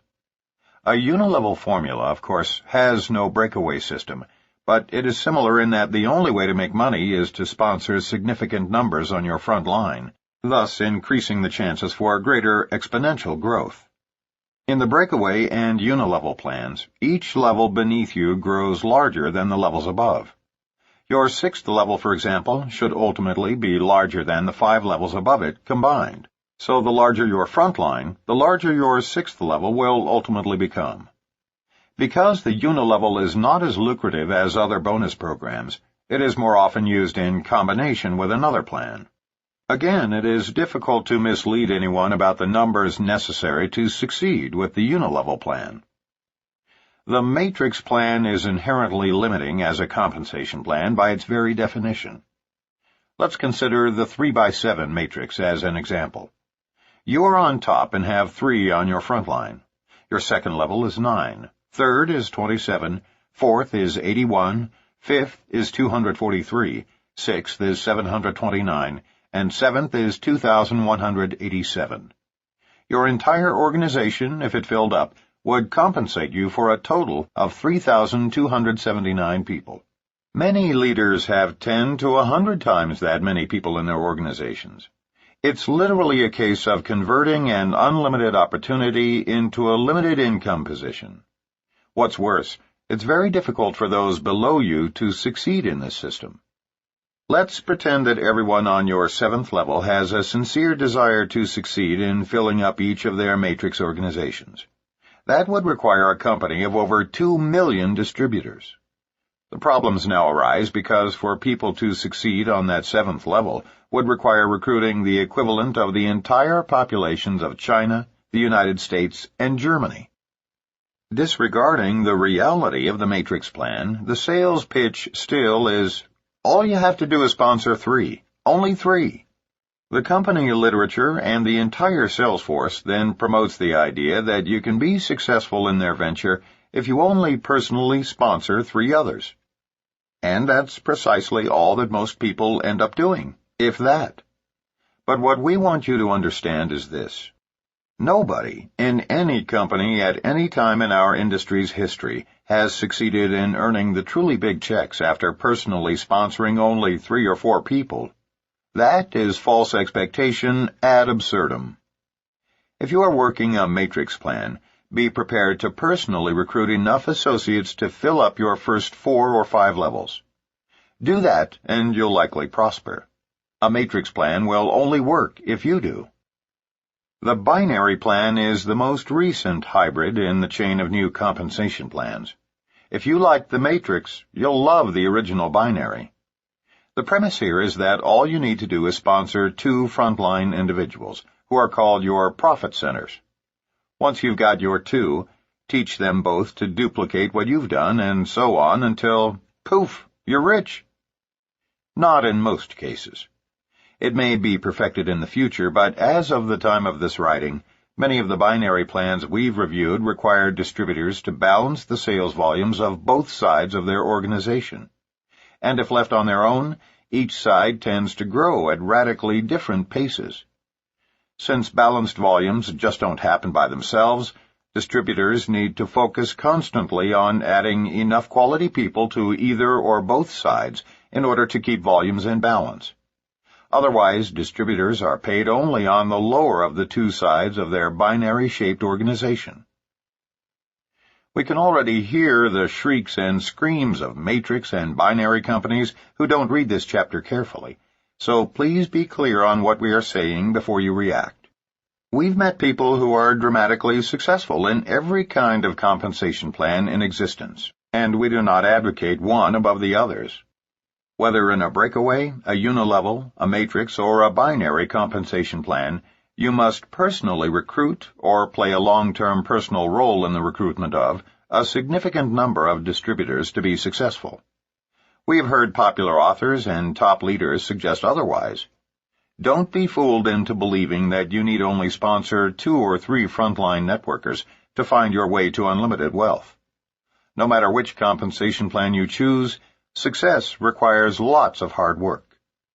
We do not mean to pass judgment on compensation plans, but rather to caution leaders in a matrix or binary plan against creating false expectations as they present their plan to new prospects. Unrealistic assumptions tend to emerge most often from those plans that limit the number of frontline distributors. Carol Fitzgerald of Dundee, New York, found herself a victim of false expectations with a brand-new startup company. She felt doubly deceived because she had networking experience, and in hindsight, felt she should have seen it coming. I had been working part-time with a large network marketing company for about 3 years while homeschooling 2 children. I was a distributor with a large, solid nutritional and household product company. I wasn't shattering any records, but for the time I invested each week, I had a nice income, and it had a steady increase each month. My organization was comprised mainly of women who had careers in corporate America, but wanted to be able to stay home with their children while still maintaining an income. All was progressing well until a friend of mine phoned to tell me about some incredible environmental product that I just had to try. I asked if it was a network marketing company, and explained to her that I was really committed to my present organization, and I wasn't interested in working with more than one company. She's very creative and wasn't easily discouraged, as she knew of my current success. My birthday was 4 days later, and a large box arrived, containing a complete sampling of products and a brief explanation of an unbelievable compensation plan. Now I knew why my friend was so excited. The products were great, and the money offered was staggering. Binary pay plans were brand new. I had been working with a matrix program and didn't know much about binaries. They seemed too good to be true. Why didn't those warning bells go off? This was truly an unbelievable opportunity for fast growth and quick cash. It paid weekly for every $1,000 worth of products sold, with $500 on each leg. $250 was paid out in commissions. Sponsorship didn't matter. There was no limit on depth, and best of all, volume was never lost, but carried over until a balance was achieved. Typically, for this type of plan, distributors were qualified to receive commissions once they had purchased $100 in product and sponsored just 2 other people who did the same. Distributors could personally purchase up to 3 positions, there was no age limit, and everyone in a household could have their own distributorship. I was hooked. This company had everything. The products truly were revolutionary. They could help the environment, and the money was fantastic. I could help all of my family and friends, who were still friends then. All they had to do was buy $100 worth of these wonderful products, and I could place them in my organization and build under them. I dived in head first. I started with 3 positions, placing my children, great college fund, below me, followed by my husband, parents, in-laws, grandparents, siblings, and everyone I knew. It didn't matter if they had network marketing experience or not. Anyone could understand this pay plan, and besides, they were helping the environment. Of course, everyone in my group did just what I did. Nearly all of them came in with 3 positions and encouraged friends and family to do the same. We signed up churches, schools, and other not-for-profit organizations who, in turn, rallied all of their supporters. My organization exploded. This was truly what networking was supposed to be. My products arrived the second week. We didn't have distributor kits or training manuals yet, so I wrote materials for my group to use. The company liked my tools, so they used them corporately. I organized conference calls and conducted training sessions. The money was rolling in, and everyone was thrilled. Then it happened. Delivery of products started being delayed, and checks had mistakes. The principals of the company told me that it was the tremendous growth my group had caused, and that it was a good problem to have. I was assured that they were hiring extra staff to clear up the problems. We continued to fax in hundreds and hundreds of applications, but I was concerned enough to start tracking my own organization. I had all of my group fax their applications to me so that I could monitor the growth. I discovered a major discrepancy in what was owed to my people and immediately jumped on a plane armed with my charts. When I arrived, the corporate heads looked at my documentation and were aghast. They had no idea the problem was this severe. They brought their programmers in and decided that they had a programming error and would have to re-enter all of the thousands of applications in order to fix it. Of course, we shouldn't lose momentum, so I was urged to remain positive and keep recruiting. They claimed to have fired the person who was responsible for fouling up product orders, and I was guaranteed that everything would be back on track within 2 weeks. We kept on recruiting. Even though checks and product orders were sporadic, they seemed to be trying. Then came Black Monday. It started when my mail arrived and I found out that my last 2 checks had been returned for insufficient funds. The phones started to ring, and people were no longer thrilled. Hundreds of people had all received the same mail, and they all had my phone number. The company phone number had a recorded message saying that it had been disconnected. Reality set in. When I finally reached the president of the company, he explained that this situation was all my fault. It seems that they had never planned on someone completely balancing her organization, and worse yet, teaching everyone to do the same. My balanced group had maxed out the pay plan after only 8 levels, and my organization reached more than 30 levels, totaling several thousand distributors. The company closed its doors, teaching me a lesson and giving me a birthday present I'll never forget. Unfortunately, it also left my family and many of my friends with very negative feelings about network marketing that have taken me years to overcome. I still have a copy of my largest uncashable check in my daytimer to remind me that in network marketing, as in any other business, there is no get-rich-quick program unless someone gets hurt. Slow and steady definitely wins the race. Fortunately, Carol was able to pick up the pieces and is now working with an experienced team toward the launch of a network marketing company that she hopes will be a reflection of what our industry is meant to be. Carol adds, "For any of my friends who may be reading this, flowers, chocolate, or just a simple card make much nicer birthday presents." The lesson for people just starting out in network marketing is this. Binary plans by themselves tend to reflect a short-term cash return, as opposed to a long-term steady residual income. If you are considering joining a company that is so new it has no track record, at the very least make certain the principals in the company do have a track, a good one. It is very, very risky to join a company that has not been in existence at least a couple of years.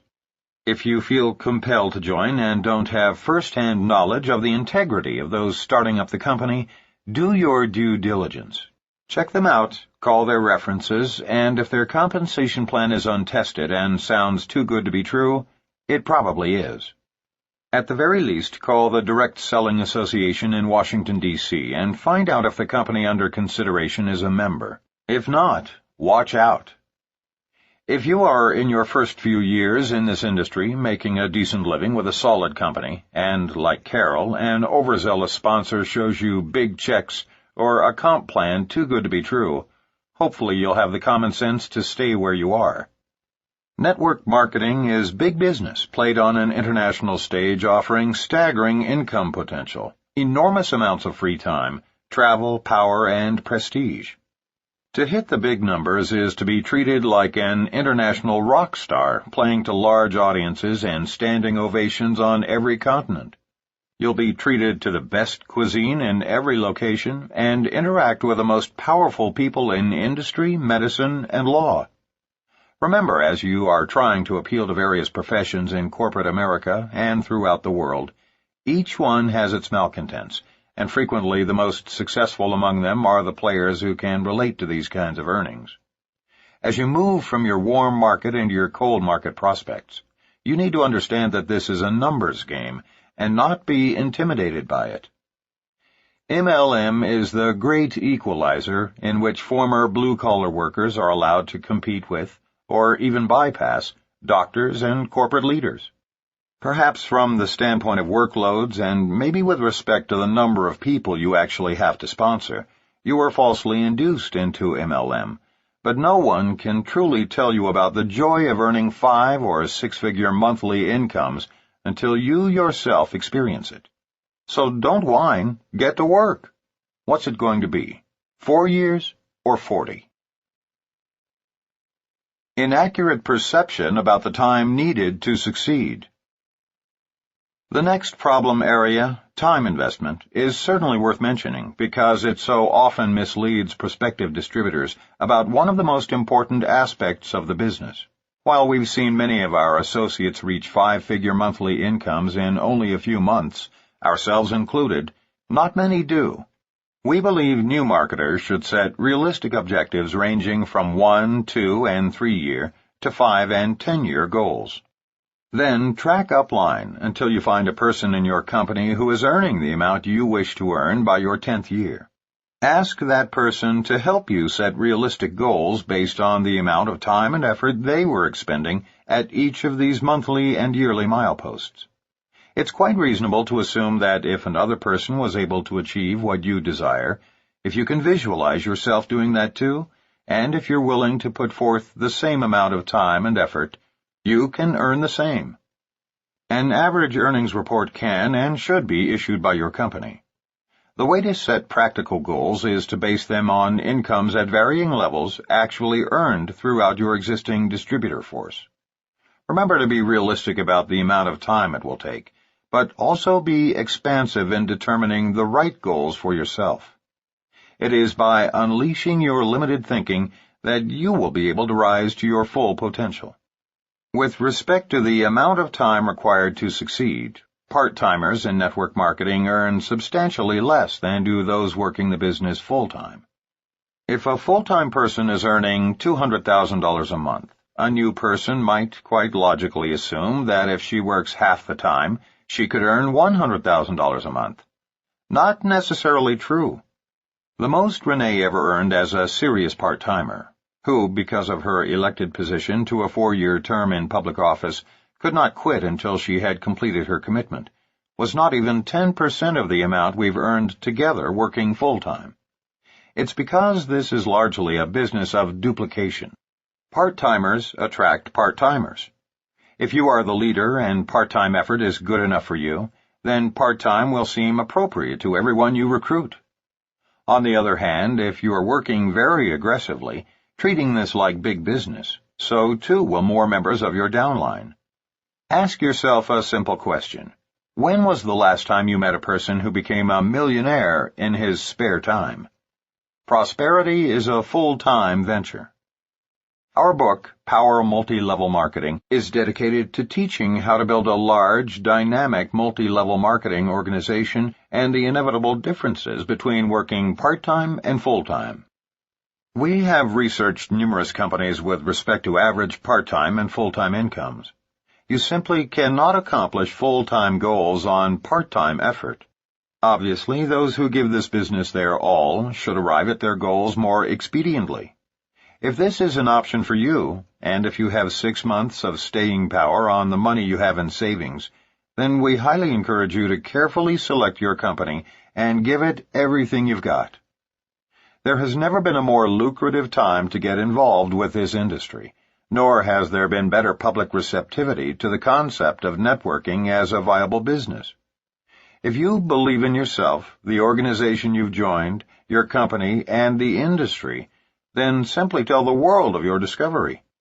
That's what Mark did, sometimes putting in 60 to 70-hour weeks on fire with enthusiasm, and within 3.5 years, his efforts earned him his first $100,000 monthly check. If responsibilities, financial constraints, doubts, or just good common sense hold you back from beginning this business on a full-time basis, then Renee may be someone for you to emulate. Although only part-time, while serving full-time on the Board of County Commissioners in Reno, Nevada, she treated her network marketing business like a real business. As she explains, I stayed with a constant regimen, prospecting 12 to 15 people every single day, holding a presentation in my home for at least 15 prospects a week, gathered in 2 to 3 separate meetings, all of which resulted in my sponsoring a minimum of 5 people a month. With extra time invested on the weekends, the number of people I sponsored could sometimes run as high as 10. By never letting up, even though I had a busy professional schedule, I reached a $100,000 annual income after 1.5 years in the business.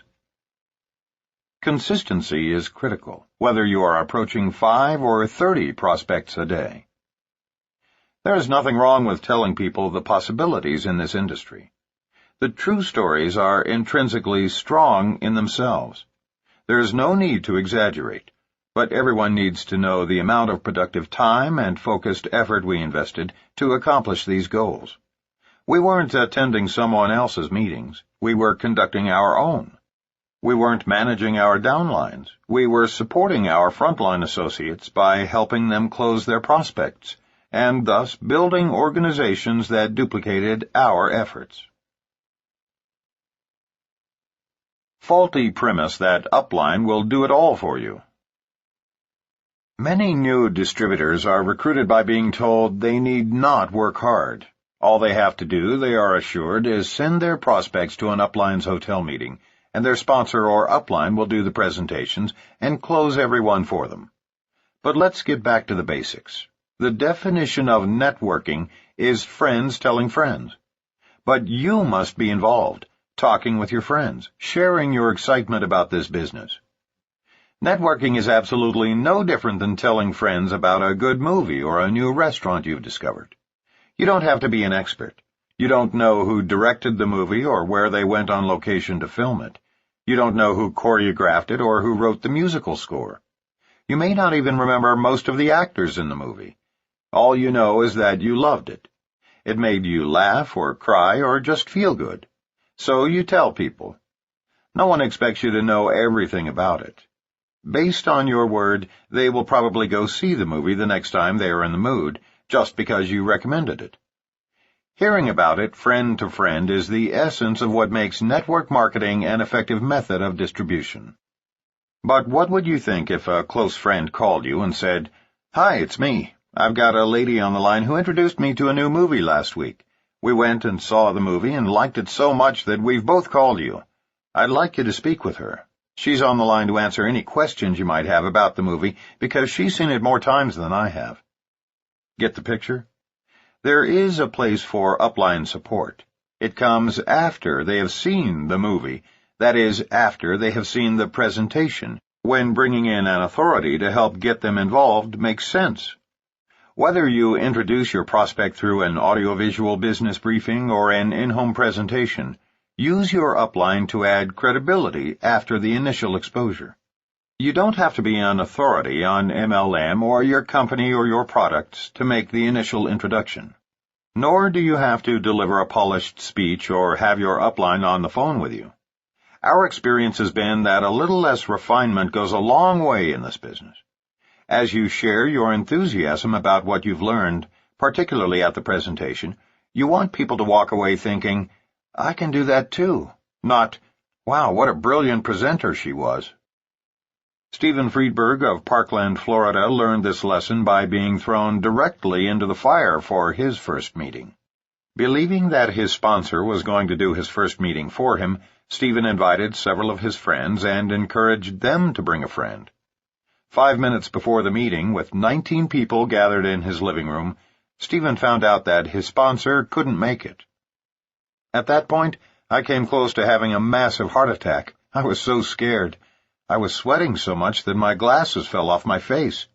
I was shaking so hard that, for the life of me, I couldn't draw a straight line on the board. The meeting that was supposed to last an hour took only 19 minutes because I had told them everything I knew. To make matters worse, someone I had already sponsored filled the empty minutes by taking over the floor, shouting to everyone, "You can do it," while striding from one end of the room to the other. All I could do was pray that the floor would suddenly open up and swallow me, sparing further embarrassment. It was my worst nightmare, until the next day. 3 people signed up and my business was off and running. Although we do teach sponsors to do the first couple of meetings for their new associates, this story shows what can happen when people are left with no options but to go out and, in the words of the great Nike, just do it. This is a business of teamwork. Don't be misled by the false expectation that somehow your upline is supposed to take you by the hand and do everything for you. But at the same time, the reason we are compensated multi-levels is because, as we plant the seeds with our prospects, our upline mentors are there to water those seeds for us.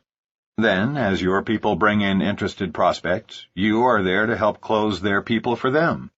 It is not a matter of upline doing it all. It's about all of us doing our parts, making the whole organization function as one healthy body. Remember, you don't need colossal support nearly as much as you need to be a major support for others. When that sinks in, you'll truly begin your march toward wealth. But you will argue, "I'm not making the big money yet." It doesn't matter. Most people only need to hear the same thing reinforced, the old 1-2 punch. If the subject comes up, "How much are you making?" let them know that you are still in the early building stages, but give them the private number of a specific person in your upline who is making big money. Our experience is that only a small number of them will follow through and call. What they really need to hear is that what they've been told is being accomplished by someone beyond their friend, someone to whom they will also have access. But when they do follow through, the big earner needs to be accessible. Clarification of retirement. The definition of retirement is the total withdrawal or separation of oneself, thereby indicating the end of a career. Have you noticed that the topic of retirement comes up at virtually every opportunity meeting conducted by a leader? This is a false expectation, often promised and seldom realized in network distribution. This business is just too much fun and can even be conducted by telephone from an easy chair. Many of us use the word retirement loosely in our first approach with prospects, but what we mean is that after a certain period of time invested in the business, we can ease up dramatically. At a certain point, we no longer have to spend our lives prospecting people to achieve wealth and independence. But we must find an appropriate means of sustaining our support and accessibility to those who count on us. When any network marketing company allows vesting, retirement without any further production requirements, few distributors choose to actually retire completely. A real leader makes plenty of time for his family, most often creating a lifestyle that blends quality free time with quality work time. But that leader usually continues to be accessible by telephone and never allows the rumor to circulate in his downline that he is fully retired. That could be a mistake and should be avoided. But don't allow this retirement issue to disturb you. Here's why. First, there is no other business in existence that has such universal application but also offers the rewards of network marketing. Not everybody can be an athlete or an actress. Not everyone has the funds to purchase their own franchise. But almost anyone can do network distribution on some meaningful scale. And once it's in your blood, it is nearly impossible to do anything else. Twice we've tried to retire, and both times we've convinced ourselves that no other productive endeavor is nearly as fun. According to the eminent psychiatrist William Glasser, all of us have two fundamental needs in life: the need to give and receive love, and the need to feel worthwhile to ourselves and others. The two times we cut back considerably, we quickly discovered that we missed the interactions with friends and acquaintances we've made through our business. We soon discovered that recruiting and training new distributors is more fun, challenging, and rewarding than most other productive endeavors. Whatever we tried, we always ended up coming back to network marketing. Perhaps we're hooked because this industry involves such a variety of experiences. When we write, speak to groups, or work one-on-one with people on the telephone, we are involved in personal growth, marriage counseling, family values, company politics, integrity issues, small businesses, global businesses, and a variety of different cultures from all over the world. The personal goals and entrepreneurial dreams of every single person with whom we interact are of paramount importance to us. Given both of our backgrounds, it has proven impossible to find another profession with such a dramatic impact on so many people. We don't care how often you've heard about network marketing retirement. The truth is, our downline will always strive to duplicate us, and the last thing we want is a downline of retired leaders. Craig Bryson, a major international player in networking, has always warned leaders in this industry about the trickle-down effect. Any company that allows vesting or retirement without any monthly production requirements could eventually destroy itself from the top down. We concur. In fact, many of the top MLM companies offer 1 or 2% of total profits to be shared among its leaders, or, in lieu of that, have created an addendum to their compensation plan that provides its leaders with the incentive to continue being productive.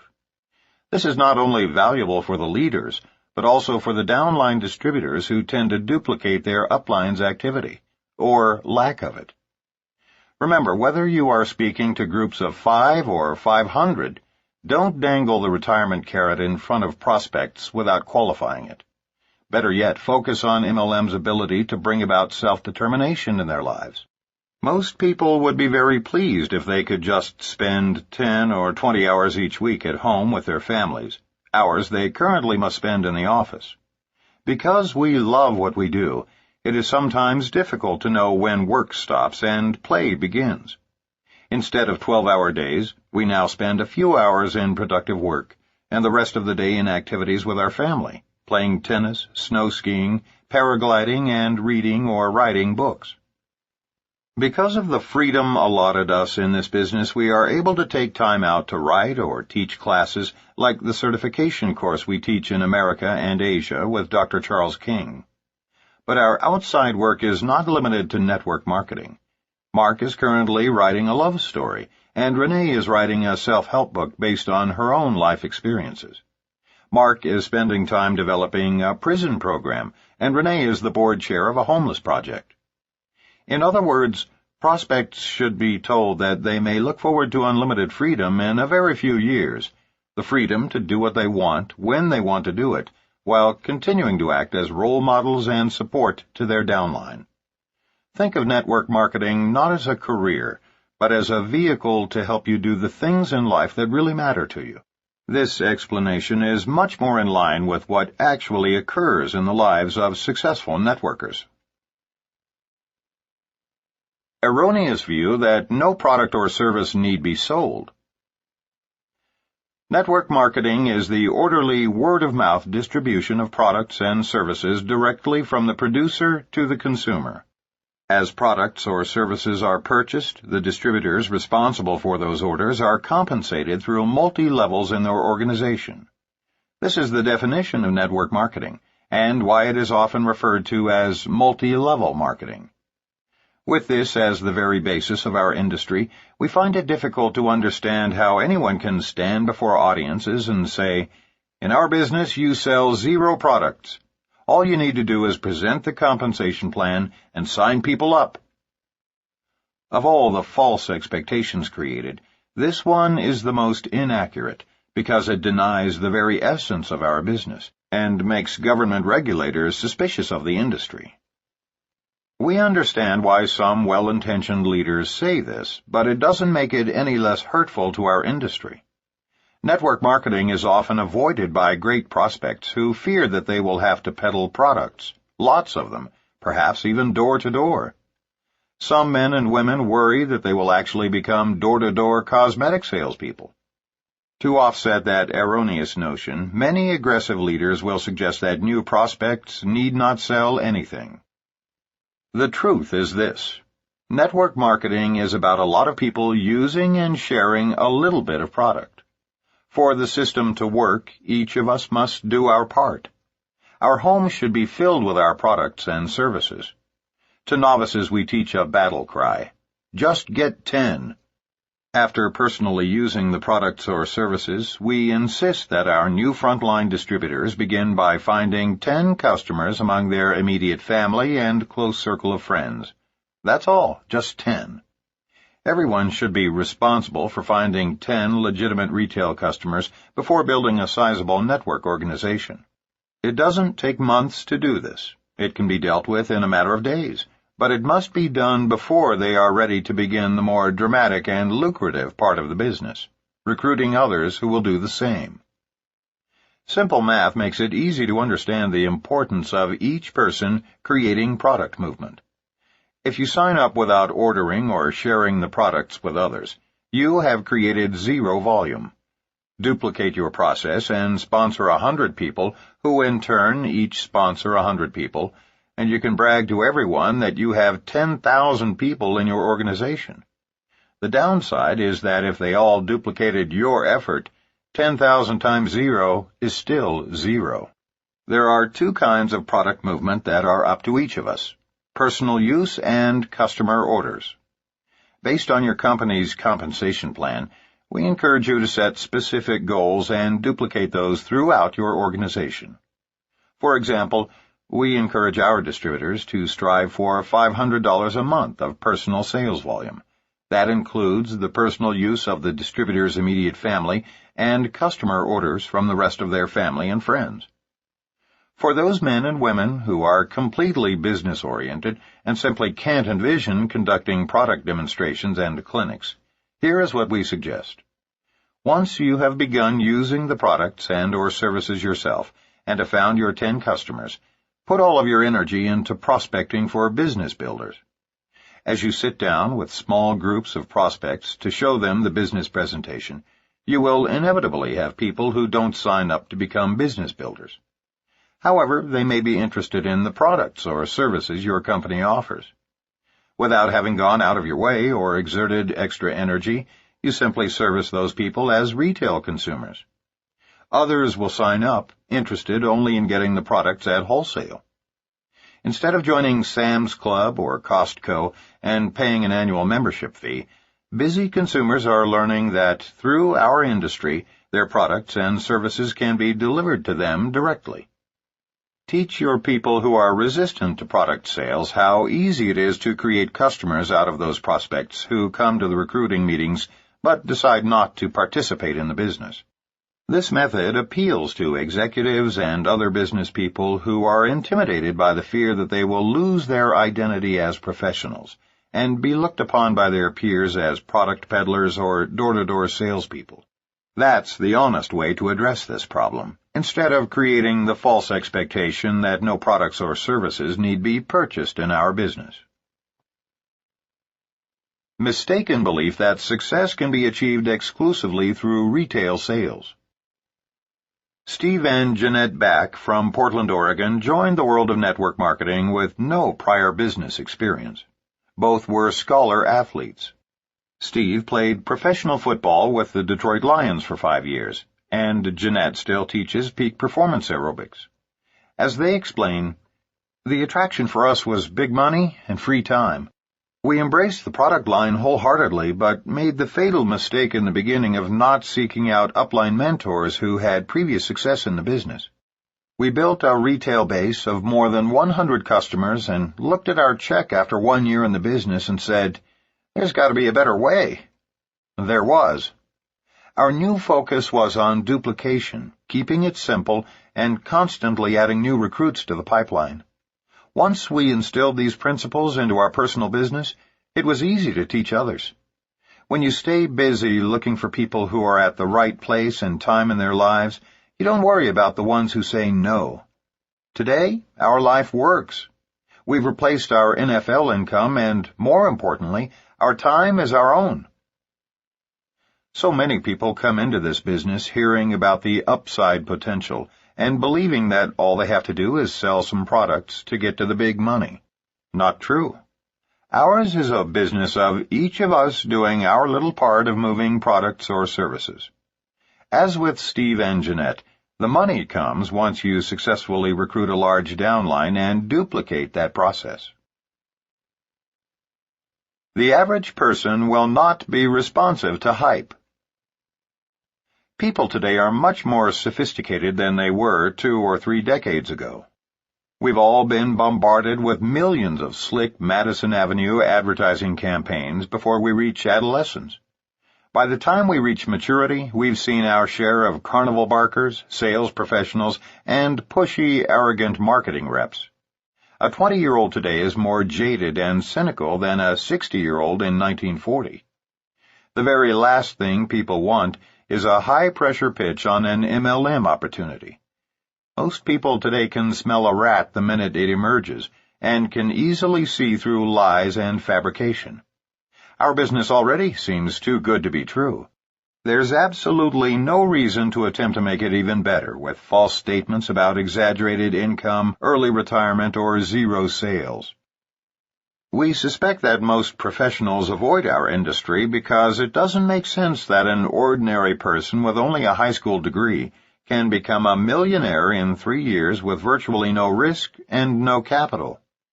When a thinking person is exposed for the very first time to network marketing by a competent leader who simply articulates the facts honestly, one of 2 things will occur.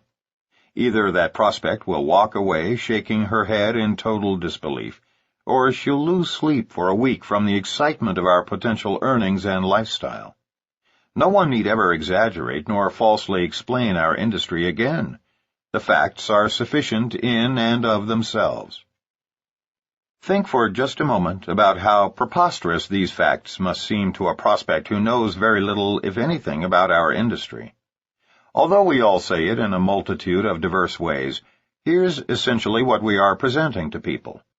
We are asking them, first of all, to believe that network marketing is much more lucrative than most franchises, yet to begin it costs less than $100 or $200. If the owner of a great franchise like McDonald's earns more than $200,000 a year after having invested $1 million in the franchise, how on earth does an MLM distributor earn $200,000 a month on an investment of a couple $100? It doesn't compute.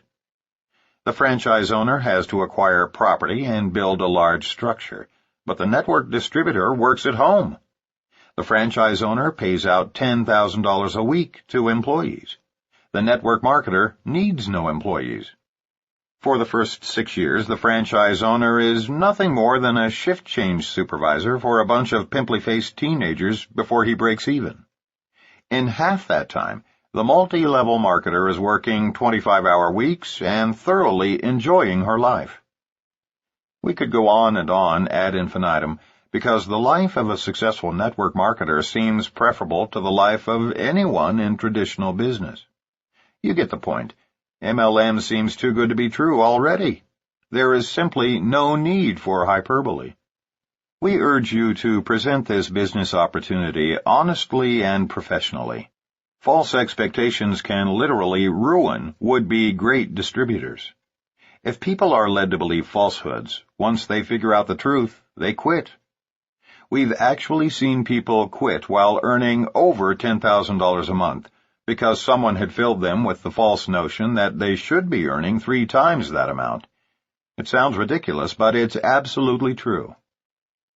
This is the only business in the world in which former blue-collar workers can earn more each month than some pediatric cardiologists do in a year.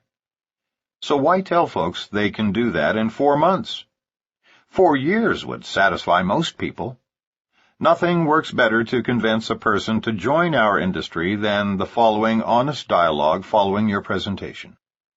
You know, I think you and your wife would make remarkable partners in this home-based business, and I don't want you to go out of here today with false expectations. So please remember my closing comments. This is the most lucrative and fun profession in the world, but it's also the hardest work you'll ever do. This isn't like a lottery, and it's certainly no get-rich-quick scheme.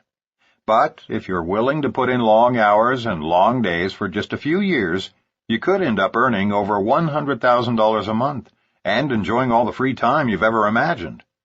I say it's tough because you may have to prospect a lot of people to find just one who's willing to work.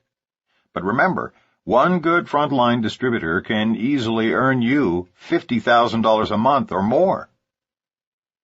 Your prospects will appreciate your honesty, and you'll never be accused of creating false expectations. Yale-educated lawyer Ray Faltinsky, our good friend and co-founder of a major network marketing company, once told us that by far the majority of lawsuits and regulatory hand-slapping that has occurred throughout our industry's history has most often resulted from exaggerated claims about income and products. For our children's sake, let's join together and stop these exaggerations, which could pose a significant threat to our industry's longevity. Besides, if we just tell the truth, it already sounds too good to be true. Summary. Don't be misled by false expectations. Success in network marketing takes hard work and persistence. There is no one to whom we could not present the MLM opportunity as a chance for success, but be cautious to distinguish between the fact that while everyone can, not everyone will. Along with references to the oversized checks, distributors will also want to discuss the amount of effort required in MLM. The more honest we are about the hard work required to succeed, the less attrition we will have, and the more respect we will build for the industry. Whether in a breakaway, a unilevel, a matrix, or a binary plan, the greater the number of personally sponsored distributors, the larger the income. Network marketing is the great equalizer in which former blue-collar workers are allowed to compete financially with doctors and corporate CEOs. With respect to the time it takes to do this business, set realistic goals based on real achievements of upline distributors or average earnings published by your company. Part-time effort will virtually never produce full-time results.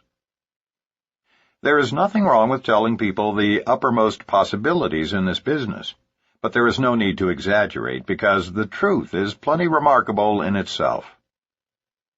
As you bring others into this business, support them without promising that you will do it all for them.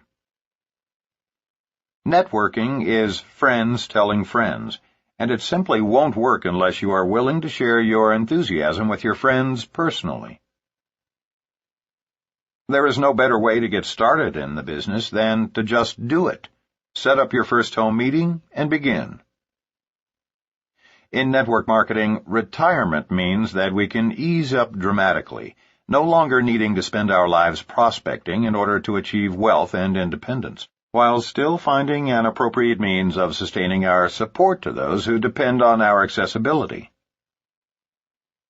Think of networking not as a career, but as a vehicle to help you do the things in life that really matter.